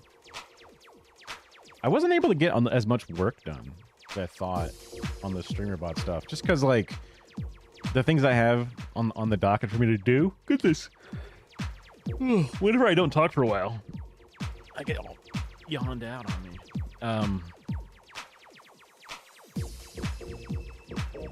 All the stuff I had on my streamer bot, like little things to make or whatever, they were hard. They weren't really doable during stuff. But I guess they could be kind of workable now, maybe. I don't use the bathroom. Oh well. Not allowed.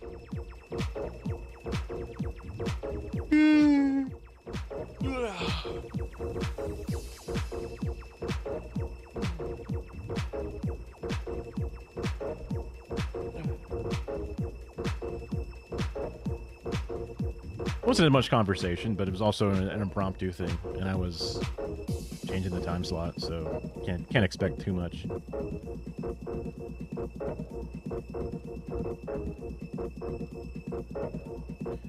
I honestly didn't expect to win that silent run. Now I'm like, oh shit, now I guess I can just keep playing, but seems a little pointless. Not pointless, but just there's no longer a big achievement at the end.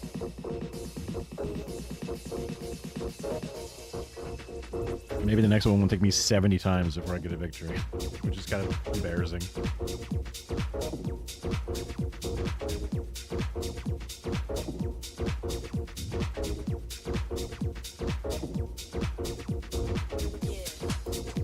know what I mean? I got nothing to do with that. You know what I mean? It seems like it was inevitable at this point, because like I'm gonna say what I think and give you my takes on politics. Like I'm not here to please Mike. That's all. Like, you know, I'm not tweeting to meet Mike's standard of what politics is. Like that's just personally, that's me. So you know what I mean?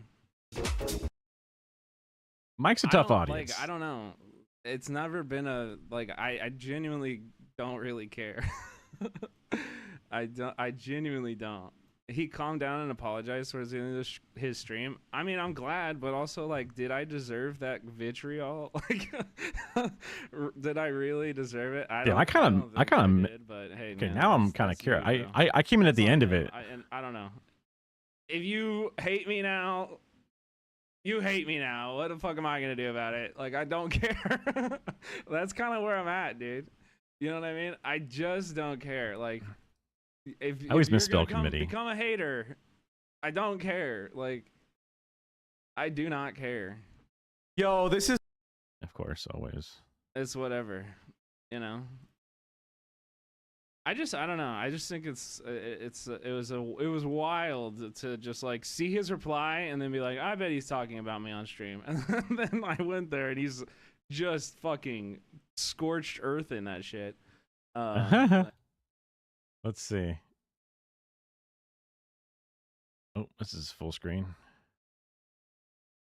I wanted. I guess if I just click it here, does that pull it up? No, I have to click it here.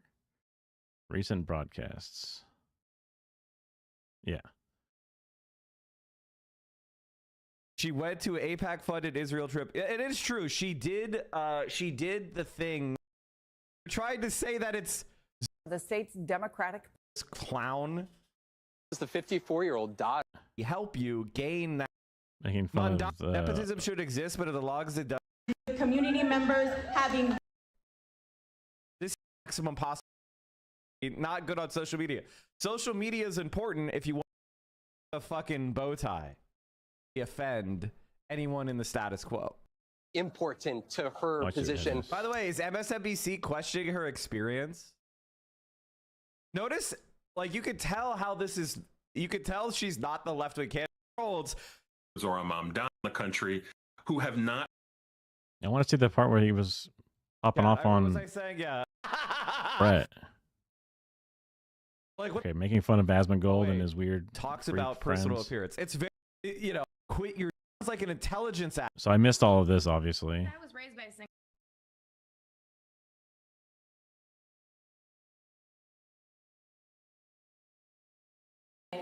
Yeah, this is really, really old. 13 years ago.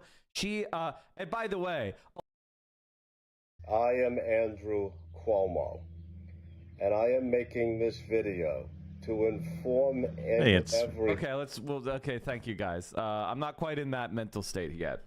He didn't. He has had exactly the same position. Now, I hope he doesn't like apologize or anything. That would be crazy. And a second day of meetings set to begin between the New York City Democratic mayoral and public matching dollars.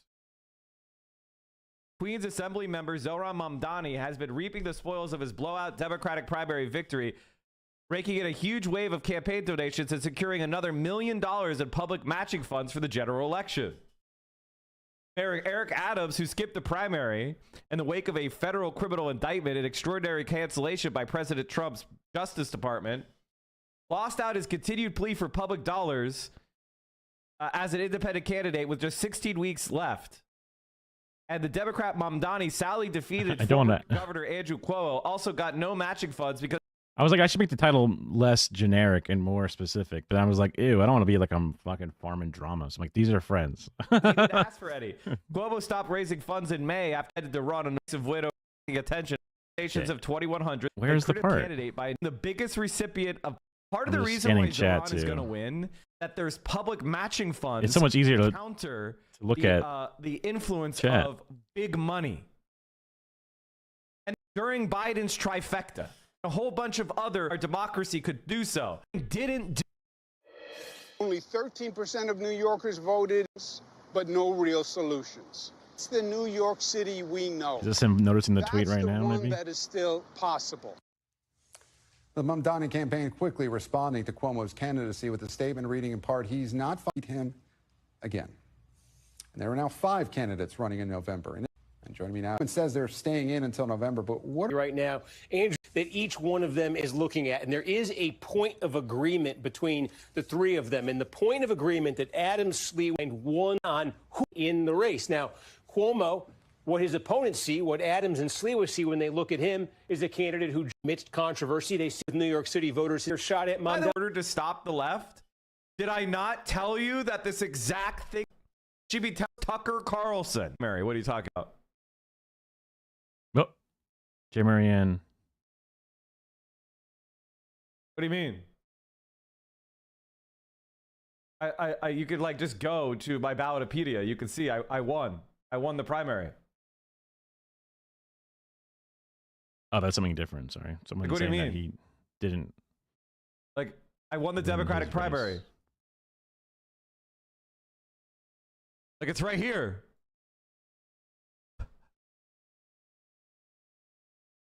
And then I was on. Oh, we got to find more about this. We got to find out more about this guy. Oh! Look at this guy! Oh! Where are you? Fuck. On the Democrat. Your at Gulp. the Omni, and then don't go to the bar. They don't take the bar because they decide to do something else than practice. Hey, it's that one video. Anything else? Hey, what did Destiny graduate from, if you don't mind me asking?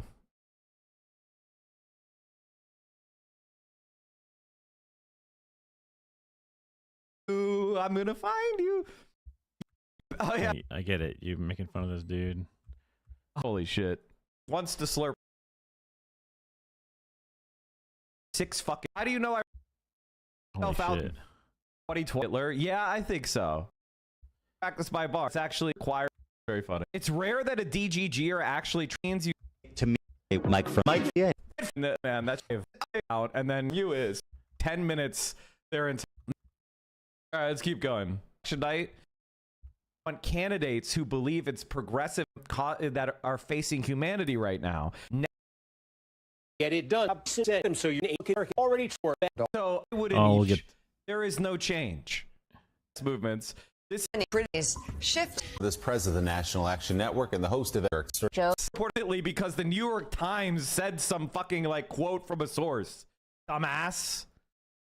Jesus. About his economic policies going into the meeting, you had the same concerns going out. For some people, the charm and his disarming nature was enough to calm people a little bit. For others, the fact that he was very much sticking to his policies further enraged them. So there was a bit of a division coming out of the room in terms of response, but in the room, saw a little bit of it. You more. That's in that language, even as you can hear it. It didn't change anything. Shut the. And then holding and surrender. He is. I don't know. The Democratic Party machine is forced to support him. That's why he ran in the primary and won it. That was the whole point.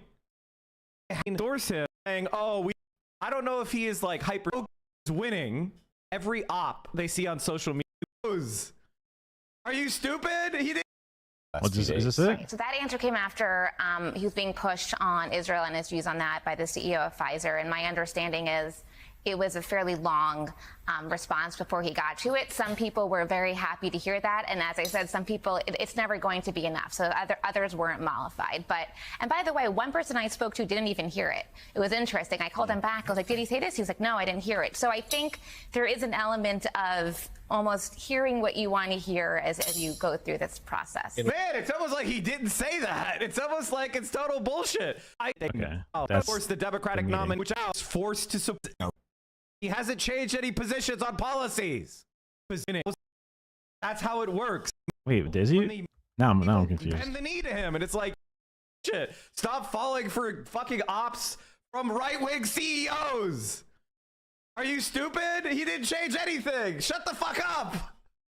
Like, one of the most frustrating things about politics is you have people who are obsessed with electoral politics, and then they get exactly the type of candidate they want, and then they just fall for every op they see on social media, and they start crashing out immediately.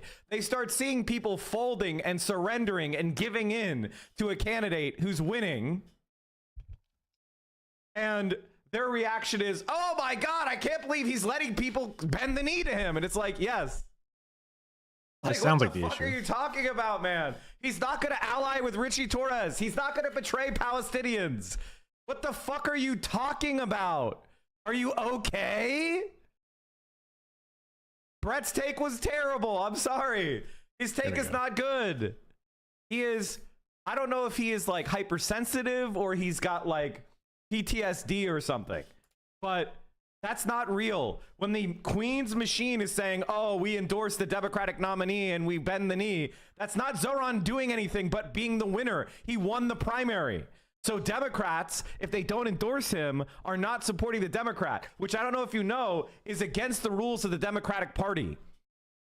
If you are a Democratic Party machine, if you hold a position within the Democratic Party, you are not allowed to speak against the Democratic Party candidate. That's how it works. So they have to do that. And you know what? The Democratic Party machine is forced to support him. That's why he ran in the primary and won it. That was the whole point. Like, what the fuck are you talking about? It is, I'm sorry, you're not used to winning. I don't know what to say.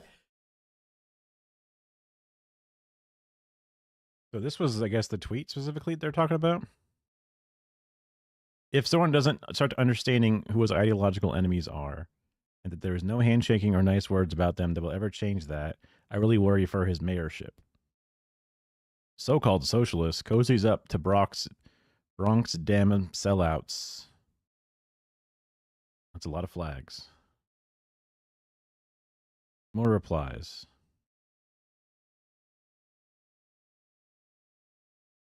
Enemies of the working class. Pharmos are bad. Zionists are enemies. Then Mike said, he's accepting knee bends with no concession on policy. Elections are about getting 50% plus one, and he's doing that. He'll be targeting his enemies in elections where they are vulnerable. You can't fight in every direction at once. Mike, if this was literally anybody else standing and smiling with Richie Torres, you would be irate about it. Come on. There's literally zero electoral value in doing things like this or taking backroom meetings with hundreds of CEOs and investment bankers. He won the primary without them. He can win the general without them.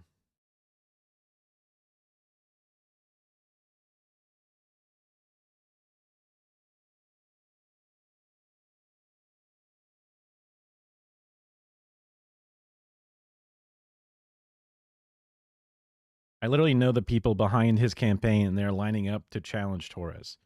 These people are running scared. And other people are talking, obviously. And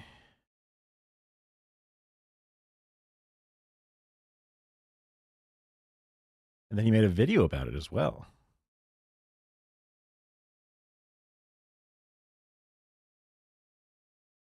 Wait.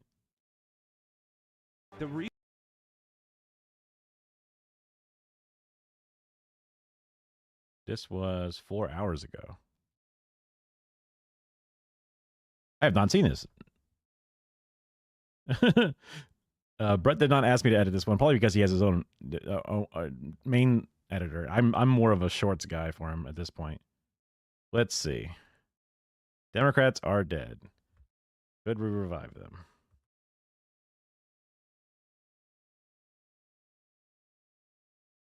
Dun, dun, dun.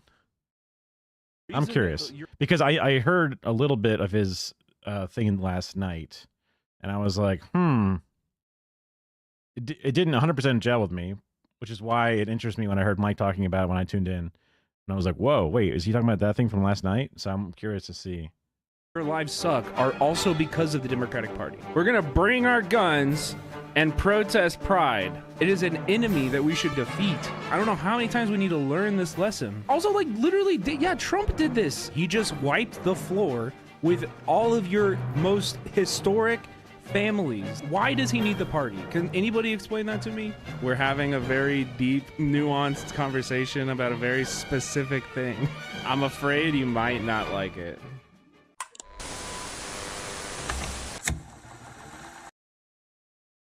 Also, Brett has always been... Brett is a more left person than I am, both on his understanding of theory, the mutual aid he does, all these different things. So when I see him doing stuff or having opinions about stuff, like, he was one of the people I saw first sort of like throwing shade at AOC for things. And I was just like, okay, like, whoa, that's different than what I was expecting or what I've seen from other creators that I follow. So even if I end up not agreeing with it, I want to understand where he comes from.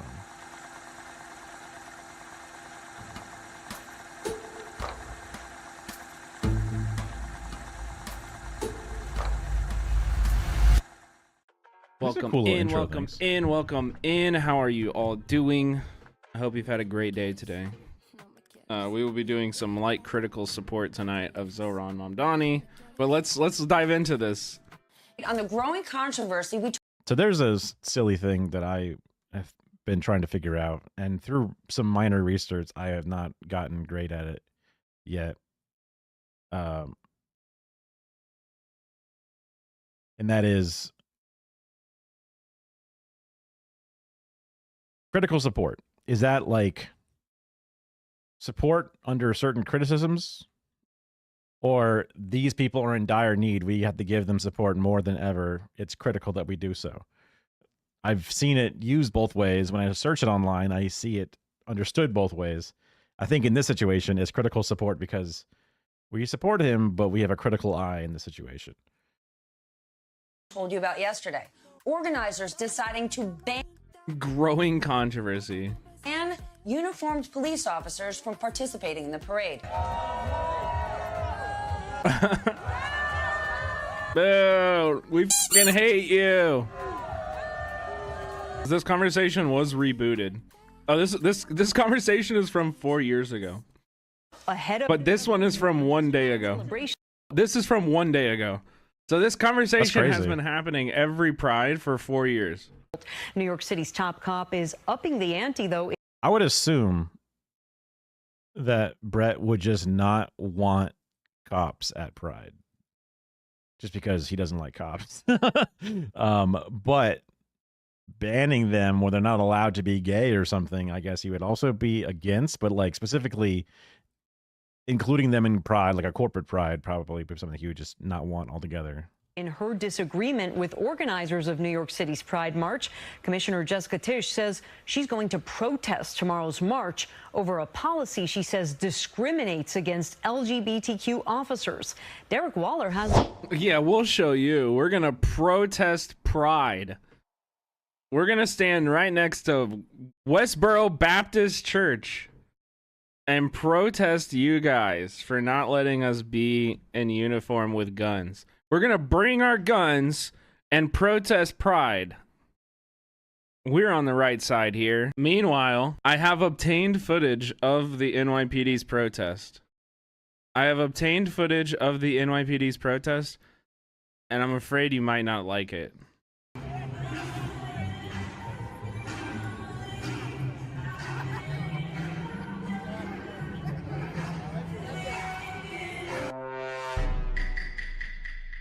Why though? Why though?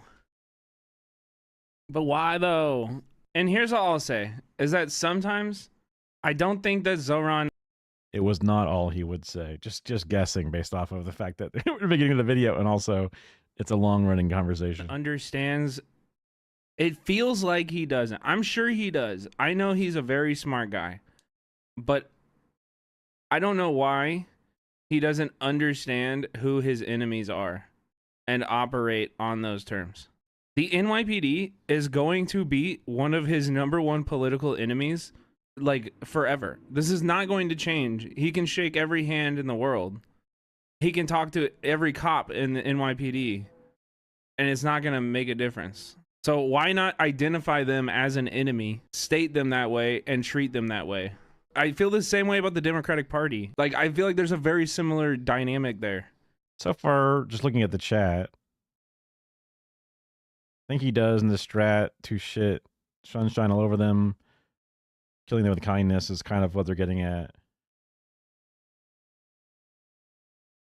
But they might start agreeing. Let's see. Or like, I don't know why he has to always be talking positively about the Democratic Party when they are literally going out there and fucking sig heiling in words on podcasts. They are just being the most racist, disgusting creatures on earth about him. He talks about it in this interview. He talks about the Democratic Party. He talks about winning over the Democratic establishment. What is the political goal? What is the political benefit of this? At some point, we have to just say it. You would benefit electorally by just saying to people, the reason that your lives suck are also because of the Democratic Party.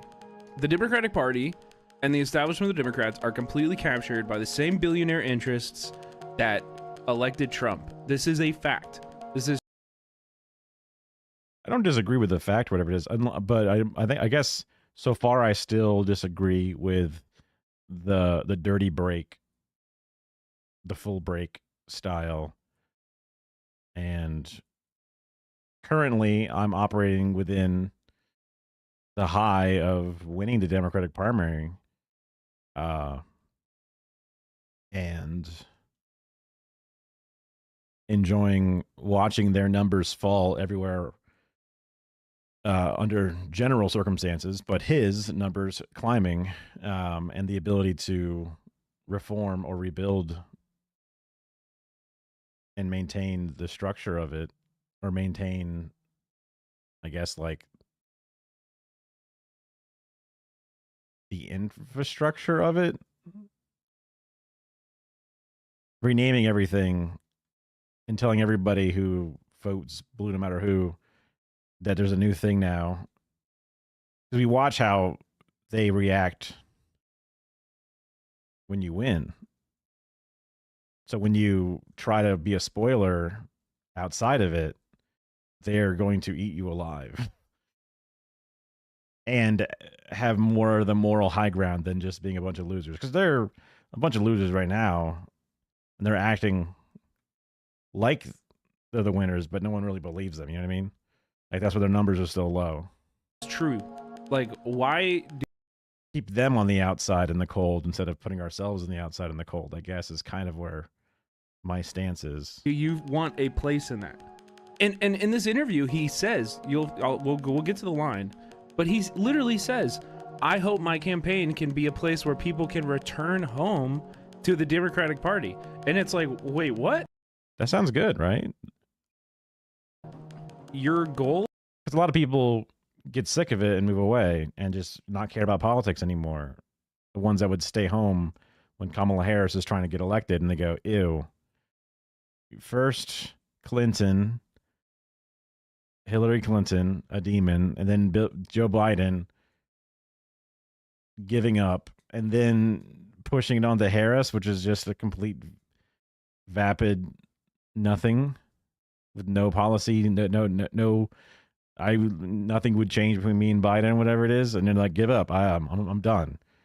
You know, I don't like the Republicans; they're evil, but I'll just stay home from now on. Fuck it. You know, I don't want to be complicit in a genocide. I don't want to do these other things that are bad.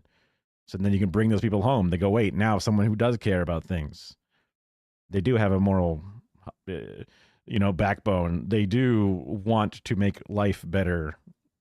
Green New Deal style policies and stuff. Is to bring people back into the Democratic Party? Like, why is he not talking that way about DSA? I'm not a huge DSA Andy, but if you are in DSA and Zoran is going on to all of these places and he's telling people to join a different political party. DSA is not a political party, is my understanding. What I've been told specifically is that it's like, at one point I was like, oh, I can't join, or I have an issue when I join DSA because I'm not supposed to join political parties or whatever, because of my wife's job. And they go, oh, don't worry, it's not a party. We're just like a 50C3, 50C5 or whatever. Some numbers I don't remember. Doesn't that make you a little concerned? He should be on these because he spends too much time writing AOC. Mainstream media outlets telling people to join DSA and to build. He was at a DSA thing signing people up just like the same day as this, if not the day before this, depending upon, because this was filmed last night, which was talking about a video it filmed that morning, and which is talking about like I got to make sure the exact days are fuzzy, but DSA. Why would he be saying we want? Yeah, I'm not gonna shit on him. Use my campaign to does further feel weird. Invest in the Democratic Party. They would rather lose than elect. DSA got him to where he's at. He needs to respect them and their wishes. So this person's saying the DSA wants them to work with that because as I learned the other day, there are multiple caucuses within the DSA with very different ideas on the long-term goals of the entire organization. So some people completely agree with Brett and some people completely disagree with Brett. So it's interesting. And it's not a monolith. It is a big tent, which is funny because that's what the Democrats are supposed to be. But it's not big enough for us, God damn it. Allow progressive legislation that actually benefits working people. Until it is, and then Zoran wins the primary, so. At the expense of capitalists. They would rather lose. This has been proven over and over and over again. I don't know how many times we need to learn this lesson. The Democratic Party is not a thing we should aspire to. It is an enemy that we should try to fucking defeat. And I do think there is some value in like doing what Zoran did, using the Democratic primary to capture this attention and to. So like, I guess everybody that wants a hard, dirty break, everybody that wants us to never need to always run against the Democrats or whatever it is, the Zoran campaign kind of really hurts that. I heard from people that the PSL is less about electoralism and more about mutual aid. There's other things, and not that anybody is upset that good things are happening, but if you were hoping for this particular caucus or this particular belief structure to spread, you would want your idea to spread more and to win over people more. You would want the electoralism to constantly fail. So then you go, see, we can't do it like this. But when electoralism succeeds, it's like, well, okay, well, if Bernie Sanders was president and shit, you go like, okay, well, we still should break away. It's tough to be on the team of, I want to break away when you're winning, right? It'd be hard to be a progressive, harder, not like internally, but your runway would be harder if Zoran lost, because you go, damn it. You know, I want to do electoralism with progressives, but we keep losing again and again. It would just be like, they keep fucking us. We're watching the Democrats still try to fuck us, but they suck and no one likes them. So their attempts fail because the message is good. And I understand how that can also mean that you should run on your own, but we saw how PSL didn't move the numbers nearly enough. Has things changed significantly? Trump administration's changed some things, but has it changed enough to actually make it actually work? Because you know the Democrats are going to run somebody. Like, they're not going to die that hard that they're not going to run. So even if, you know, PSL goes from 1% or whatever it was to like 10%, you know, that would be a huge, insane change, but it still wouldn't ultimately end in a victory. It would end in the JD Vance victory or what the fuck, who they plan to put up next, or Trump 3. So seems like if you have your policies in power and you change the hearts and minds of the people, you push the party left, and you can push the party very left. Just between the two different talking points, when Bernie's on the stage, when he's not on the stage, you know, Medicare for all is on the table versus not on the table at all. As soon as Mamdani's up there, everyone's like, okay, yeah, rent freeze. Sure, of course. And then they all lose out to him and he wins. And it's like, hell yeah. Some of the accelerationism is what's caused this sudden change in electoralism. But the Democrat version of things, their message seems to have fallen flat, but the country's still in a two-party headspace. I don't think Zoran would turn down a realistic new party because, I mean, obviously Democrats aren't doing him any favors. They all tried to stop him in the primary, and even after the primary, they have not done the thing they're supposed to do, which is coalesce around him. So as the DSA PSL party forms, the whatever, you know, the Corbyn party comes over the seas and joins us, I could definitely see him being a person like a incumbent mayor going, you know what? My next run will be via that party instead. Thank you, Democrats, for nothing, but I'm going over here now. And people would then see his policies in action and then associate those positive policies not with the Democrats anymore, but then with the new party. You know, it kind of makes sense to me working that way. And based off everything I've seen about him from years past to years current, nothing really seems like it would go against that, because that could be the parasocial part where it's like, oh, look, I see me in a lot of these ways or whatever.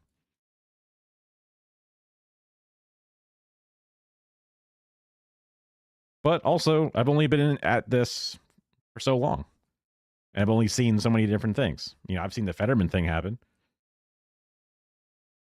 I've seen the Bernie Sanders loss in 2020 for sure. A little bit in 2016, but not. I wasn't nearly as paying attention.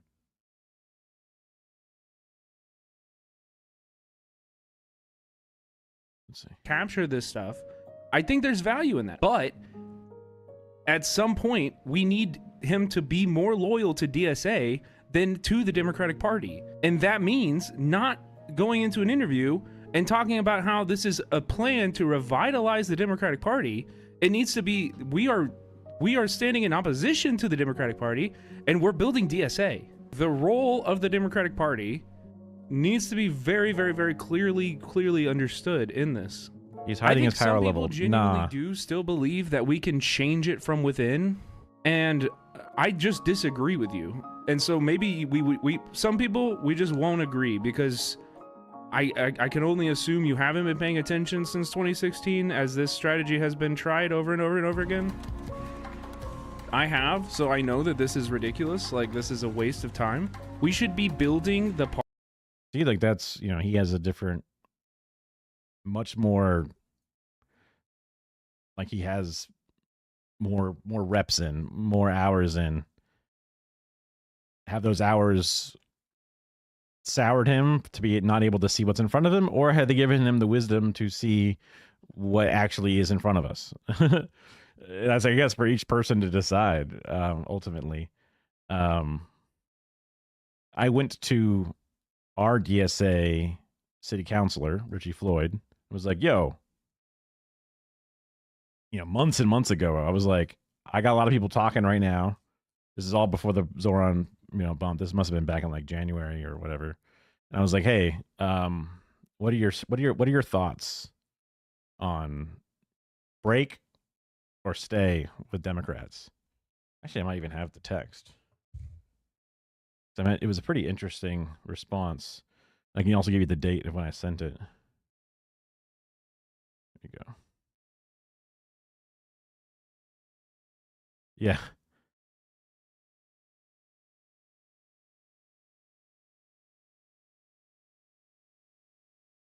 We can't. Oh, this is back when there were people asking Bernie to like release. This is in April. On Dems versus a serious split. Do you think Bernie and all the few legit Dems split off and made something new? They wouldn't dumpster to Dems and free themselves from all the negative image / baggage. This is also when Mike was talking about this idea more and more back then. Or do you think rebuilding Dems inside out is better to keep the same name since it's more important than the old image baggage that it carries? Meaning that like people would still vote for a D, even though Ds have sucked recently. People just vote for the D because it's just not the R. Like, well, I can't control what Bernie does, so I don't think about it much. But it would be hard for me for that to be successful for obvious reasons. Although I would like it. I don't support building inside the Dems either, because their party apparatus is shit and controlled by capitalists, which is similar to what Brett's saying. So I've always thought that we should use the Dem ballot line, but not actually participate in the party. They can't stop us from using their ballot line for the most part. And then I imagine one day when the left has amassed enough power like that, then there would be some kind of forced split because the Dems would lose their minds. I'm generally a proponent of what people in the DSA call party surrogate and the dirty break. Oh, I guess that's what the dirty break versus the clean break or the full break or whatever. Party surrogate is where we create a party that does everything a party does, but we don't worry about the ballot line. And the dirty break means eventually we use the party surrogate to break from the Dems. In the meantime, I think it's okay to run to the Dem or as an independent if you can get away with it, but that's more rare. And then I said, we're like a chest burster, and then we can grow up and become a xenomorph all of our own. And he was like, exactly. So that was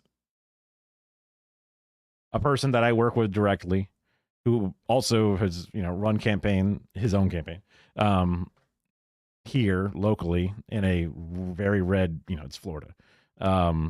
Even though the Tampa Bay has a little piece of blue because there's just a lot of humans here, but generally it's still pretty crazy out here. That was what, I saw these two different arguments. If I turned to not necessarily my mentor, but a person I definitely look up to, and also a person who has more direct experience than me. But obviously Brett has a lot more direct experience than me, and probably even Richie, because he's been doing this for a very long time and has traveled the world and all kinds of stuff. But as would help cement my current understanding of this dilemma. So kind of get what he's coming out here. And then now I wanted to hear the Mike half of it, which was over here.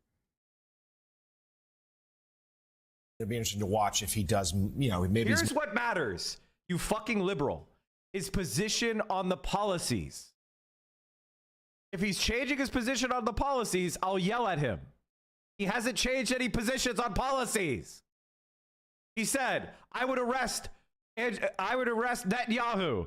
I would not go to Israel. I do not support Israel as a Jewish state, but only as a state with equal rights. He hasn't changed a goddamn thing. He supports BDS. Like, what the fuck are you talking about? What the fuck are you talking about? I want him to be mean to people. I want him to go up and be mean to people in their face and be unhinged. Like, what the fuck are you talking about? That's my job. His job is to be the happy warrior who goes around and is pleasant and makes people like him. His job is not to be a schizo running around pissing people off by being unhinged. That's my fucking job. Oh, Mike. Come on, man. Like, get your shit together. And I know the people that are literally ready to primary Richie Torres. Richie Torres showing up at the fucking Queen's Machine endorsement of Zoran because they have to do it, and being scared shitless of him is a sign of winning. If I didn't see Zoran endorse Richie Torres, I didn't see Zoran say, I like Richie Torres and I want him to win again. I see all the people that worked on Zoran's campaign lining up primaries against Richie. He's scared. He's fucking scared. This is what it looks like when you win. If you don't like, because the tweet said if you saw anybody shaking his hand, you'd be mad, but it's Zoran, so you're not mad. And I guess he's not wrong, but he's not wrong because the policy difference.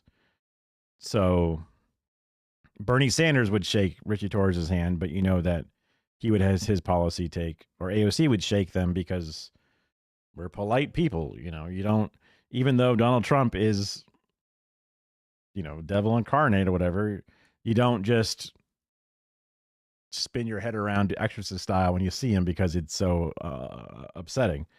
You have to, and also if you did spit on them or like too slow, you know, and like you fake the handshake on them, it would be news and you'd be seen as a jerk. And then like even when Trump is a jerk to people, it kind of loses him some motion because people are like, man, I really love his racism, but I just can't get over how mean he is to people. Like they really hate it despite them finally having their white savior or whatever it is. I mean, they're happy to vote for it anyway, but the fact that it even like upsets that crowd shows how important it is. And there's a bunch of, you know, hand-wringing liberals that you gain so much power from and you can do so much policy off of,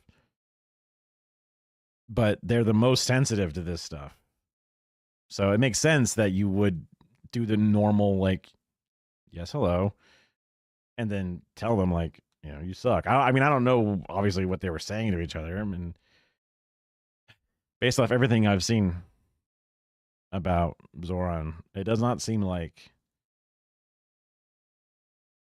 he would turn his back on everything he's been building for the past forever. Yeah. like winning, run as a fucking independent candidate, get your 3%, fucking lose, and have the biggest Zionist come into power. Just like when we protested Jamal Bowman and Cori Bush, and we got mega Zionists. Congratulations on that impressive win. This is what politics is like. If you don't like electoral politics, I suggest just doing something else. I highly suggest it for your own mental health. When you win, this is what it looks like. People bend the knee to you. That's exactly what's happening. And that's kind of like a go fuck off kind of message, but also it's like the DSA and the PSL. Like they don't necessarily interact, it seems, on a lot of things, even though they have very similar worldviews in mind, at least from my little insight. Like when we've been at different events, PSL people have been there as well, and everyone's happy to see each other, whatever it is. But because also a very interesting point, basically, even though there's all these different caucuses inside the DSA, the majority of rank and file membership is caucusless. We got no caucus. We just have a general idea, policies, and try our best to push it forward. The end goal is kind of like this, like in which utopia would we want to live in? You know, what's going to happen 20 years from now, we think, maybe, right? And ultimately, the local work is like, it doesn't really matter what you think about that, because ultimately you only got these two people here or whatever it is. But apparently DSA does more electoralism than PSL that does more direct action. So I guess he's saying, if you don't like electing stuff, then don't worry about electing stuff and just do your direct action stuff. I mean, electing stuff always has to have some kind of fucking compromise or whatever. Even our awesome city councilor, he's one out of however many, and he has to make proposals, and some of the proposals that he wins are almost just like symbolic. But it's still progress, and things are moving, even though it was supposed to be 2, but we didn't win the primary in the second one. But yeah, I don't know. I get weird pieces of hope, and then also weird pieces of like doomerism that kind of like spring back and forth. So it's important to keep moving forward despite whichever one is hitting you at the time, because that's not helpful ultimately.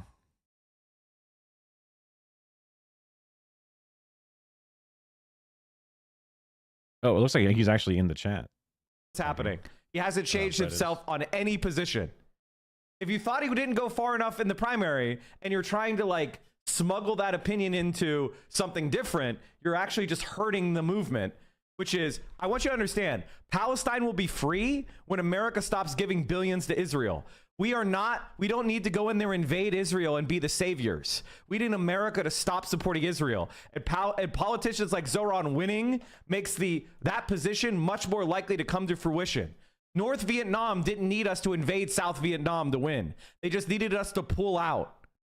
And when we pulled out, Vietnam was able to reunify itself under the communist banner.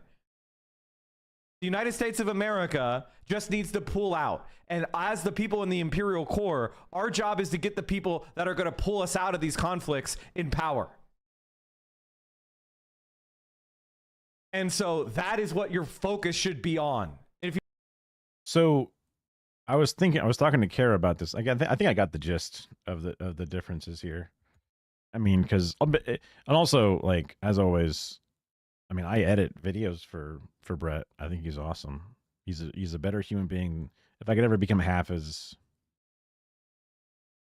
patient and understanding or whatever, I would be the best version of myself.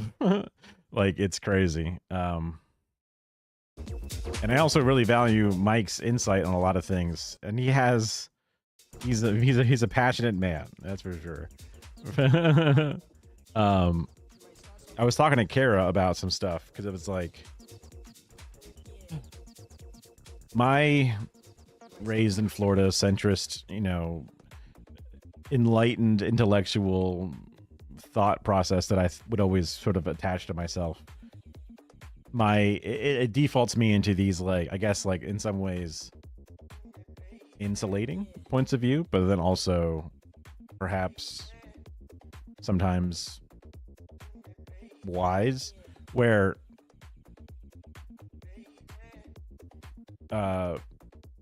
we as in progressives yelled at Biden and then Harris for not being left enough, and told them we would hold our votes, we would constantly tell them that they suck because we needed them to go more left. We were bullying them, and bullying was working when, like, Biden dropped, because it's like, oh my god, it really works. And we really tried to bully Harris, but that didn't seem to have as much impact. Whether they put up their defenses and really stopped listening to everything and then lost, oops, dumbasses, or we just didn't have enough pressure.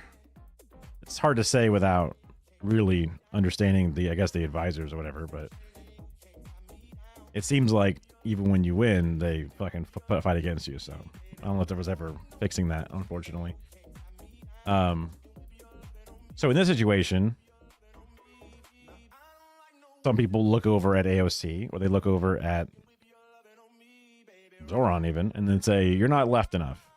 And then they try to yell at them and bully them to make them go more left. Now, will it take an insane amount of bullying to force Zoran to not shake the hand of other politicians or whatever?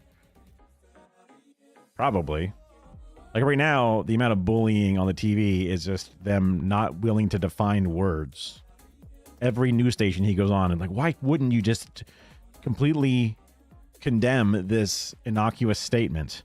Why wouldn't you just condemn something and just go against what the words mean and your complete understanding of it as a nuanced individual, especially an individual who comes from outside of the United States and you know what they're actually talking about?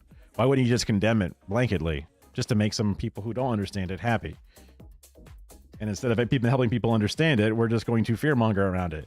Like, that's an insane amount of bullying. They're constantly yelling at him. Even his friends, like Brad Lander, don't seem to have a good understanding of it. Probably to some degree willingly, because it seems to help some of their bullshit to keep it in the dark. So unless you can out-bully in that direction, you might not be able to push. But if a person was like a, I stand with her kind of person looking at me, yelling at Biden and Harris, then I could see how they might feel when I, as a Zoran defender, look over and see Brett saying not left enough or whatever. Obviously just minimizing down to a simple sentence, but. So knowing how I feel when he says it, it helps me see more exactly, because I have an understanding of why people will be mad or whatever, but I guess nothing really teaches like being in the shoes specifically. So then what would I need to hear to push me towards his message? And that could be the key to teaching how we push the I stand with hers to side with, fighting a better candidate than Harris, right? As an example. Because it seemed like no matter what we told them, they would not see the understanding of it. So let me think about what I've learned or what it feels like, and then try to approach somebody. I guess a part of it would be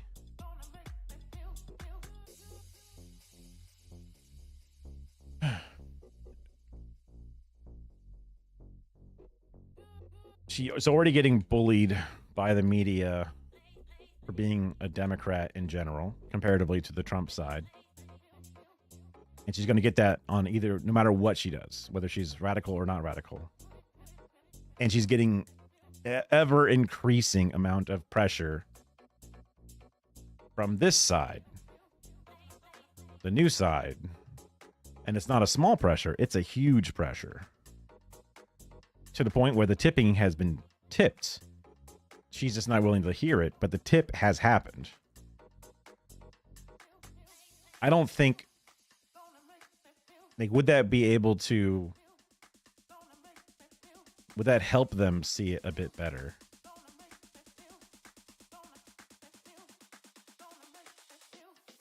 Probably need to think about it a little bit more to get the exact breakdown. Just thinking about it out loud as I smash the shit out of my fidget spinner or my fidget cube or whatever. And it's like,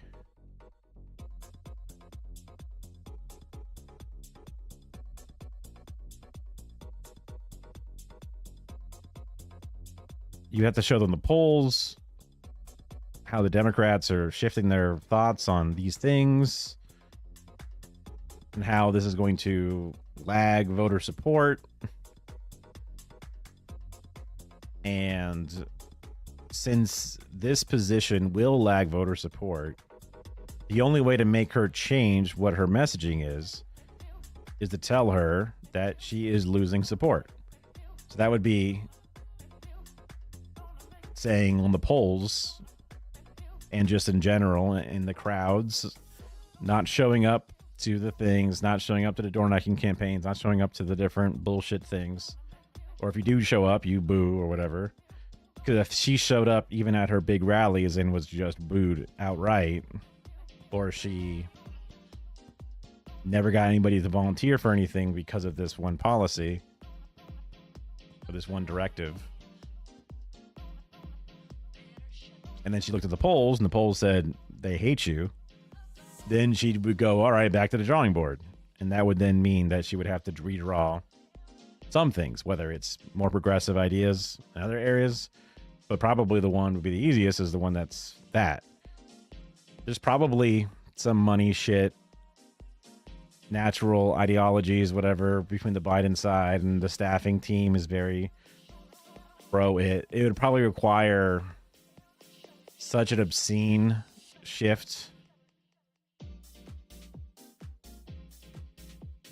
that would almost be impossible for those incredibly ideological individuals would ever really allow that to change. It would get some concessions. It would get some kind of Medicare improvement, some kind of new tax credit for working single mothers that own a blue car or something, right? It would do something. But probably not anything that's useful. Which seems like it's just, there's no shot. So then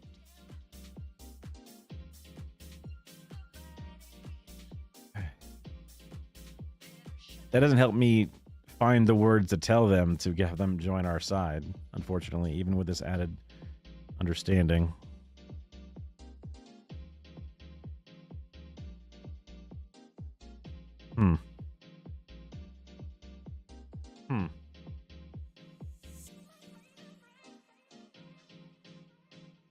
Well, it was cool to look into it a little bit, hear them out.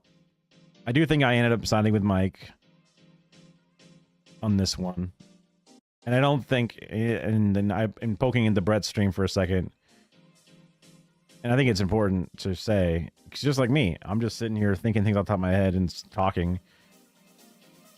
I'm sure Brett and Mike have a bit more ideological guidance behind what they say for why they say it. So not only are they sharing their thoughts and feelings raw and live, but also, you know, they have some,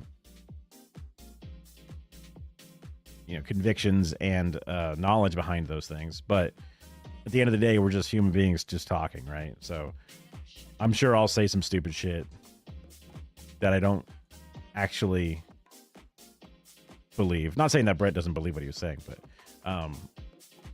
I have, I would never want to, especially an ally and a friend.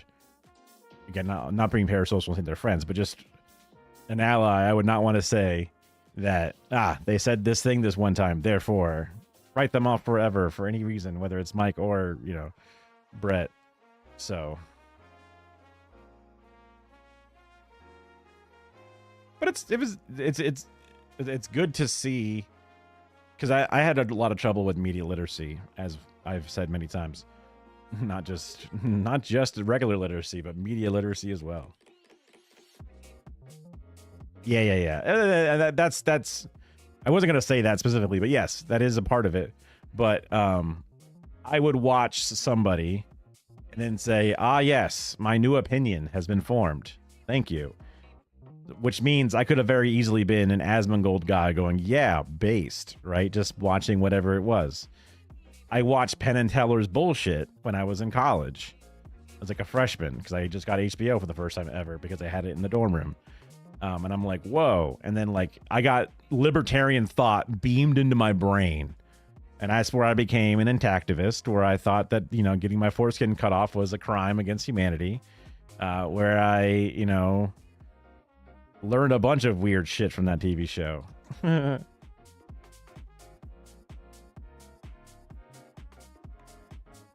I know, Kara doesn't like it when I say I'm a dumbass.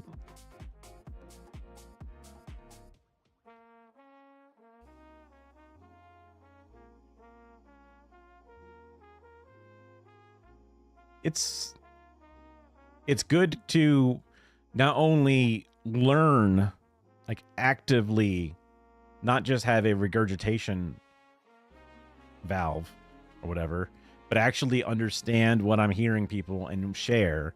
And after a very long time of osmosis, listening to a bunch of streams and watching them and learning facts and learning some like core ideas, I feel like I can actually form an understanding and my perspective and opinion on specifics. Now, like Michael have an incredible encyclopedic knowledge of how law works and how government and rules are, and also how to ignore certain rules or whatever it is, and all kinds of things. And then Brett has, you know, worked with loads of different teams of people and individuals and been out there putting his body on the line, fighting cops and shit. Like, so still have a lot to learn and a lot of nuance that's lost, but I like that I can not only watch and learn things, but then also there is such an interesting wide crowd that I can now be able to watch. Sometimes it's very similar, sometimes only slightly different, and sometimes wildly different perspectives, and have that all help form my understanding of the situation and then my own opinion at the end. Yeah, of course I'll gain experience and stuff, yeah. But I don't know how old me would have focused on this. I feel like whatever video I watched last would be where my opinion is stationed. Or perhaps whatever video I watched first would then mean this is my new team. I'm wearing this hat now. And the second video, egads, a different point of view. Never. How dare you? Right? Like I'm pretty sure that would be probably the most likely situation. But I like that I can actually take it in, chew it up, and try and understand it. And even if I find that this other opinion, whether it be the first or the second one I come into contact with, there's still a perspective to gain, if nothing else, because I generally feel, especially as a person who came from the other side in some ways, not the insane far other side, but the other side for sure,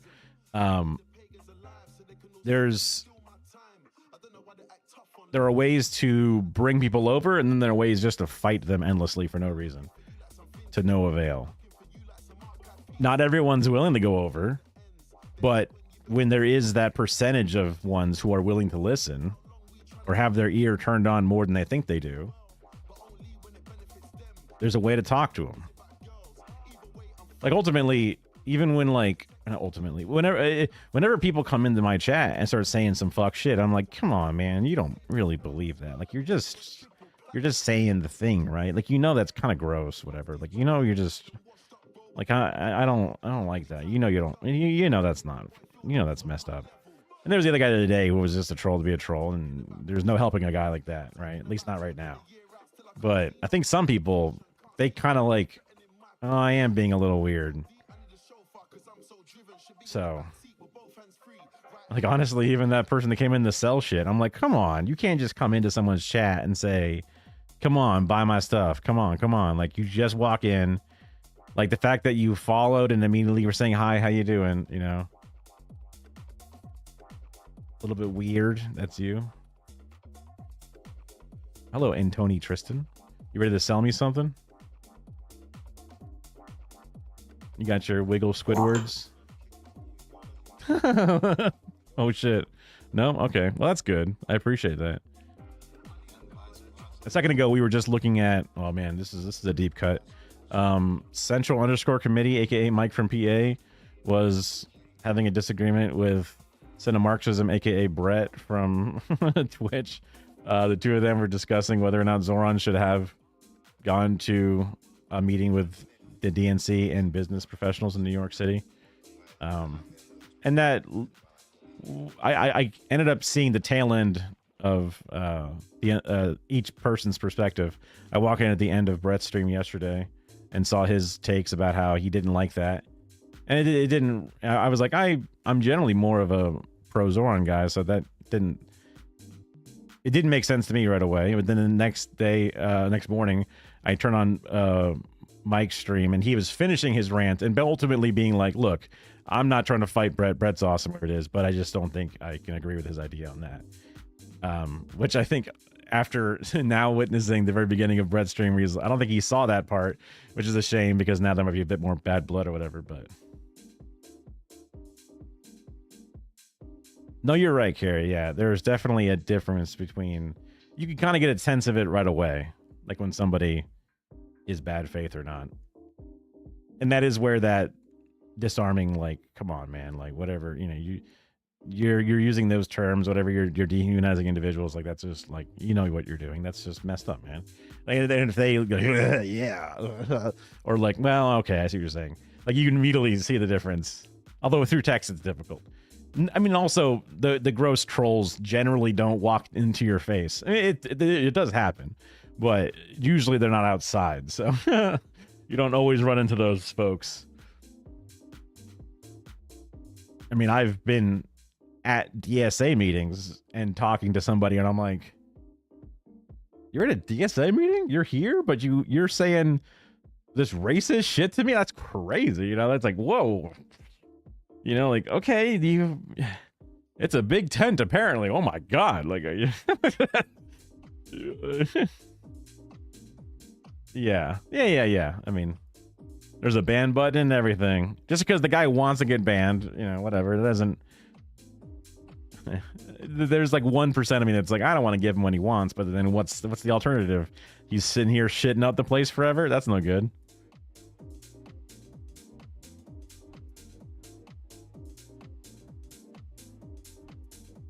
I was kind of winding down just because I was like, well, I think we're out of whatever. I'm not sure how Kara's doing when it comes to like sleeping or being awake. But the streams I was watching, it feels a little weird to watch the smaller streamers just because, like, hey man, like, the big streamers let you do it, but watching the smaller streamers and like hovering over them and using them to fill your dead air or whatever, I don't know, it still feels weird.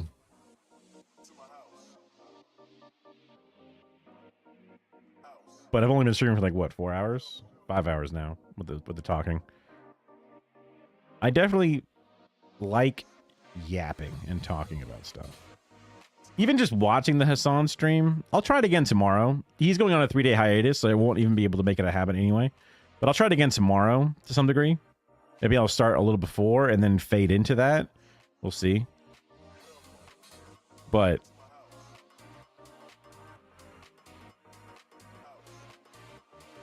maybe when I also have a conversation happening, it's easier to like do stuff. Because I felt like I was just trying to find things to do while it's happening the whole time.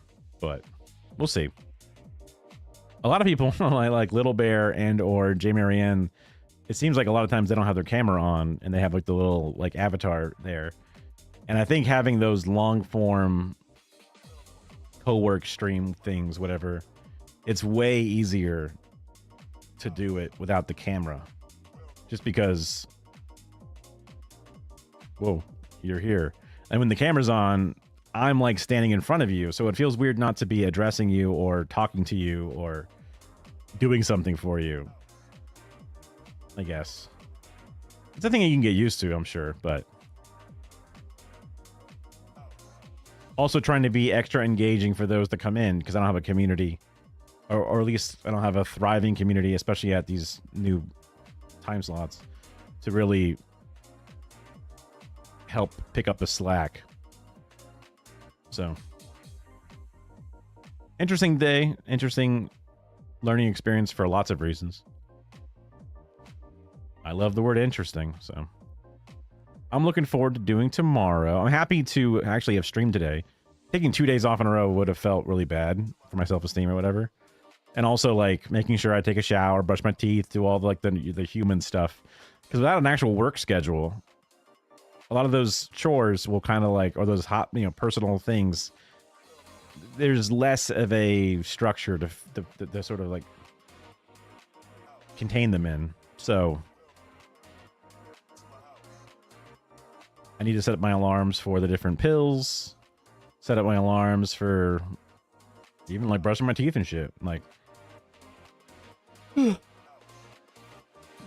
alarms have helped me with my ADHD quite a bit in other parts of my life. So, yeah. Find what works for you. I'll work on that TikTok and then also try to work on some bigger video ideas. But that's not going to happen between the stream in the afternoon, morning. So I'm not going to lie to myself, and I'm not going to lie to you. 4 viewers? Who's viewing? What the hell? Who's viewing? That's crazy. Well, hey, I think Cinemarxism is still on. So I'm going to try and raid Brett, because Brett might not even know that I stream. So if you want to say hi to Brett, and obviously, don't fuck around or be... but like, yeah, I mean, he's a great dude. He's reacting to shit better than I am right now. So we'll raid him. He's a cool dude. I do stuff for him. He's a better human being than me. So make sure to say hi, at the very least. And then have a great night. Try to get something checked off your list tomorrow, if not tonight. Because getting things checked off your list makes you feel fucking good. Have a great night. Oh, only 2 viewers. What? Come on. Lurkers. Chip chop. You all don't have what is it, Franker face, where it auto adds you in the raids. Excuse me. Or maybe you had the app that makes you not get added in the raids. Or my view counter is just busted and it just says 4 instead of 2. Well, now I feel weird only reading with 2, but I started it. Oh well. See you tomorrow. Free Palestine. 4, 3, 2. Down that there were 6 people in the car, and the Trump administration is now saying that that is evidence that he is a human trafficker. Like they